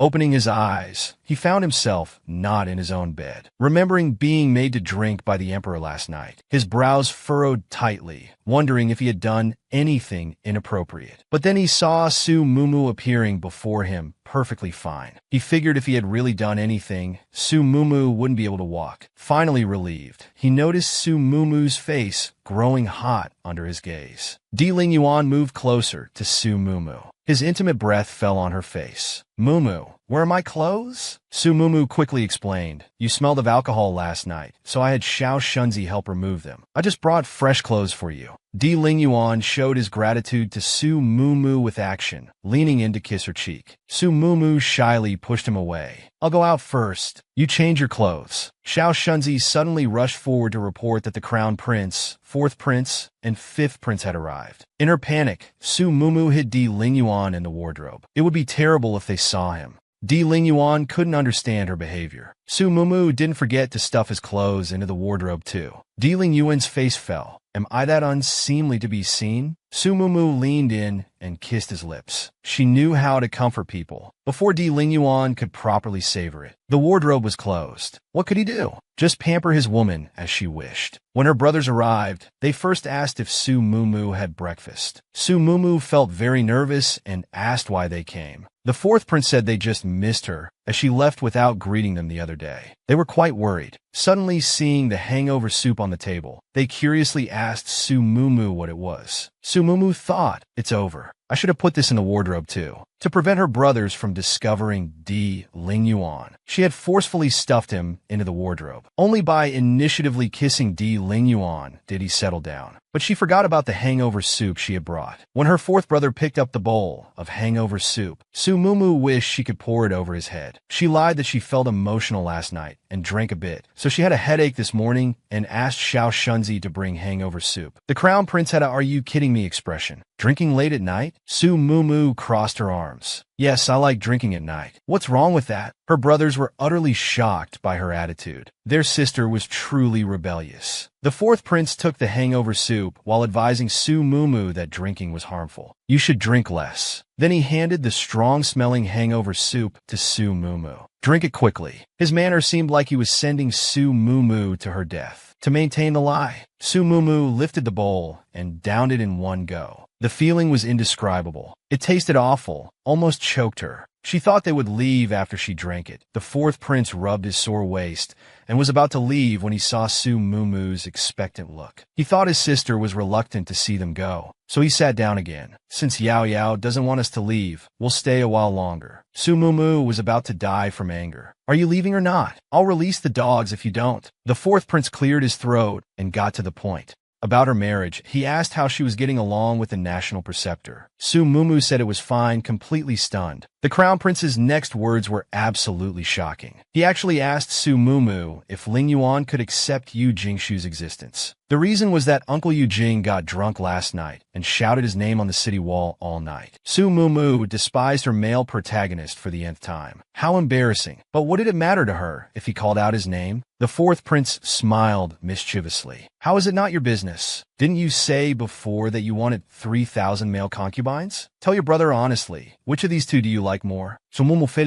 What nonsense about 3,000 male concubines? Di Ling Yuan must have heard it. Oh no. The fourth prince noticed movement in the wardrobe. He wanted to check it out. Su Mumu deterred him by mentioning her pet white mice. Opening the wardrobe, she saw Di Ling Yuan's face as black as a pot bottom. 3,000 male concubines? Yao Yao, you have quite an appetite. Am I not enough for you? The fourth prince was terrified of mice, so he didn't check and left with the crown prince. If he stayed longer, the fourth prince felt he'd be covered in mice. But the fifth prince hesitated to leave. Well, people who lived in military camps were indeed different. Nervously asked if he wanted to look, but the fifth prince asked if she truly liked him. Su Mumu thought of that jealous man. The man she chose. Even if he's a jar of vinegar, she had to cherish him. She nodded and smiled. Though he's quite annoying sometimes, I truly like him. If you like him, take good care of him. I'll help speak to Crown Prince and Imperial Brother. After everyone left, Su Mumu finally exhaled. It was really difficult to handle. Suddenly, a hand pulled Su Mumu into the wardrobe with lightning speed. Then from the wardrobe came Su Mumu's muffled voice. The villain was truly inhuman. Pulling Su Mumu into the wardrobe, he left several bite marks on her neck, making it impossible for Su Mumu to focus on reading. Seriously, was Di Lingyuan born in the year of the dog? His bites were so fierce. Xiao Shunzi originally wanted to bring her some mung bean cakes from the kitchen, but when he saw the obvious bite marks on Su Mumu's neck, he felt his life might be in danger. Would the princess silence him? The national preceptor was too wild, wanting to remind her about the marks on her neck. Su Mumu said it wasn't a big deal. Later, she'd just apply some bruise healing ointment. Xiao Shunzi timidly spoke up. Princess, don't you have anything else to tell me? Su Mumu was confused. What to say? After thinking hard, she remembered something. Her brothers now knew she liked white mice. She instructed Xiao Shunzi. Buy 2 more mice later. Xiao Shunzi had really thought the princess would silence him, or at least give some warnings. But Su Mumu said she trusted him, and only gave suggestions about today's mung bean cakes. Xiao Shunzi immediately knelt down, promising to be forever loyal and devoted to her. Su Mumu looked at him amusedly. I know your loyalty, but about the mung bean cakes, tell the kitchen to use less sugar next time. For this retest, Shin Susu wanted to find a chance to secretly place the test answers in Su Mumu's room, hypocritically saying that last time at Cloud Sea Pavilion, he had left early due to a sudden stomachache. When he returned, everyone was gone. Fortunately, nothing serious happened. Su Mumu just quietly watched his act. I'm a dignified princess. What could happen to me? Shinsusu clearly saw her eat the candy back then, but Su Mumu was fine. Luckily, the Empress Dowager had other plans. Just hide the retest answers in Su Mumu's room. Then even if she passes the exam, as a foreign princess caught cheating, thinking of this, Shinsusu's lips curled into a smile. With all her schemes written on her face, Su Mumu and Ji Yu just silently watched her perform. In the original story, Xiao Jingyao was caught cheating in the exam. This incident caused a stir about legitimacy, destabilizing Eastling's foundation. Xiao Jingyao was punished to guard the imperial tomb for 3 years. But Shin Susu's plan was likely to fail. Xiao Shunzi first saw Di Lingyuan approaching, Shinsusu was immediately enchanted, even surpassing the crown prince in her heart. Su Mumu, why are you here again? Di Lingyuan walked to her side irritably. Coming to see you and check your studies. Am I not welcome? Seeing Di Lingyuan's attitude towards Su Mumu, Shinsusu felt as sour as eating a lemon. Unbearably sour, in front of Di Lingyuan.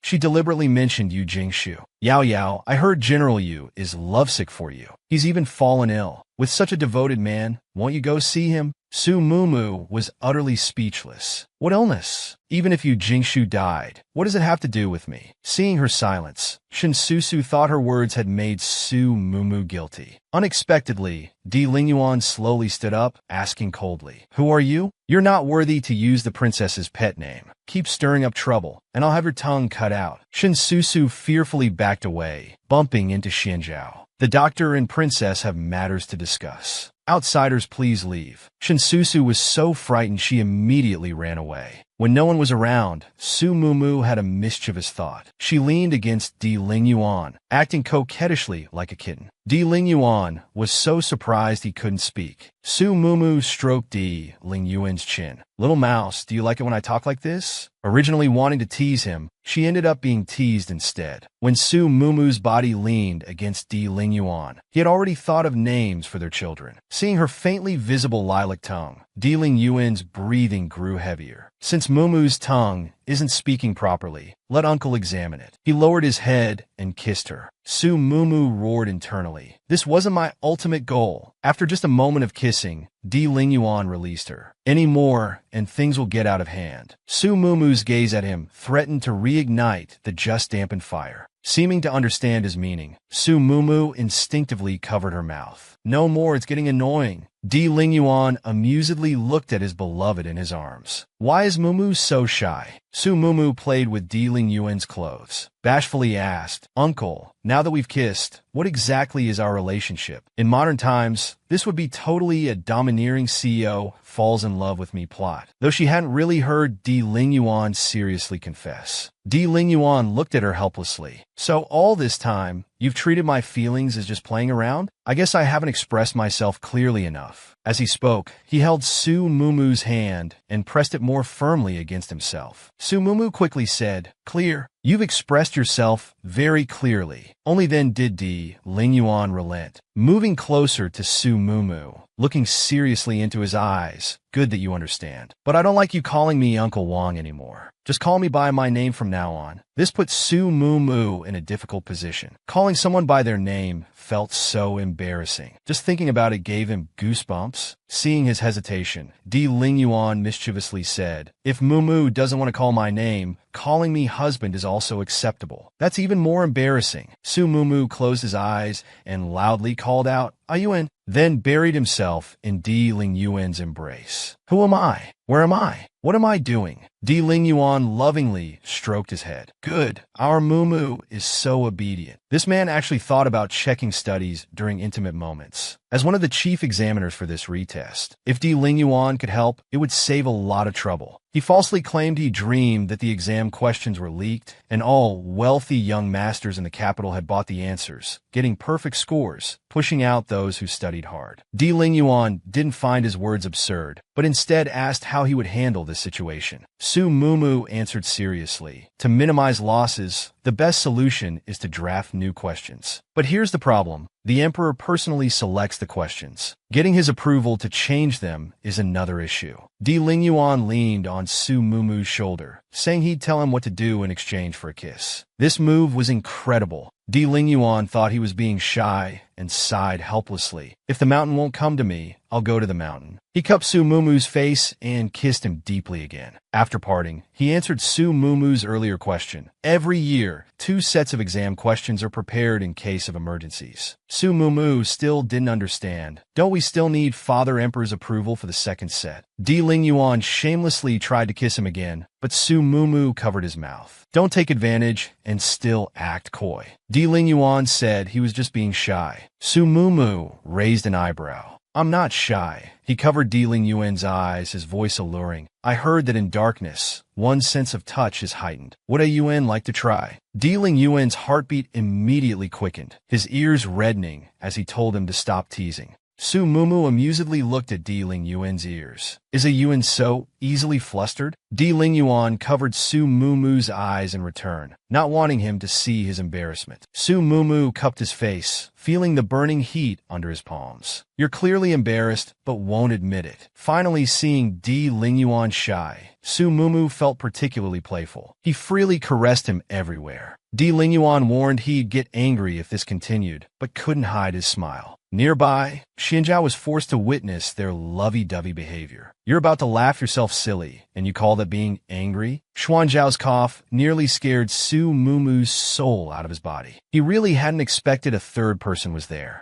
Di Ling Yuan pulled him into his embrace. He coldly asked Xianzhao what he wanted. Xianzhao was just a timekeeper, reminding Di Ling Yuan it was time to return. Di Ling Yuan irritably told him to wait outside. Only then did Xianzhao withdraw. Looking at Su Mumu again, he wanted to dig a hole and hide in it. It's over, my image is completely ruined. Di Ling Yuan looked at him amusedly. Mumu can continue what you were doing earlier. I like seeing you blush for me. Su Mumu pushed Di Ling Yuan's hand away. You're completely unreasonable. Seeing the little cat show its claws, Di Ling Yuan spoke seriously. About the dream, I'll have people investigate. As for the second set of exam papers, they're already with me. If the dream proves true, I'll handle it. Su Mumu couldn't believe he would trust such an absurd story. Di Ling Yuan just looked down at him fondly. Su Mumu told Di Ling Yuan about dreaming that someone had switched the written exam papers. Unexpectedly, Di Ling Yuan trusted him unconditionally. But thinking back to when he claimed to be a fairy from heaven, and Di Ling Yuan believed it without hesitation, it wasn't surprising that he would believe this dream. Di Ling Yuan gently played with a strand of Su Mumu's hair. But if Mumu is willing to sacrifice his charm to seduce me, I might just hand over the answers. Would Mumu like to consider it? Hearing this, Su Mumu was completely shocked. You want to help me cheat? He immediately pushed Di Ling Yuan away. I finally got a chance to prove myself. If I really cheated, wouldn't I be no different from those wealthy young masters who bought the exam questions? After all this preparation, I must at least try.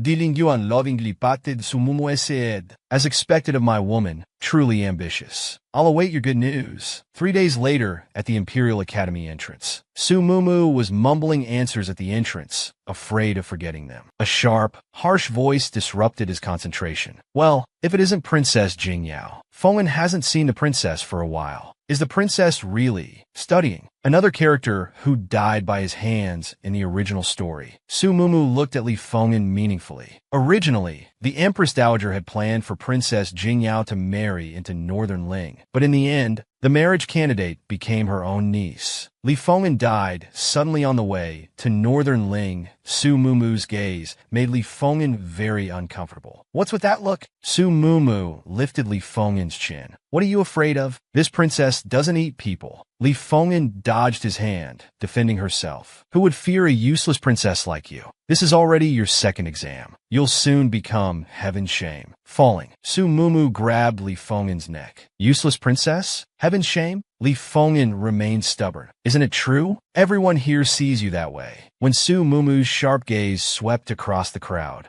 no one dared to speak. Su Mumu released Li Fenghan and addressed everyone present. You're all so eloquent, usually so happy to insult me. But now, not one of you dares to stand by your words. He proudly surveyed the crowd. I know what kind of person I am in your eyes. But isn't acknowledging mistakes and changing the greatest virtue? What if this princess wants to change? At these words, everyone became even more speechless. Su Mumu helplessly raised 3 fingers to the sky, vowing, from today, I'll reform myself and correct my past mistakes. As for the results, let's see how this test goes. Li Fenghan frowned at her, not knowing what game she was playing this time. From a distance, Yu Jingshu watched this increasingly radiant woman, with only himself knowing the bitterness in his heart. Yi Qingcheng came out to test the waters, hearing he was working hard, and specially brought tea and snacks to help him relieve fatigue. Uncle Yu Jing directly refused. Yi Qingcheng noticed Uncle Yu Jing's favorability had mysteriously dropped to 20% recently, and he showed signs signs of rejection. To find out the problem, Yi Qingcheng invited him to go out together.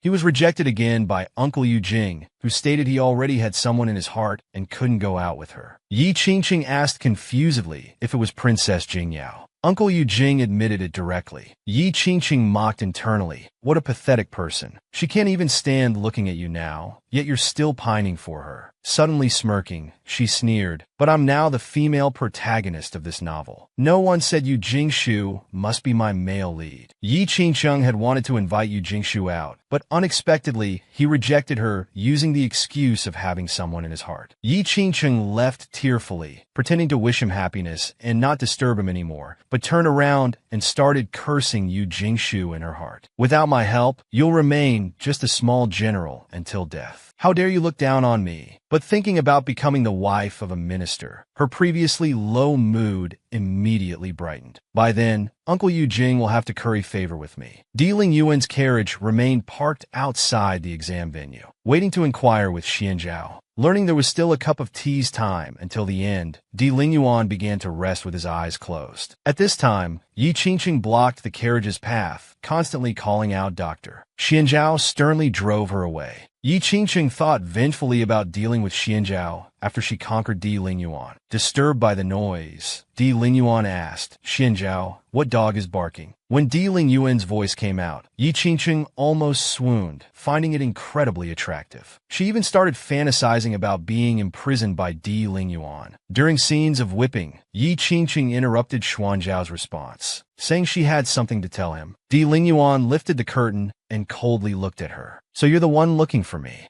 Di Ling Yuan speaking to her made Yi Qingqing feel elated. But unexpectedly, Di Ling Yuan's next words were telling her to get lost. Yi Qingqing looked incredulous. I'm the female lead, Yi Qingqing, the woman Di Ling Yuan tried so hard to obtain. Why was he so cold? Seeing Di Ling Yuan about to close the curtain again, Yi Qingqing shouted, My lord, aren't you curious about how Princess Jingyao is entangled with General Yu behind your back? Di Ling Yuan's hand stopped, looking at Yi Qingqing like she was an idiot. Thinking she had struck a chord, she began embellishing, saying Princess Jingyao didn't really like him. It was just a ploy to make Uncle Yu like her more. Di Ling Yuan showed a mocking smile, but spoke to Su Mumu behind her. Mumu, she says you don't like me. I'm so heartbroken. Hearing Mumu's name, Yi Qingqing frowned slightly. Who the hell was that? From the corner of her eye, she saw someone walk behind her, frightening her so much she forgot all her prepared lines. Su Mumu expressed great interest in what she had just said and wanted her to elaborate further. But Di Ling Yuan didn't want him talking to irrelevant people, so he pulled him into the carriage. Yi Qingqing watched their intertwined hands, grinding her back teeth in anger. Di Ling Yuan directly ordered Xianzhao to clear the scene. Yi Qingqing still wanted to go up and speak, but Xianzhao grabbed her by the neck and threw her away. A good dog should know its way. You're blocking the noble one's path. Yi Qingqing watched helplessly as the carriage left, her heart full of unrequited love for Di Ling Yuan. Meanwhile, Su Mumu looked at Di Ling Yuan's face, clicking his tongue repeatedly. This face really attracted butterflies and bees. Noticing the gaze, Di Ling Yuan softly asked what was wrong. Su Mumu awkwardly turned away. Can I look at someone handsome? Di Ling Yuan amusingly pulled him into his arms. What's wrong with being handsome? Isn't it my face that Mumu likes? And this face belongs only to you. Aren't you happy? The system thoughtfully listed many cheesy pickup lines for Su Mumu. Though feeling embarrassed, Su Mumu cleared his throat and said, Royal Uncle, do you know the difference between you and the moon?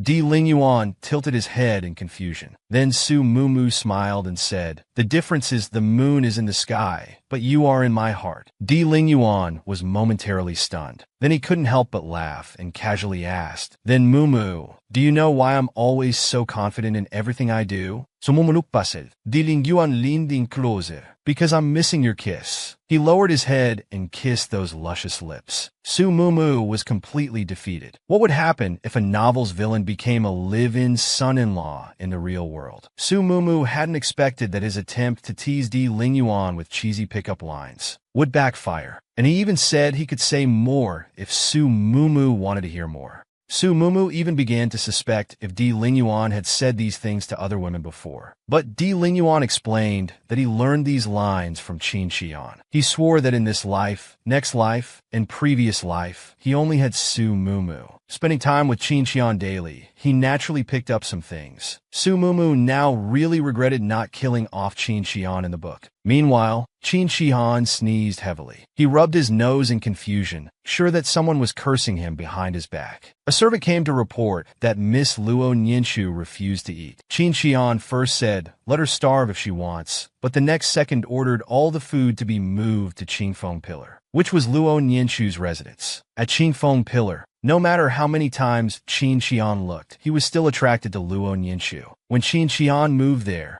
Luo Nianshu lost interest in viewing the scenery and turned to leave. Qin Shihan immediately used his status as her savior to intimidate her. Hearing this, Luo Nianshu became furious, lifted her skirt, showing him the chains on her ankles. "If this is what you call saving me, then I really must thank you." Qin Shihan's face darkened. Using his fan to lift her chin, he coldly said, "Your father killed my entire family. Sparing your life is already merciful, letting you live well in the Qin mansion. If this isn't being your savior, what is? I finally found a bird that suits my taste. Of course, I'll do my best to keep it by my side." Luo Nianshu disgustedly pulled her hand away from Qin Shihan's grasp. But Qin Shihan suddenly wrapped his arms around her slender waist. "You seem to have lost weight lately. You need to eat more." Then, Qin Shihan ordered the servants to bring up the food. Seeing Luo Nianshu still resisting, he used her father's last words to threaten her into compliance. Luo Nianshu took out the white cloth that Xing Jihan had given her during their last lake outing. "How many more times do you want to use this excuse?" She threw the cloth on the ground, indicating that she would never believe him again.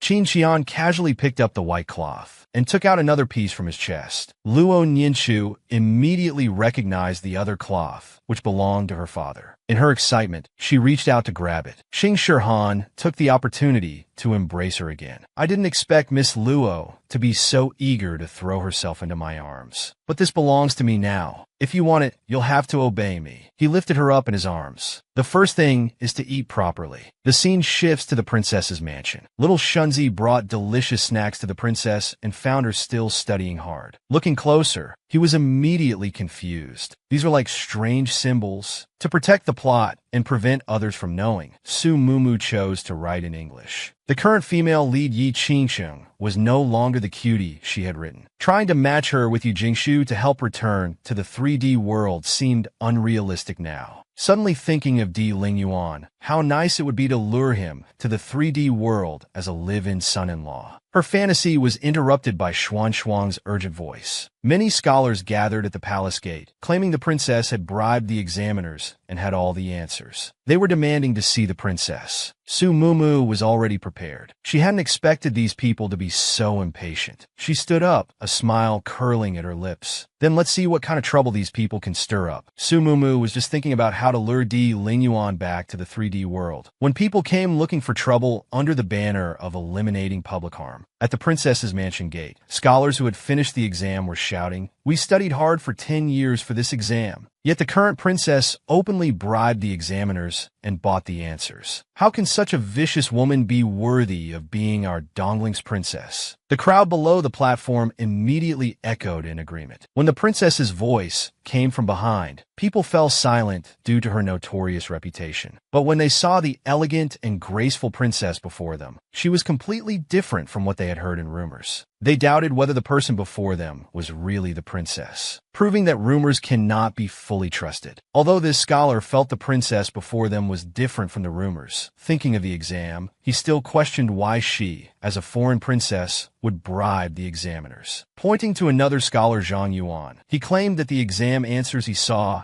at the public assembly hall today were identical to their test questions. Su Mumu smiled and retorted, "Did you see the answers yourself? Or what?" Then people started pushing responsibility onto each other. Seeing things getting out of control, the scholar stubbornly said, "Even if we didn't see it with our own eyes, it can't be fake." Su Mumu took a deep breath before speaking slowly. "I know that no matter how I explain it now, you'll all think I'm fabricating evidence. So before coming here, I reported this matter to the Imperial Court, Yujing Department, and Xingxi Chamber. Even with all my connections, I couldn't possibly collude with all three departments. Tomorrow at noon, I will accept a public trial at the Imperial Court. If you're interested, you can all come and listen. Since the princess was willing to accept a public trial, some people began to waver, but others still felt she was trying to divert attention from her guilt. Su Mumu's gaze sharpened as she looked at the troublemakers below. Furthermore, I'll state once again, even if the emperor breaks the law, he faces the same punishment as common people. Our Donglin law is not just empty words, and no one is allowed to slander it. As soon as she finished speaking, two ladies from below immediately stood up to express their trust in her. Su Mumu smiled knowingly. I won't disappoint everyone. The current princess was accused of bribing examiners to buy answers, but little did they know that with her god's perspective,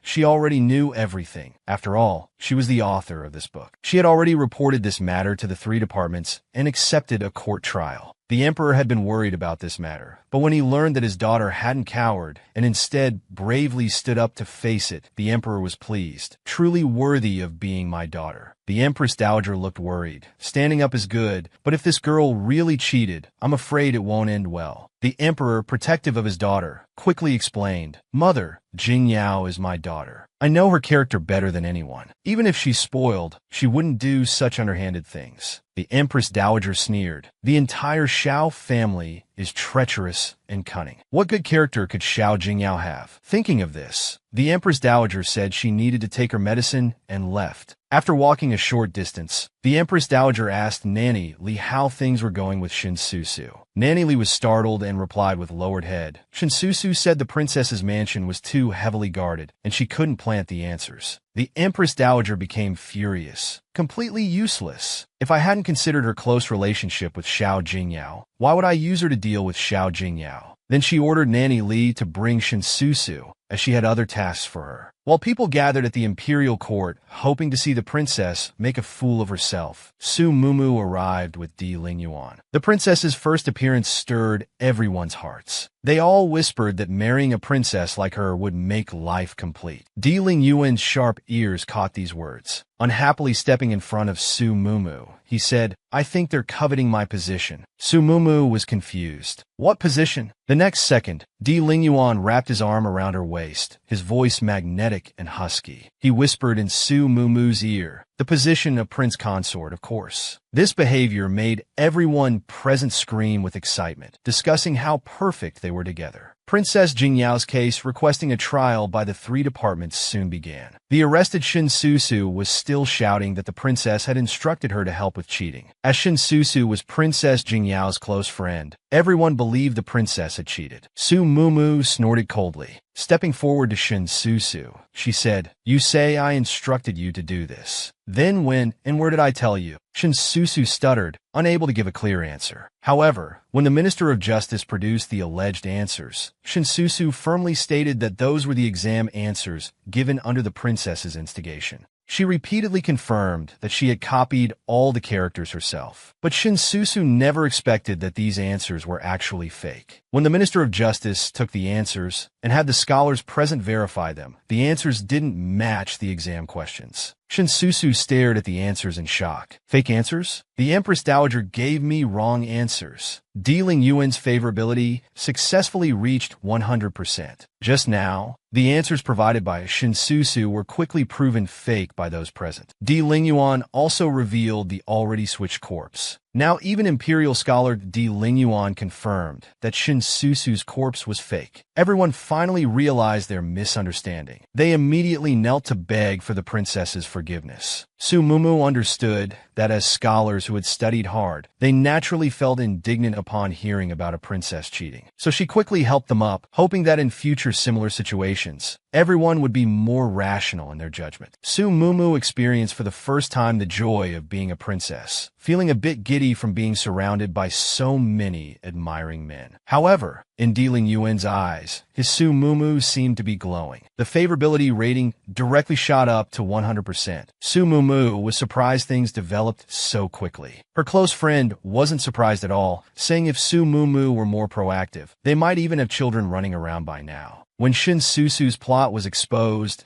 and the Minister of Justice questioned her, she immediately implicated the Empress Dowager, claiming everything was the Empress Dowager's order. But unexpectedly, the Empress Dowager had anticipated that Shin Susu would turn against her if caught. Glaring darkly at Shin Susu, she said, "Does Miss Shin know the punishment for slandering the royal family? It's execution of 9 generations. After slandering the princess, do you now dare to implicate me?" Shin Susu never expected the Empress Dowager to abandon her so completely. She tried to say more, but was interrupted by Su Mumu. "You're not even trying to make your lies believable now. I am the Empress Dowager's own granddaughter. What grandmother would harm her granddaughter?" After speaking, she easily took the Empress Dowager's arm, smiling with narrowed eyes. "Right, Empress Dowager?" Though disgusted, the Empress Dowager went along with it, confirming it was true. So naive, she probably still thinks I'm the kindest person to her in the entire palace. But what she didn't know was that Su Mumu just didn't want to expose her true nature too early. The real show was yet to come. The Empress Dowager kindly instructed to leave the rest to the Ministry of Justice and had Su Mumu escort her back to the palace. But while escorting the Empress Dowager back, they encountered the princes who had come to observe the trial. The Empress Dowager took this opportunity to return alone. As soon as Su Mumu entered the room, she saw her brothers looking at an exam paper, unable to hide their smiles. Looking closely, it was actually her own exam paper. This was unacceptable. She immediately tried to grab it. The Crown Prince teased her about how ugly her handwriting was, unable to reach it due to her height. Just then, a pair of large hands lifted her by the waist. Su Mumu took advantage of this to snatch back her exam paper. The fourth prince didn't dare continue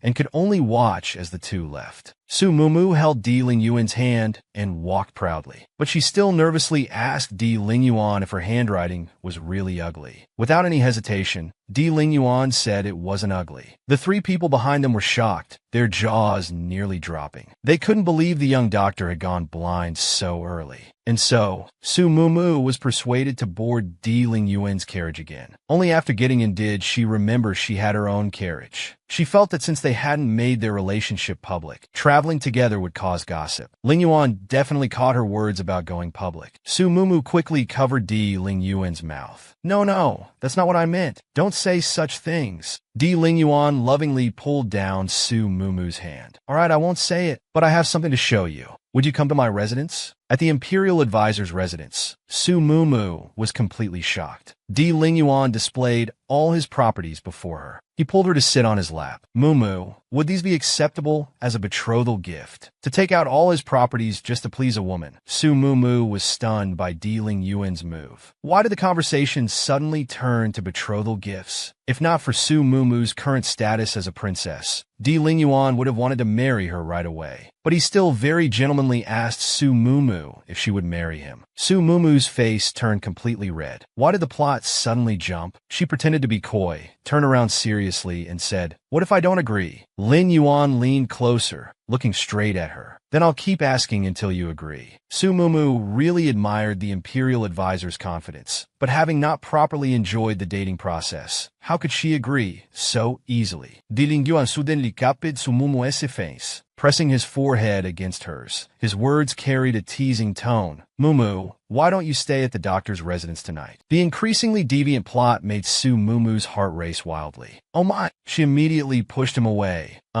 Wouldn't it be inappropriate for me to sleep in your bed, as the Imperial uncle suggested?" Di Lingyuan's expression seemed to say, "What's wrong with sleeping in my bed? It's not like we haven't before." Su Mumu recalled the scene when Di Lingyuan was drunk and felt speechless, awkwardly scratching her cheek. "That's different. Last time was because of the music." Somehow Di Lingyuan interpreted Su Mumu's words differently and became even more excited. "So Mumu means as long as there's music, we can sleep together?" Su Mumu was completely exasperated. What kind of enterprise-level understanding was this? Only after teasing her until she was embarrassed did Di Lingyuan offer to send her back if she wanted to leave. Su Mumu immediately stood up, saying she could return by herself. Walking out of the Imperial Advisor's residence, Su Mumu's face began to flush again, thinking about Di Lingyuan's words. At this moment, Xiao Shunzi suddenly spoke up, saying the Ministry of Rights had sent someone to ask if she had decided which department she wanted to work in. All royal family members who passed the examination needed to choose a department to work in, and could only receive their title after 2 years. Seeing her hesitation, Her close friend suggested she could choose to work at the Criminal Investigation Bureau, taking over the female lead Yi Qingqing's career path. This way, the case-solving plot that raised the three-dimensional hatred rate in the original text would also appear. Thinking of this, Su Mumu gave Chiyu a big slap. If it weren't for that stupid hatred rate, she wouldn't have jumped into the book she wrote. After venting her frustrations at Chiyu, Su Mumu calmly prepared to go to the Civil Affairs Bureau. However, she unexpectedly triggered a side quest. Different choices made by Su Mumu would naturally lead to different story branches. Su Mumu seemed to realize something incredible. The entire plot was now developing based on her choices. Her roommate immediately covered her mouth, afraid of revealing any more secrets. At this moment, Su Mumu noticed several people in the distance. Li Fenghan was walking gracefully towards two people. Just as she was curious, the subplot to save Li Fenghan triggered. Su Mumu thought it would be a shame for such a beauty to die on the way to a political marriage. She directly called out to stop him. The Northern Ling envoys have their own guide. What business does a noble princess have here? Li Fenghan cleared his throat, indicating it's best not to meddle in beautiful girls' affairs. The prison guard hurriedly stepped forward to introduce Su Mumu to the Northern Ling's second prince. Su Mumu politely told the honored guest not to stand on ceremony. She then noticed Li Fenghan looking at the Northern Ling envoy with lustful eyes. Su Mumu went up and pinched his waist. This immediately snapped Li Fenghan back to reality. Su Mumu pointed at her mouth corner, gesturing him to wipe his drool. As Li Fenghan hurriedly turned away, Su Mumu quickly dispatched the Imperial Guard to escort the envoys. The Imperial Guard wanted to say something, but held back under Su Mumu's distant gaze. Li Fenghan watched the envoy's retreating figure. He turned to accuse Su Mumu, saying blocking someone's romance is like taking their life. To complete the mission, Su Mumu described Northern Ling as a desolate place. Li Fenghan immediately had second thoughts. Then, crossing his arms, he said, "How could I marry away before seeing you end up alone?" Su Mumu looked at Li Fenghan smugly, saying, "You'll be disappointed then." Li Fenghan became excited. "You really got the Imperial advisor?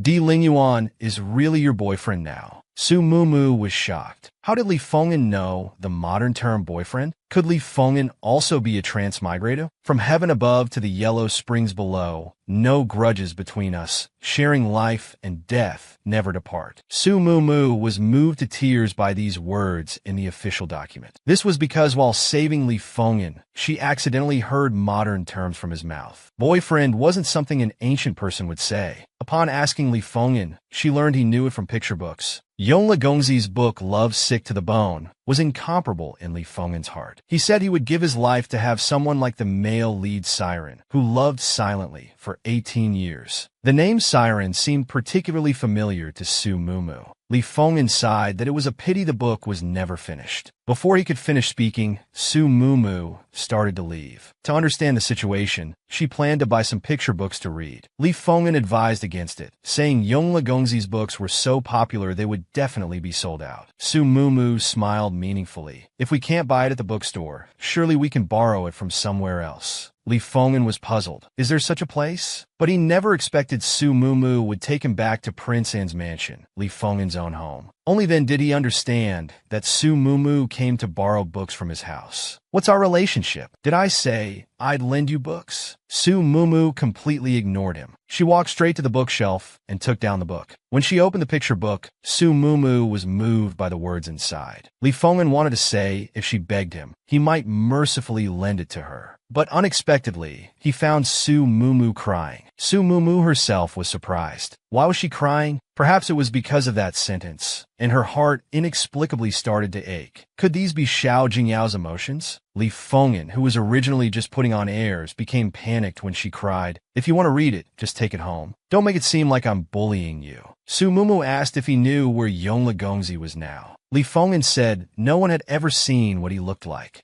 However, they could inquire at Jixin Hall, where he sells his books. When Su Mumu went there, she was told that Yongle Gongzi only comes on the 15th of each month. Xiao Shunzi volunteered to help investigate, but Su Mumu wasn't in a hurry. Those meant to be met would be met eventually. Just as she was about to get in the carriage, she was attracted by commotion nearby. A scholar from Ingtian Academy seemed to be in an argument. Princess Meiling, Tajuona, was forcibly seizing a handsome man in public. Being noticed by this princess, princess is your fortune. How dare you resist? Forcibly seizing East Ling's citizens in broad daylight is punishable by the law court. Tajuona showed no intention of letting go. Are you threatening me? In East Ling, even the emperor is subject to the same laws as common people. Then Su Mumu ordered Xiao Shunzi to take action. Without any courtesy, they were about to send her to the law court. Tajuona couldn't believe they dared to act against her, a northern Ling princess. Seeing his princess frowning, Xiao Shunzi quickly covered Tajuona's mouth. Days later in Baoha Hall, the Northern Ling delegation attended the East Ling Emperor's invitation. The Northern Ling prince was still scolding Tajuona on the way. You cause trouble as soon as you arrive. If the East Ling Emperor hadn't invited us Northern Ling envoys today, I wouldn't have gone to the law court to bail you out. Just as she complained to her brother about catching that masked woman, they entered the hall and saw Su Mumu. This is like finding what you sought everywhere right in front of you.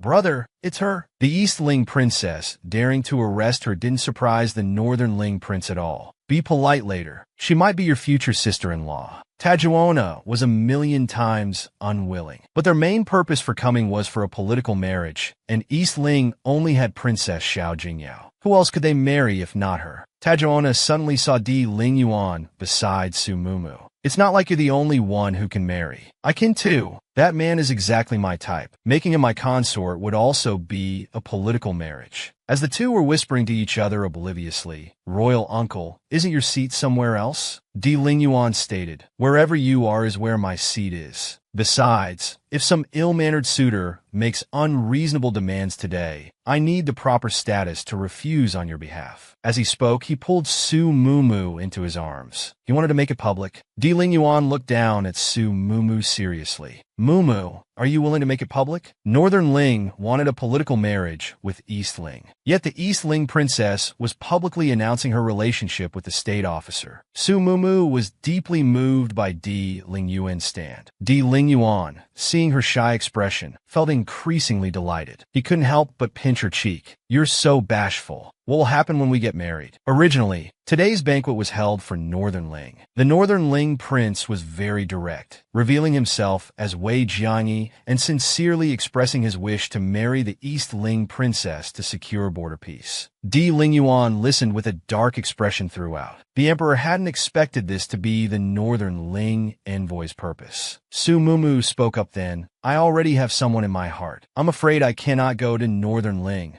Her words hit the emperor like a hammer. My Yaya actually has someone she likes? Which little rascal is it? He then awkwardly looked at the Northern Ling delegation. Although East Ling wishes to improve relations with Northern Ling, this marriage matter needs further consideration. Tajuona said it wasn't a big problem. If not her, we can choose someone else. Your country's state officer seems good. Di Lingyuan casually replied, though I'm unmarried, I already have someone in my heart. That night, Tajuona mockingly said, is this East Ling's attitude toward peace? One after another claiming they have someone in their hearts. This is pure disrespect toward Northern Ling. The Northern Ling prince quickly stopped her dangerous words. At this moment, Di Lingyuan grabbed Su Mumu's hand. I think Princess Tajuona has misunderstood. Jingyao and I aren't making excuses. We are truly in love. Yeah, actually likes the Di Lingyuan boy. Though he's not bad, he still seems unworthy of our Yaya. Although throughout history, peace has mostly been achieved through marriage, there are other ways. Open trade can also ensure 100 years of stability. The matter was temporarily settled, and the emperor took the lead in raising a toast. As Su Mumu was about to raise her cup, Di Lingyuan stopped her. The fruit wine is cold. Let's warm it first. If I remember correctly, Mumu should be having her monthly soon. A grown man remembering it more clearly than her. It was too much. In her panic, she accidentally knocked over the cup. Su Mumu hurriedly steadied herself, already tipsy from a few drinks. When Di Lingyuan tried to take her cup, she directly roared at him like a dragon.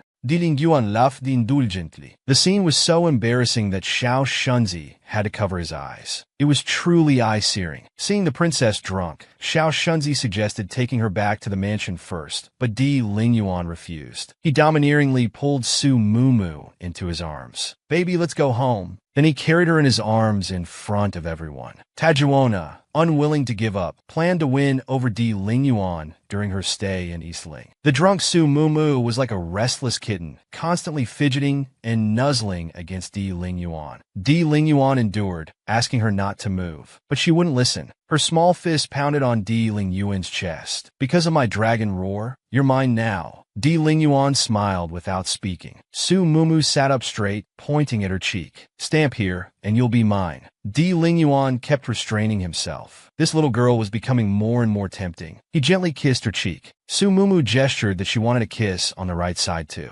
Di Lingyuan complied, but Su Mumu was still unsatisfied. She stared intently at Di Lingyuan. Royal uncle, kiss my lips too. Such initiative and passion. Anyone will want to be a beast at this point. A domineering yet passionate kiss fell fiercely and urgently on Su Mumu's lips. Mumu, you're really going to be the death of me. A woman forcing herself to sleep with a man while drunk. Even in her dreams, she kept thinking about his 8-pack abs. Her calling him Yuan Gij gave him goosebumps even in his sleep. He pinched himself, felt the pain, and was absolutely certain last night was just a dream. But when he turned around, the sensation under his hand truly shocked him. So big, so hard, so warm. When he saw Di Lingyuan and realized he was touching him all over, Su Mumu quickly retreated. Damn, who am I? Where am I? Must be because I slept in the wrong position. Di Lingyuan reached out and pulled her into his embrace. Good morning, darling. Su Mumu awkwardly stammered. Good morning, royal uncle. Didingen selip skurlid meaningfully. Rather than royal uncle, I prefer hearing you call me Yuan Gij. It's not scary when people get drunk and black out. What's scary is when they wake up and someone helps you remember everything. Who understands this pain?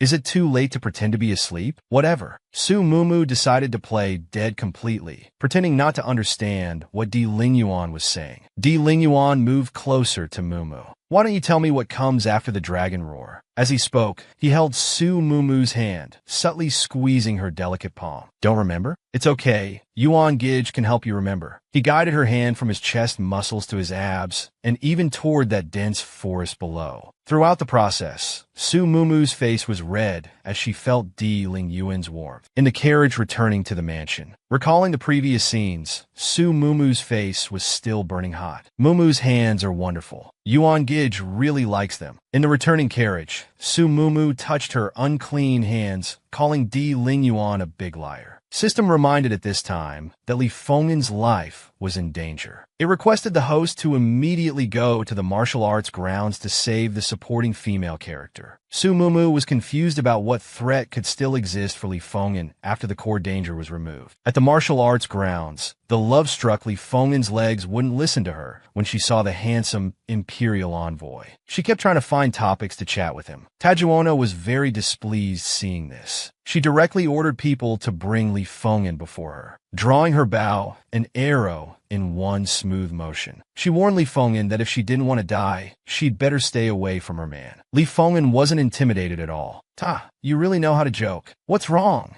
I heard Lord Quanqing has rejected you many times. Struck at her weak point, Tajuona raised her hand to strike without thinking. Unexpectedly, Su Mumu caught her wrist. Princess Miling really treats Dongling like her own home. Tajuona angrily yanked her wrist free. Mind your own business. Fortunately, her maid came forward to remind the princess about urgent matters, saying the prince's words shouldn't cause more trouble. Though Tajuona listened, she still made a proposal to Su Mumu, suggesting an archery competition as a condition. If she won, she'd promise not to trouble Li Fenghan. Su Mumu agreed without hesitation, but Tajuona interrupted her. What's the rush? I haven't finished. If you lose, not only will I deal with that woman, I'll also take your national advisor. How about it? Do you dare to bet? Su Mumu snorted coldly. Wanting my man? Know your place. Can you handle him? I'll compete with you, but on one condition. I set the terms. Using 10 straw targets. We shoot simultaneously. Hitting the bullseye counts for speed. Whoever hits more wins. If I win, you promise to leave Li Fenghan alone. If I lose, I'll willingly apologize to you. Tajuona was very confident and agreed without hesitation. However, she had no intention of giving up on Di Lingyuan. Tajuona quickly mounted her horse to prepare. Xiaoshunzi brought the horse to Su Mumu. Li Fenghan was very worried since it had been 3 years since Su Mumu last rode a horse. Su Mumu looked amusedly at the worried Li Fenghan. So worried about me? Have you fallen for me? Li Fenghan quickly explained. If I wasn't worried about you embarrassing dongling, I wouldn't say anything. Su Mumu grabbed the saddle with one hand. She mounted the horse in a very cool manner. Zhio captured this handsome moment. What Papa is mighty. Then Su Mumu gave Li Fenghan a reassuring look. Don't worry. When have you ever seen me apologize? As expected of the grassland princess, Tajuana shot 10 arrows, hitting 9 targets. Now it was Su Mumu's turn. She took her stance, drew the bow, and knocked an arrow.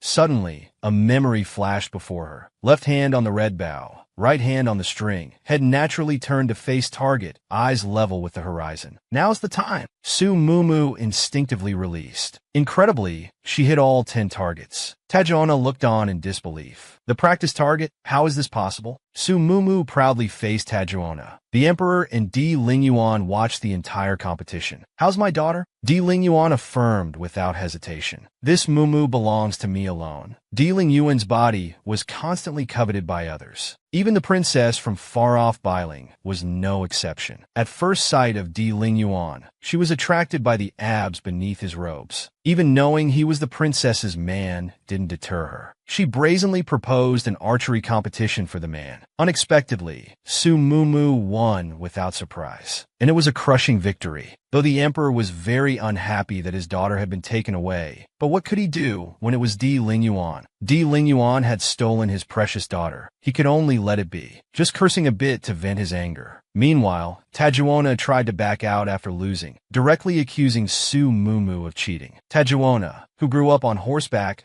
was defeated by Su Mumu, who grew up in the palace. Well, perhaps it was just natural talent. Tajuana was furious. It's just one victory, nothing to be proud of. Next time I'll show you. With the competition over, Su Mumu's mission to save the supporting character Li Fenghan was complete. The reward was gaining a sister, Li Fenghan herself. Before Su Mumu could react, Li Fenghan gave her a big bear hug. Ah, I knew you would win. You're the best. This move nearly killed Su Mumu. Could you hug a bit more gently? Li Fenghan finally released Su Mumu. Sorry, it's my first time meeting a female hero. I got excited. Then she shyly thanked Su Mumu. Really, thank you for just now. But Su Mumu said she would have helped anyone being bullied. Li Fenghan was hurt hearing this. Whether I thank you or not is my business. What does it have to do with you, you heartless woman? Su Mumu was speechless but still helplessly went to wipe her tears. I didn't bully you. Why are you crying? The two hadn't spoken since childhood because of a clothing incident. Now Li Fenghan was making the first move, but Su Mumu seemed ungrateful, like someone who forgets kindness after getting what they want. Seeing Li Fenghan was truly hurt, Su Mumu began explaining the delicate situation. Two people with different positions shouldn't be too close, as it could invite danger. This potential danger was something Su Mumu couldn't explain clearly now. She instructed Li Fenghan that if the Empress Dowager asked about today's events, to say Su Mumu was showing off to embarrass Li Fenghan. She specifically told Li Fenghan to leave while grumbling and complaining. Li Fenghan still didn't understand. Su Mumu had no time to explain. Since they shouldn't leave together, she told Li Fenghan to have another cup of tea before leaving. At this moment, Li Fenghan couldn't imagine that Su Mumu's actions would later save her life. Just after walking a short distance, Su Mumu met Di Lingyuan, who was waiting for her. Without explanation, he covered her eyes with a silk scarf. I have a gift for you. Let's keep some mystery first. Only then did Su Mumu obediently stop struggling. The sudden feeling of being lifted startled Su Mumu as Di Lingyuan picked her up in his arms. He proudly whispered in Su Mumu's ear, carrying my wife home. The beauty platform that once imprisoned the female, lead Yi Qingsheng, Di Lingyuan gave it to Su Mumu as a gift. To make her happy, Di Lingyuan had filled it with peach blossoms. When Di Lingyuan carefully removed the cloth, Su Mumu had already smelled the refreshing fragrance. When she saw the pink sky, her surprise didn't diminish at all. This is a gift for you.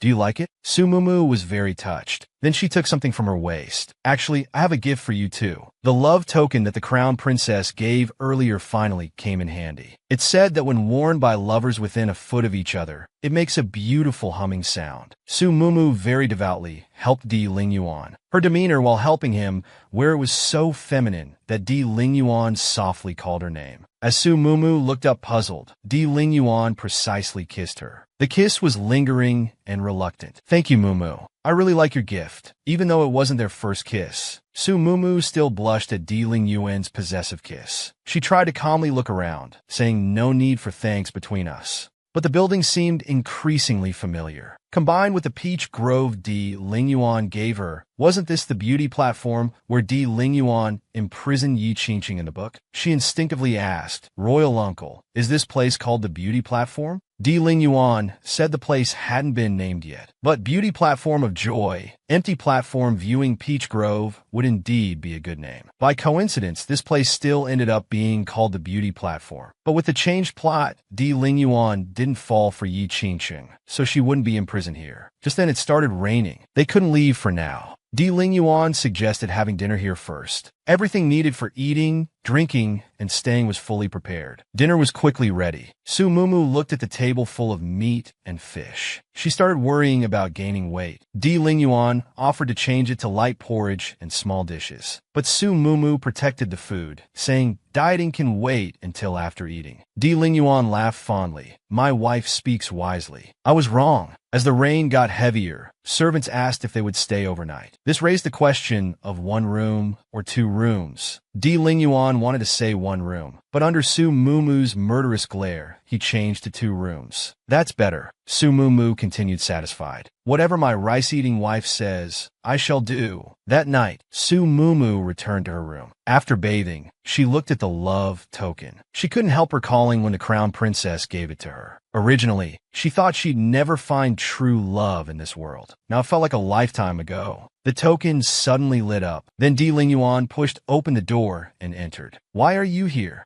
Di Lingyuan embraced her waist. I agreed to book 2 rooms, but I never said we'd use 2 rooms. The next morning, Li Fenghan was summoned early by the Empress Dowager. As Su Mumu predicted, the Empress Dowager was very enthusiastic upon seeing Li Fenghan. She even prepared pastries that Li Fenghan liked. She was about to eat, but as Su Mumu predicted, the Empress Dowager asked about the competition that day. Everything was just as Su Mumu predicted. Li Fenghan spoke according to Su Mumu's instructions, expressing that she and Princess Jingyao were like water and fire. She even begged the Empress Dowager to help her punish Princess Jingyao. The Empress Dowager was delighted and told Li Fenghan to go back and wait for good news. After Li Fenghan left, the Empress Dowager continued discussing with her maid. They planned to have a palace made drug the northern prince on the emperor's birthday. They would then leave Li Fenghan there. When discovered, their arranged person would insist Princess Jingyao was behind it, then commit suicide leaving no witnesses. They even switched Princess Jingyao's gift for the emperor with the Empress Dowager's. Unknown to them, Li Fenghan hadn't left and heard their entire plan clearly. She realized she was just a pawn in the Empress Dowager's plot against Princess Jingyao. She planned to inform the princess quickly. Meanwhile, Su Mumu's steps revealed her anger. She had insisted on sleeping separately, but when Di Lingyuan shamelessly came to her room at midnight, she ended up clinging to him like an octopus. Embarrassed and angry, she gave Qiyu 2 big slaps. Then she suddenly mentioned to her friend, during the archery competition, I seem to see Xiao Jingyao's memories. Do you know the man teaching him archery? Xiao covered her mouth. The current Empress Dowager lives only to destroy her granddaughter. She's plotting again to eliminate her granddaughter. Xiao Jingyao's Empress Dowager would even use her son's birthday banquet, not only planning to drug the northern prince, but also planning to send Li Fenghan to his bed, then claim Princess Jingyao was behind it all. When Li Fenghan learned of this, she secretly sent word to Su Mumu. It wasn't in vain saving her. Su Mumu asked if the messenger Xiaoxi was still there. She had Xia Shunzi tell Xiaoxi to take a message back to Li Fenghan. As for what was said, that's VIP content only. Then she had Xia Shunzi bring her unfinished embroidery to continue working on it. Su Mumu seriously embroidering. He didn't rush forward for affection. Instead, he stood still, quietly admiring his wife's beauty. Her hair fell across her face. Di Lingyuan gently tucked it behind her ear. Royal uncle, why are you here? Su Mumu knew the emperor's gift had already been switched by the Empress Dowager. As the author of this book, she naturally knew this. So despite the Empress Dowager, she prepared another gift separately, the embroidery she was working on now. After listening for a while, Di Lingyuan suddenly asked, "Does Mumu know my birthday?" As the creator, she had forgotten the setting for Di Lingyuan's birthday, let alone the system friend. At this moment, the system's incompetence was fully revealed. To change the subject, Su Mumu asked if he knew her birthday instead. Unexpectedly, Di Lingyuan knew it immediately. More surprisingly, the original Xiao Jingyao's birthday was the same as her real-world birthday, the 9th day of the 6th month. Because Su Mumu didn't say Di Lingyuan's birthday, she received a passionate kiss from him. Her shyness showed through her ears, melting his heart. At the emperor's birthday banquet several days later, the northern prince presented his gift first, since Su Mumu hadn't specified what the northern tribute was when writing the book. In her eyes now, that thing was just a blur of pixels. But in others' eyes, the pixels automatically made sense. Santana, no,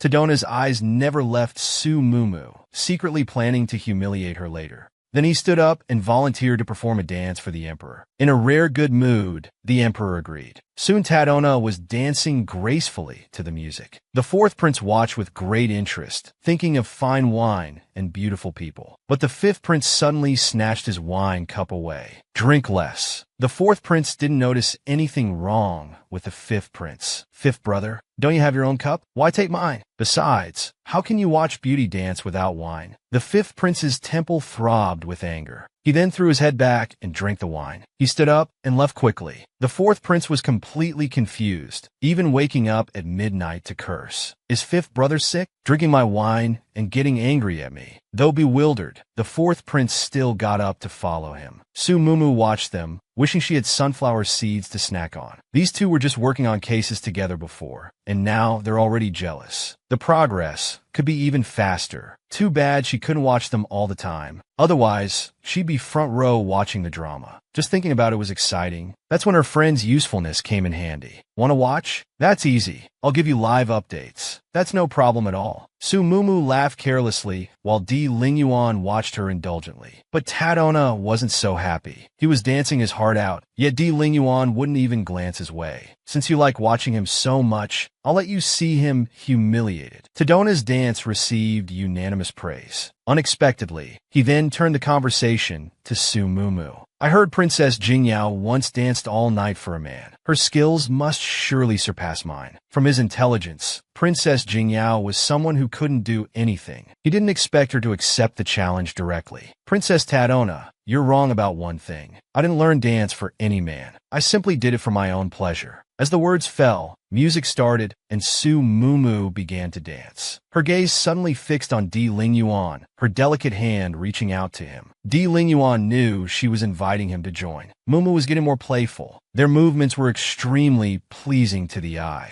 Su Mumu even found time to give Tadona a provocative look. Di Lingyuan caught this little interlude. "So Mumu is using me as a tool." Su Mumu withdrew her gaze. "Royal uncle, don't overthink it." Di Lingyuan's hand on her waist tightened. "Mumu knows how to provoke me." The fire spirit princess danced at the emperor's birthday banquet. The emperor was so pleased that he directly arranged their marriage with Di Lingyuan, announcing the wedding would be held after 3 months. The princess volunteered to dance as a birthday blessing for the emperor. Due to discord with the local princess, finding a wife became unpleasant. He proposed a martial arts competition. Unexpectedly, he was publicly humiliated. As Su Mumu and Di Lingyuan danced, many butterflies joined their dance. The emperor was overjoyed. Even butterflies come to matchmake. "If I don't arrange this marriage, I'd be failing the romance of nature." Su Mumu was stunned on the spot. Di Lingyuan quickly thanked the emperor. The marriage news came so suddenly that Su Mumu hadn't even processed it. Looking at Di Lingyuan in his purple robe, she imagined how stunning he'd look in red. Though thinking this, she maintained a calm exterior. First, she respectfully thanked the emperor. It was clear the emperor was very happy today. He directly declared their wedding would be on the 15th of the 8th month, 3 months later. Su Mumu thought the timeline was too tight, but Di Lingyuan couldn't wait a moment longer. The emperor's marriage arrangement disrupted the empress dowager's plans. She learned that the key figure, Lu Fengyan, was sick at home and didn't attend the banquet. As plans were repeatedly destroyed, even the prearranged theory turned into a 1,000-mile landscape embroidery. Su Mumu's work, which took months to embroider, greatly pleased the emperor. Di Lingyuan had personally witnessed its completion. Seeing their love, the emperor felt his marriage arrangement was a wise choice. Di Lingyuan vowed to make Su Mumu the most cherished person in the world. Such blatant favoritism made even Su Mumu, from another dimension, feel flustered. After the banquet, people walked out one after another. The crown princess reminisced how time flew. When she first married, Jingyao was still young, and now she was getting married. She was truly happy for her. Su Mumu thought she and the crown prince were truly a perfect match. But the crown princess's face showed worry. She once thought the same. Now it seemed just one-sided. Su Mumu was confused, wondering if something had happened between them. The crown princess wiped her eyes silently. Seeing her sadness, Su Mumu panicked, saying she'd always support the crown princess. Today was the emperor's birthday, not a day for sorrow. The crown princess expressed shame.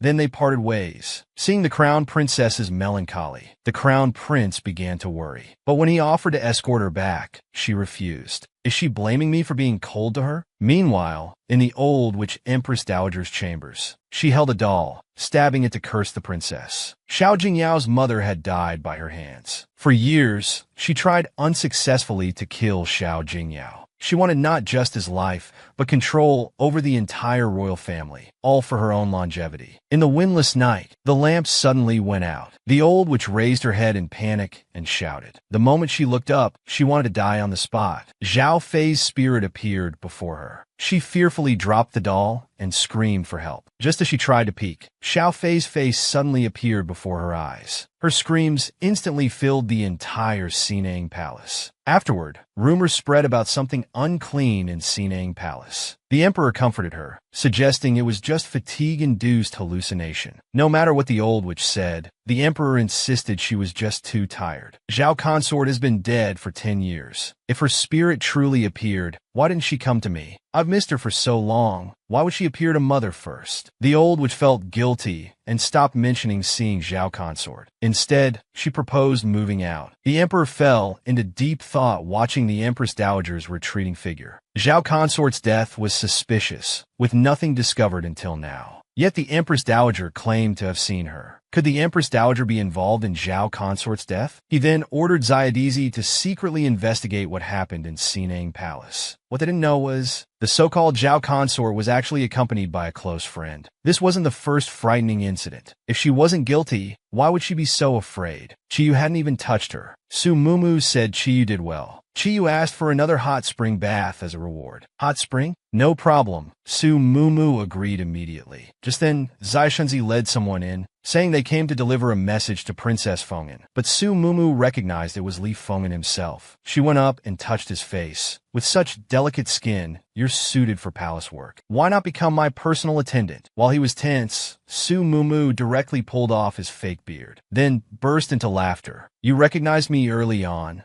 Su Mumu laughed breathlessly. You think you could fool me? I've played these tricks before. What made you dress up like this? Li Feng'an then took out a jade pendant, saying he came specially to give a gift after hearing about the emperor's marriage decree. But mainly, he wanted to ask one question. He was curious if they had been intimate. Su Mumu didn't understand at first. When Li Feng'an made it more obvious, Su Mumu's face turned completely red. Of course not. What are you thinking? Li Feng'an said Su Mumu was too young. He started giving examples like Minister Lu's second daughter, Lu Rulan. She married young Master Zhang after love at first sight, but on their wedding night discovered he was impotent. This happened because they didn't check beforehand. So my advice is you'd better try once before marriage. Otherwise, you'll be the one suffering. Su Mumu initially scoffed, but suddenly was struck by the thought. He remembered when writing this novel in the real world, his careless addition to Di Lingyuan's character setting. He had added that functional disability. Oh no, my happy life is gone. The book's antagonist male lead was actually impotent. As someone who transmigrated into the story, Su Mumu never imagined entering the book she wrote. She even fell in love with the antagonist she created. As their happiness approached, they faced a huge problem. She had originally given her book's antagonist, Di Lingyuan, that functional disability setting. Now that they were about to marry, Li Feng'an's example made him very anxious. The happiness just within reach was gone. The miserable Su Mumu almost died on the spot. Di Lingyuan arrived at that moment. He gave Li Feng'an several glances while passing by.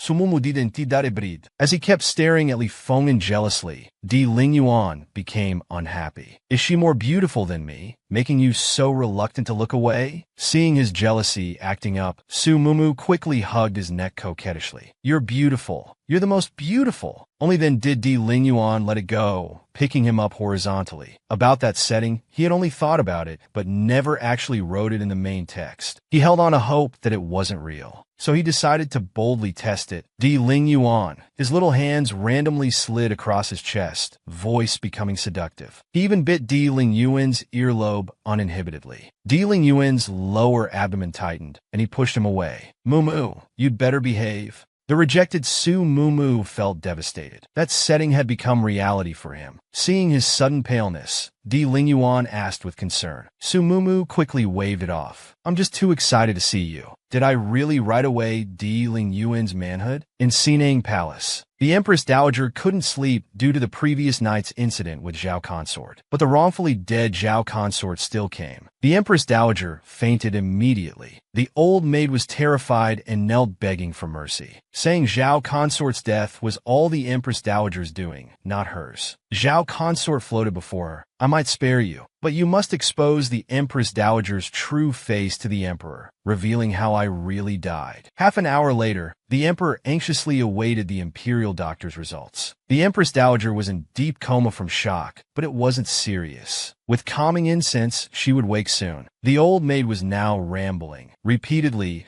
saying the Empress Dowager killed Zhao Consort and wanted to kill the princess. She became delirious from extreme shock. The Emperor ordered the doctor to keep tonight's event secret. Di Lingyuan arrived afterward, with evidence found in Nanny Li's room, an exotic poison from the western regions. He presented it to the Emperor. Long-term use of this poison would cause bleeding from 7 orifices and death by suffocation, just like Zhao Consort. No wonder they couldn't find anything back then. The Empress Dowager woke up at this moment. The Emperor approached her with the evidence in hand. Does the Empress Dowager have anything to explain? The Empress Dowager broke into cold sweat, then exhaled heavily. Would your Majesty even listen to my explanation now? The Emperor's hands trembled holding the medicine bottle. As Empress Dowager, how could you target a mere consort? What deep hatred drove you to such cruelty, putting her to death? The Empress Dowager, having nothing left to lose, roared at the Emperor. I'm cruel? Then let me ask you, do you remember how Mingzhen died? Back then, Mingzhen fell in love with him at first sight, but he fell for you instead. Rejected, Mingzhen went to the battlefield in despair. But when he returned, he was just a cold corpse. If my son Mingzhen hadn't died on the battlefield, would you be emperor now? You killed my son Mingzhen, so I must make you all pay with your lives. After hearing her outburst, the emperor shook his head and sighed. So this is what you believed. You never understood your son at all. We didn't kill Mingzhen. His desire to go to war was entirely because of you, Empress Dowager. The Empress Dowager seemed struck by lightning, her face full of disbelief. Because of me? Dear friends, hello. The Villain Minister wants to reform. The first half of this comic is now complete. Thank you for your companionship these past 6 months. I will work hard to create better comics for you all. Please continue your support. Comics usually can't continue without enough traffic. Please like more so I can update the comic to the latest chapters. Wishing you all great fortune, good luck, and good health.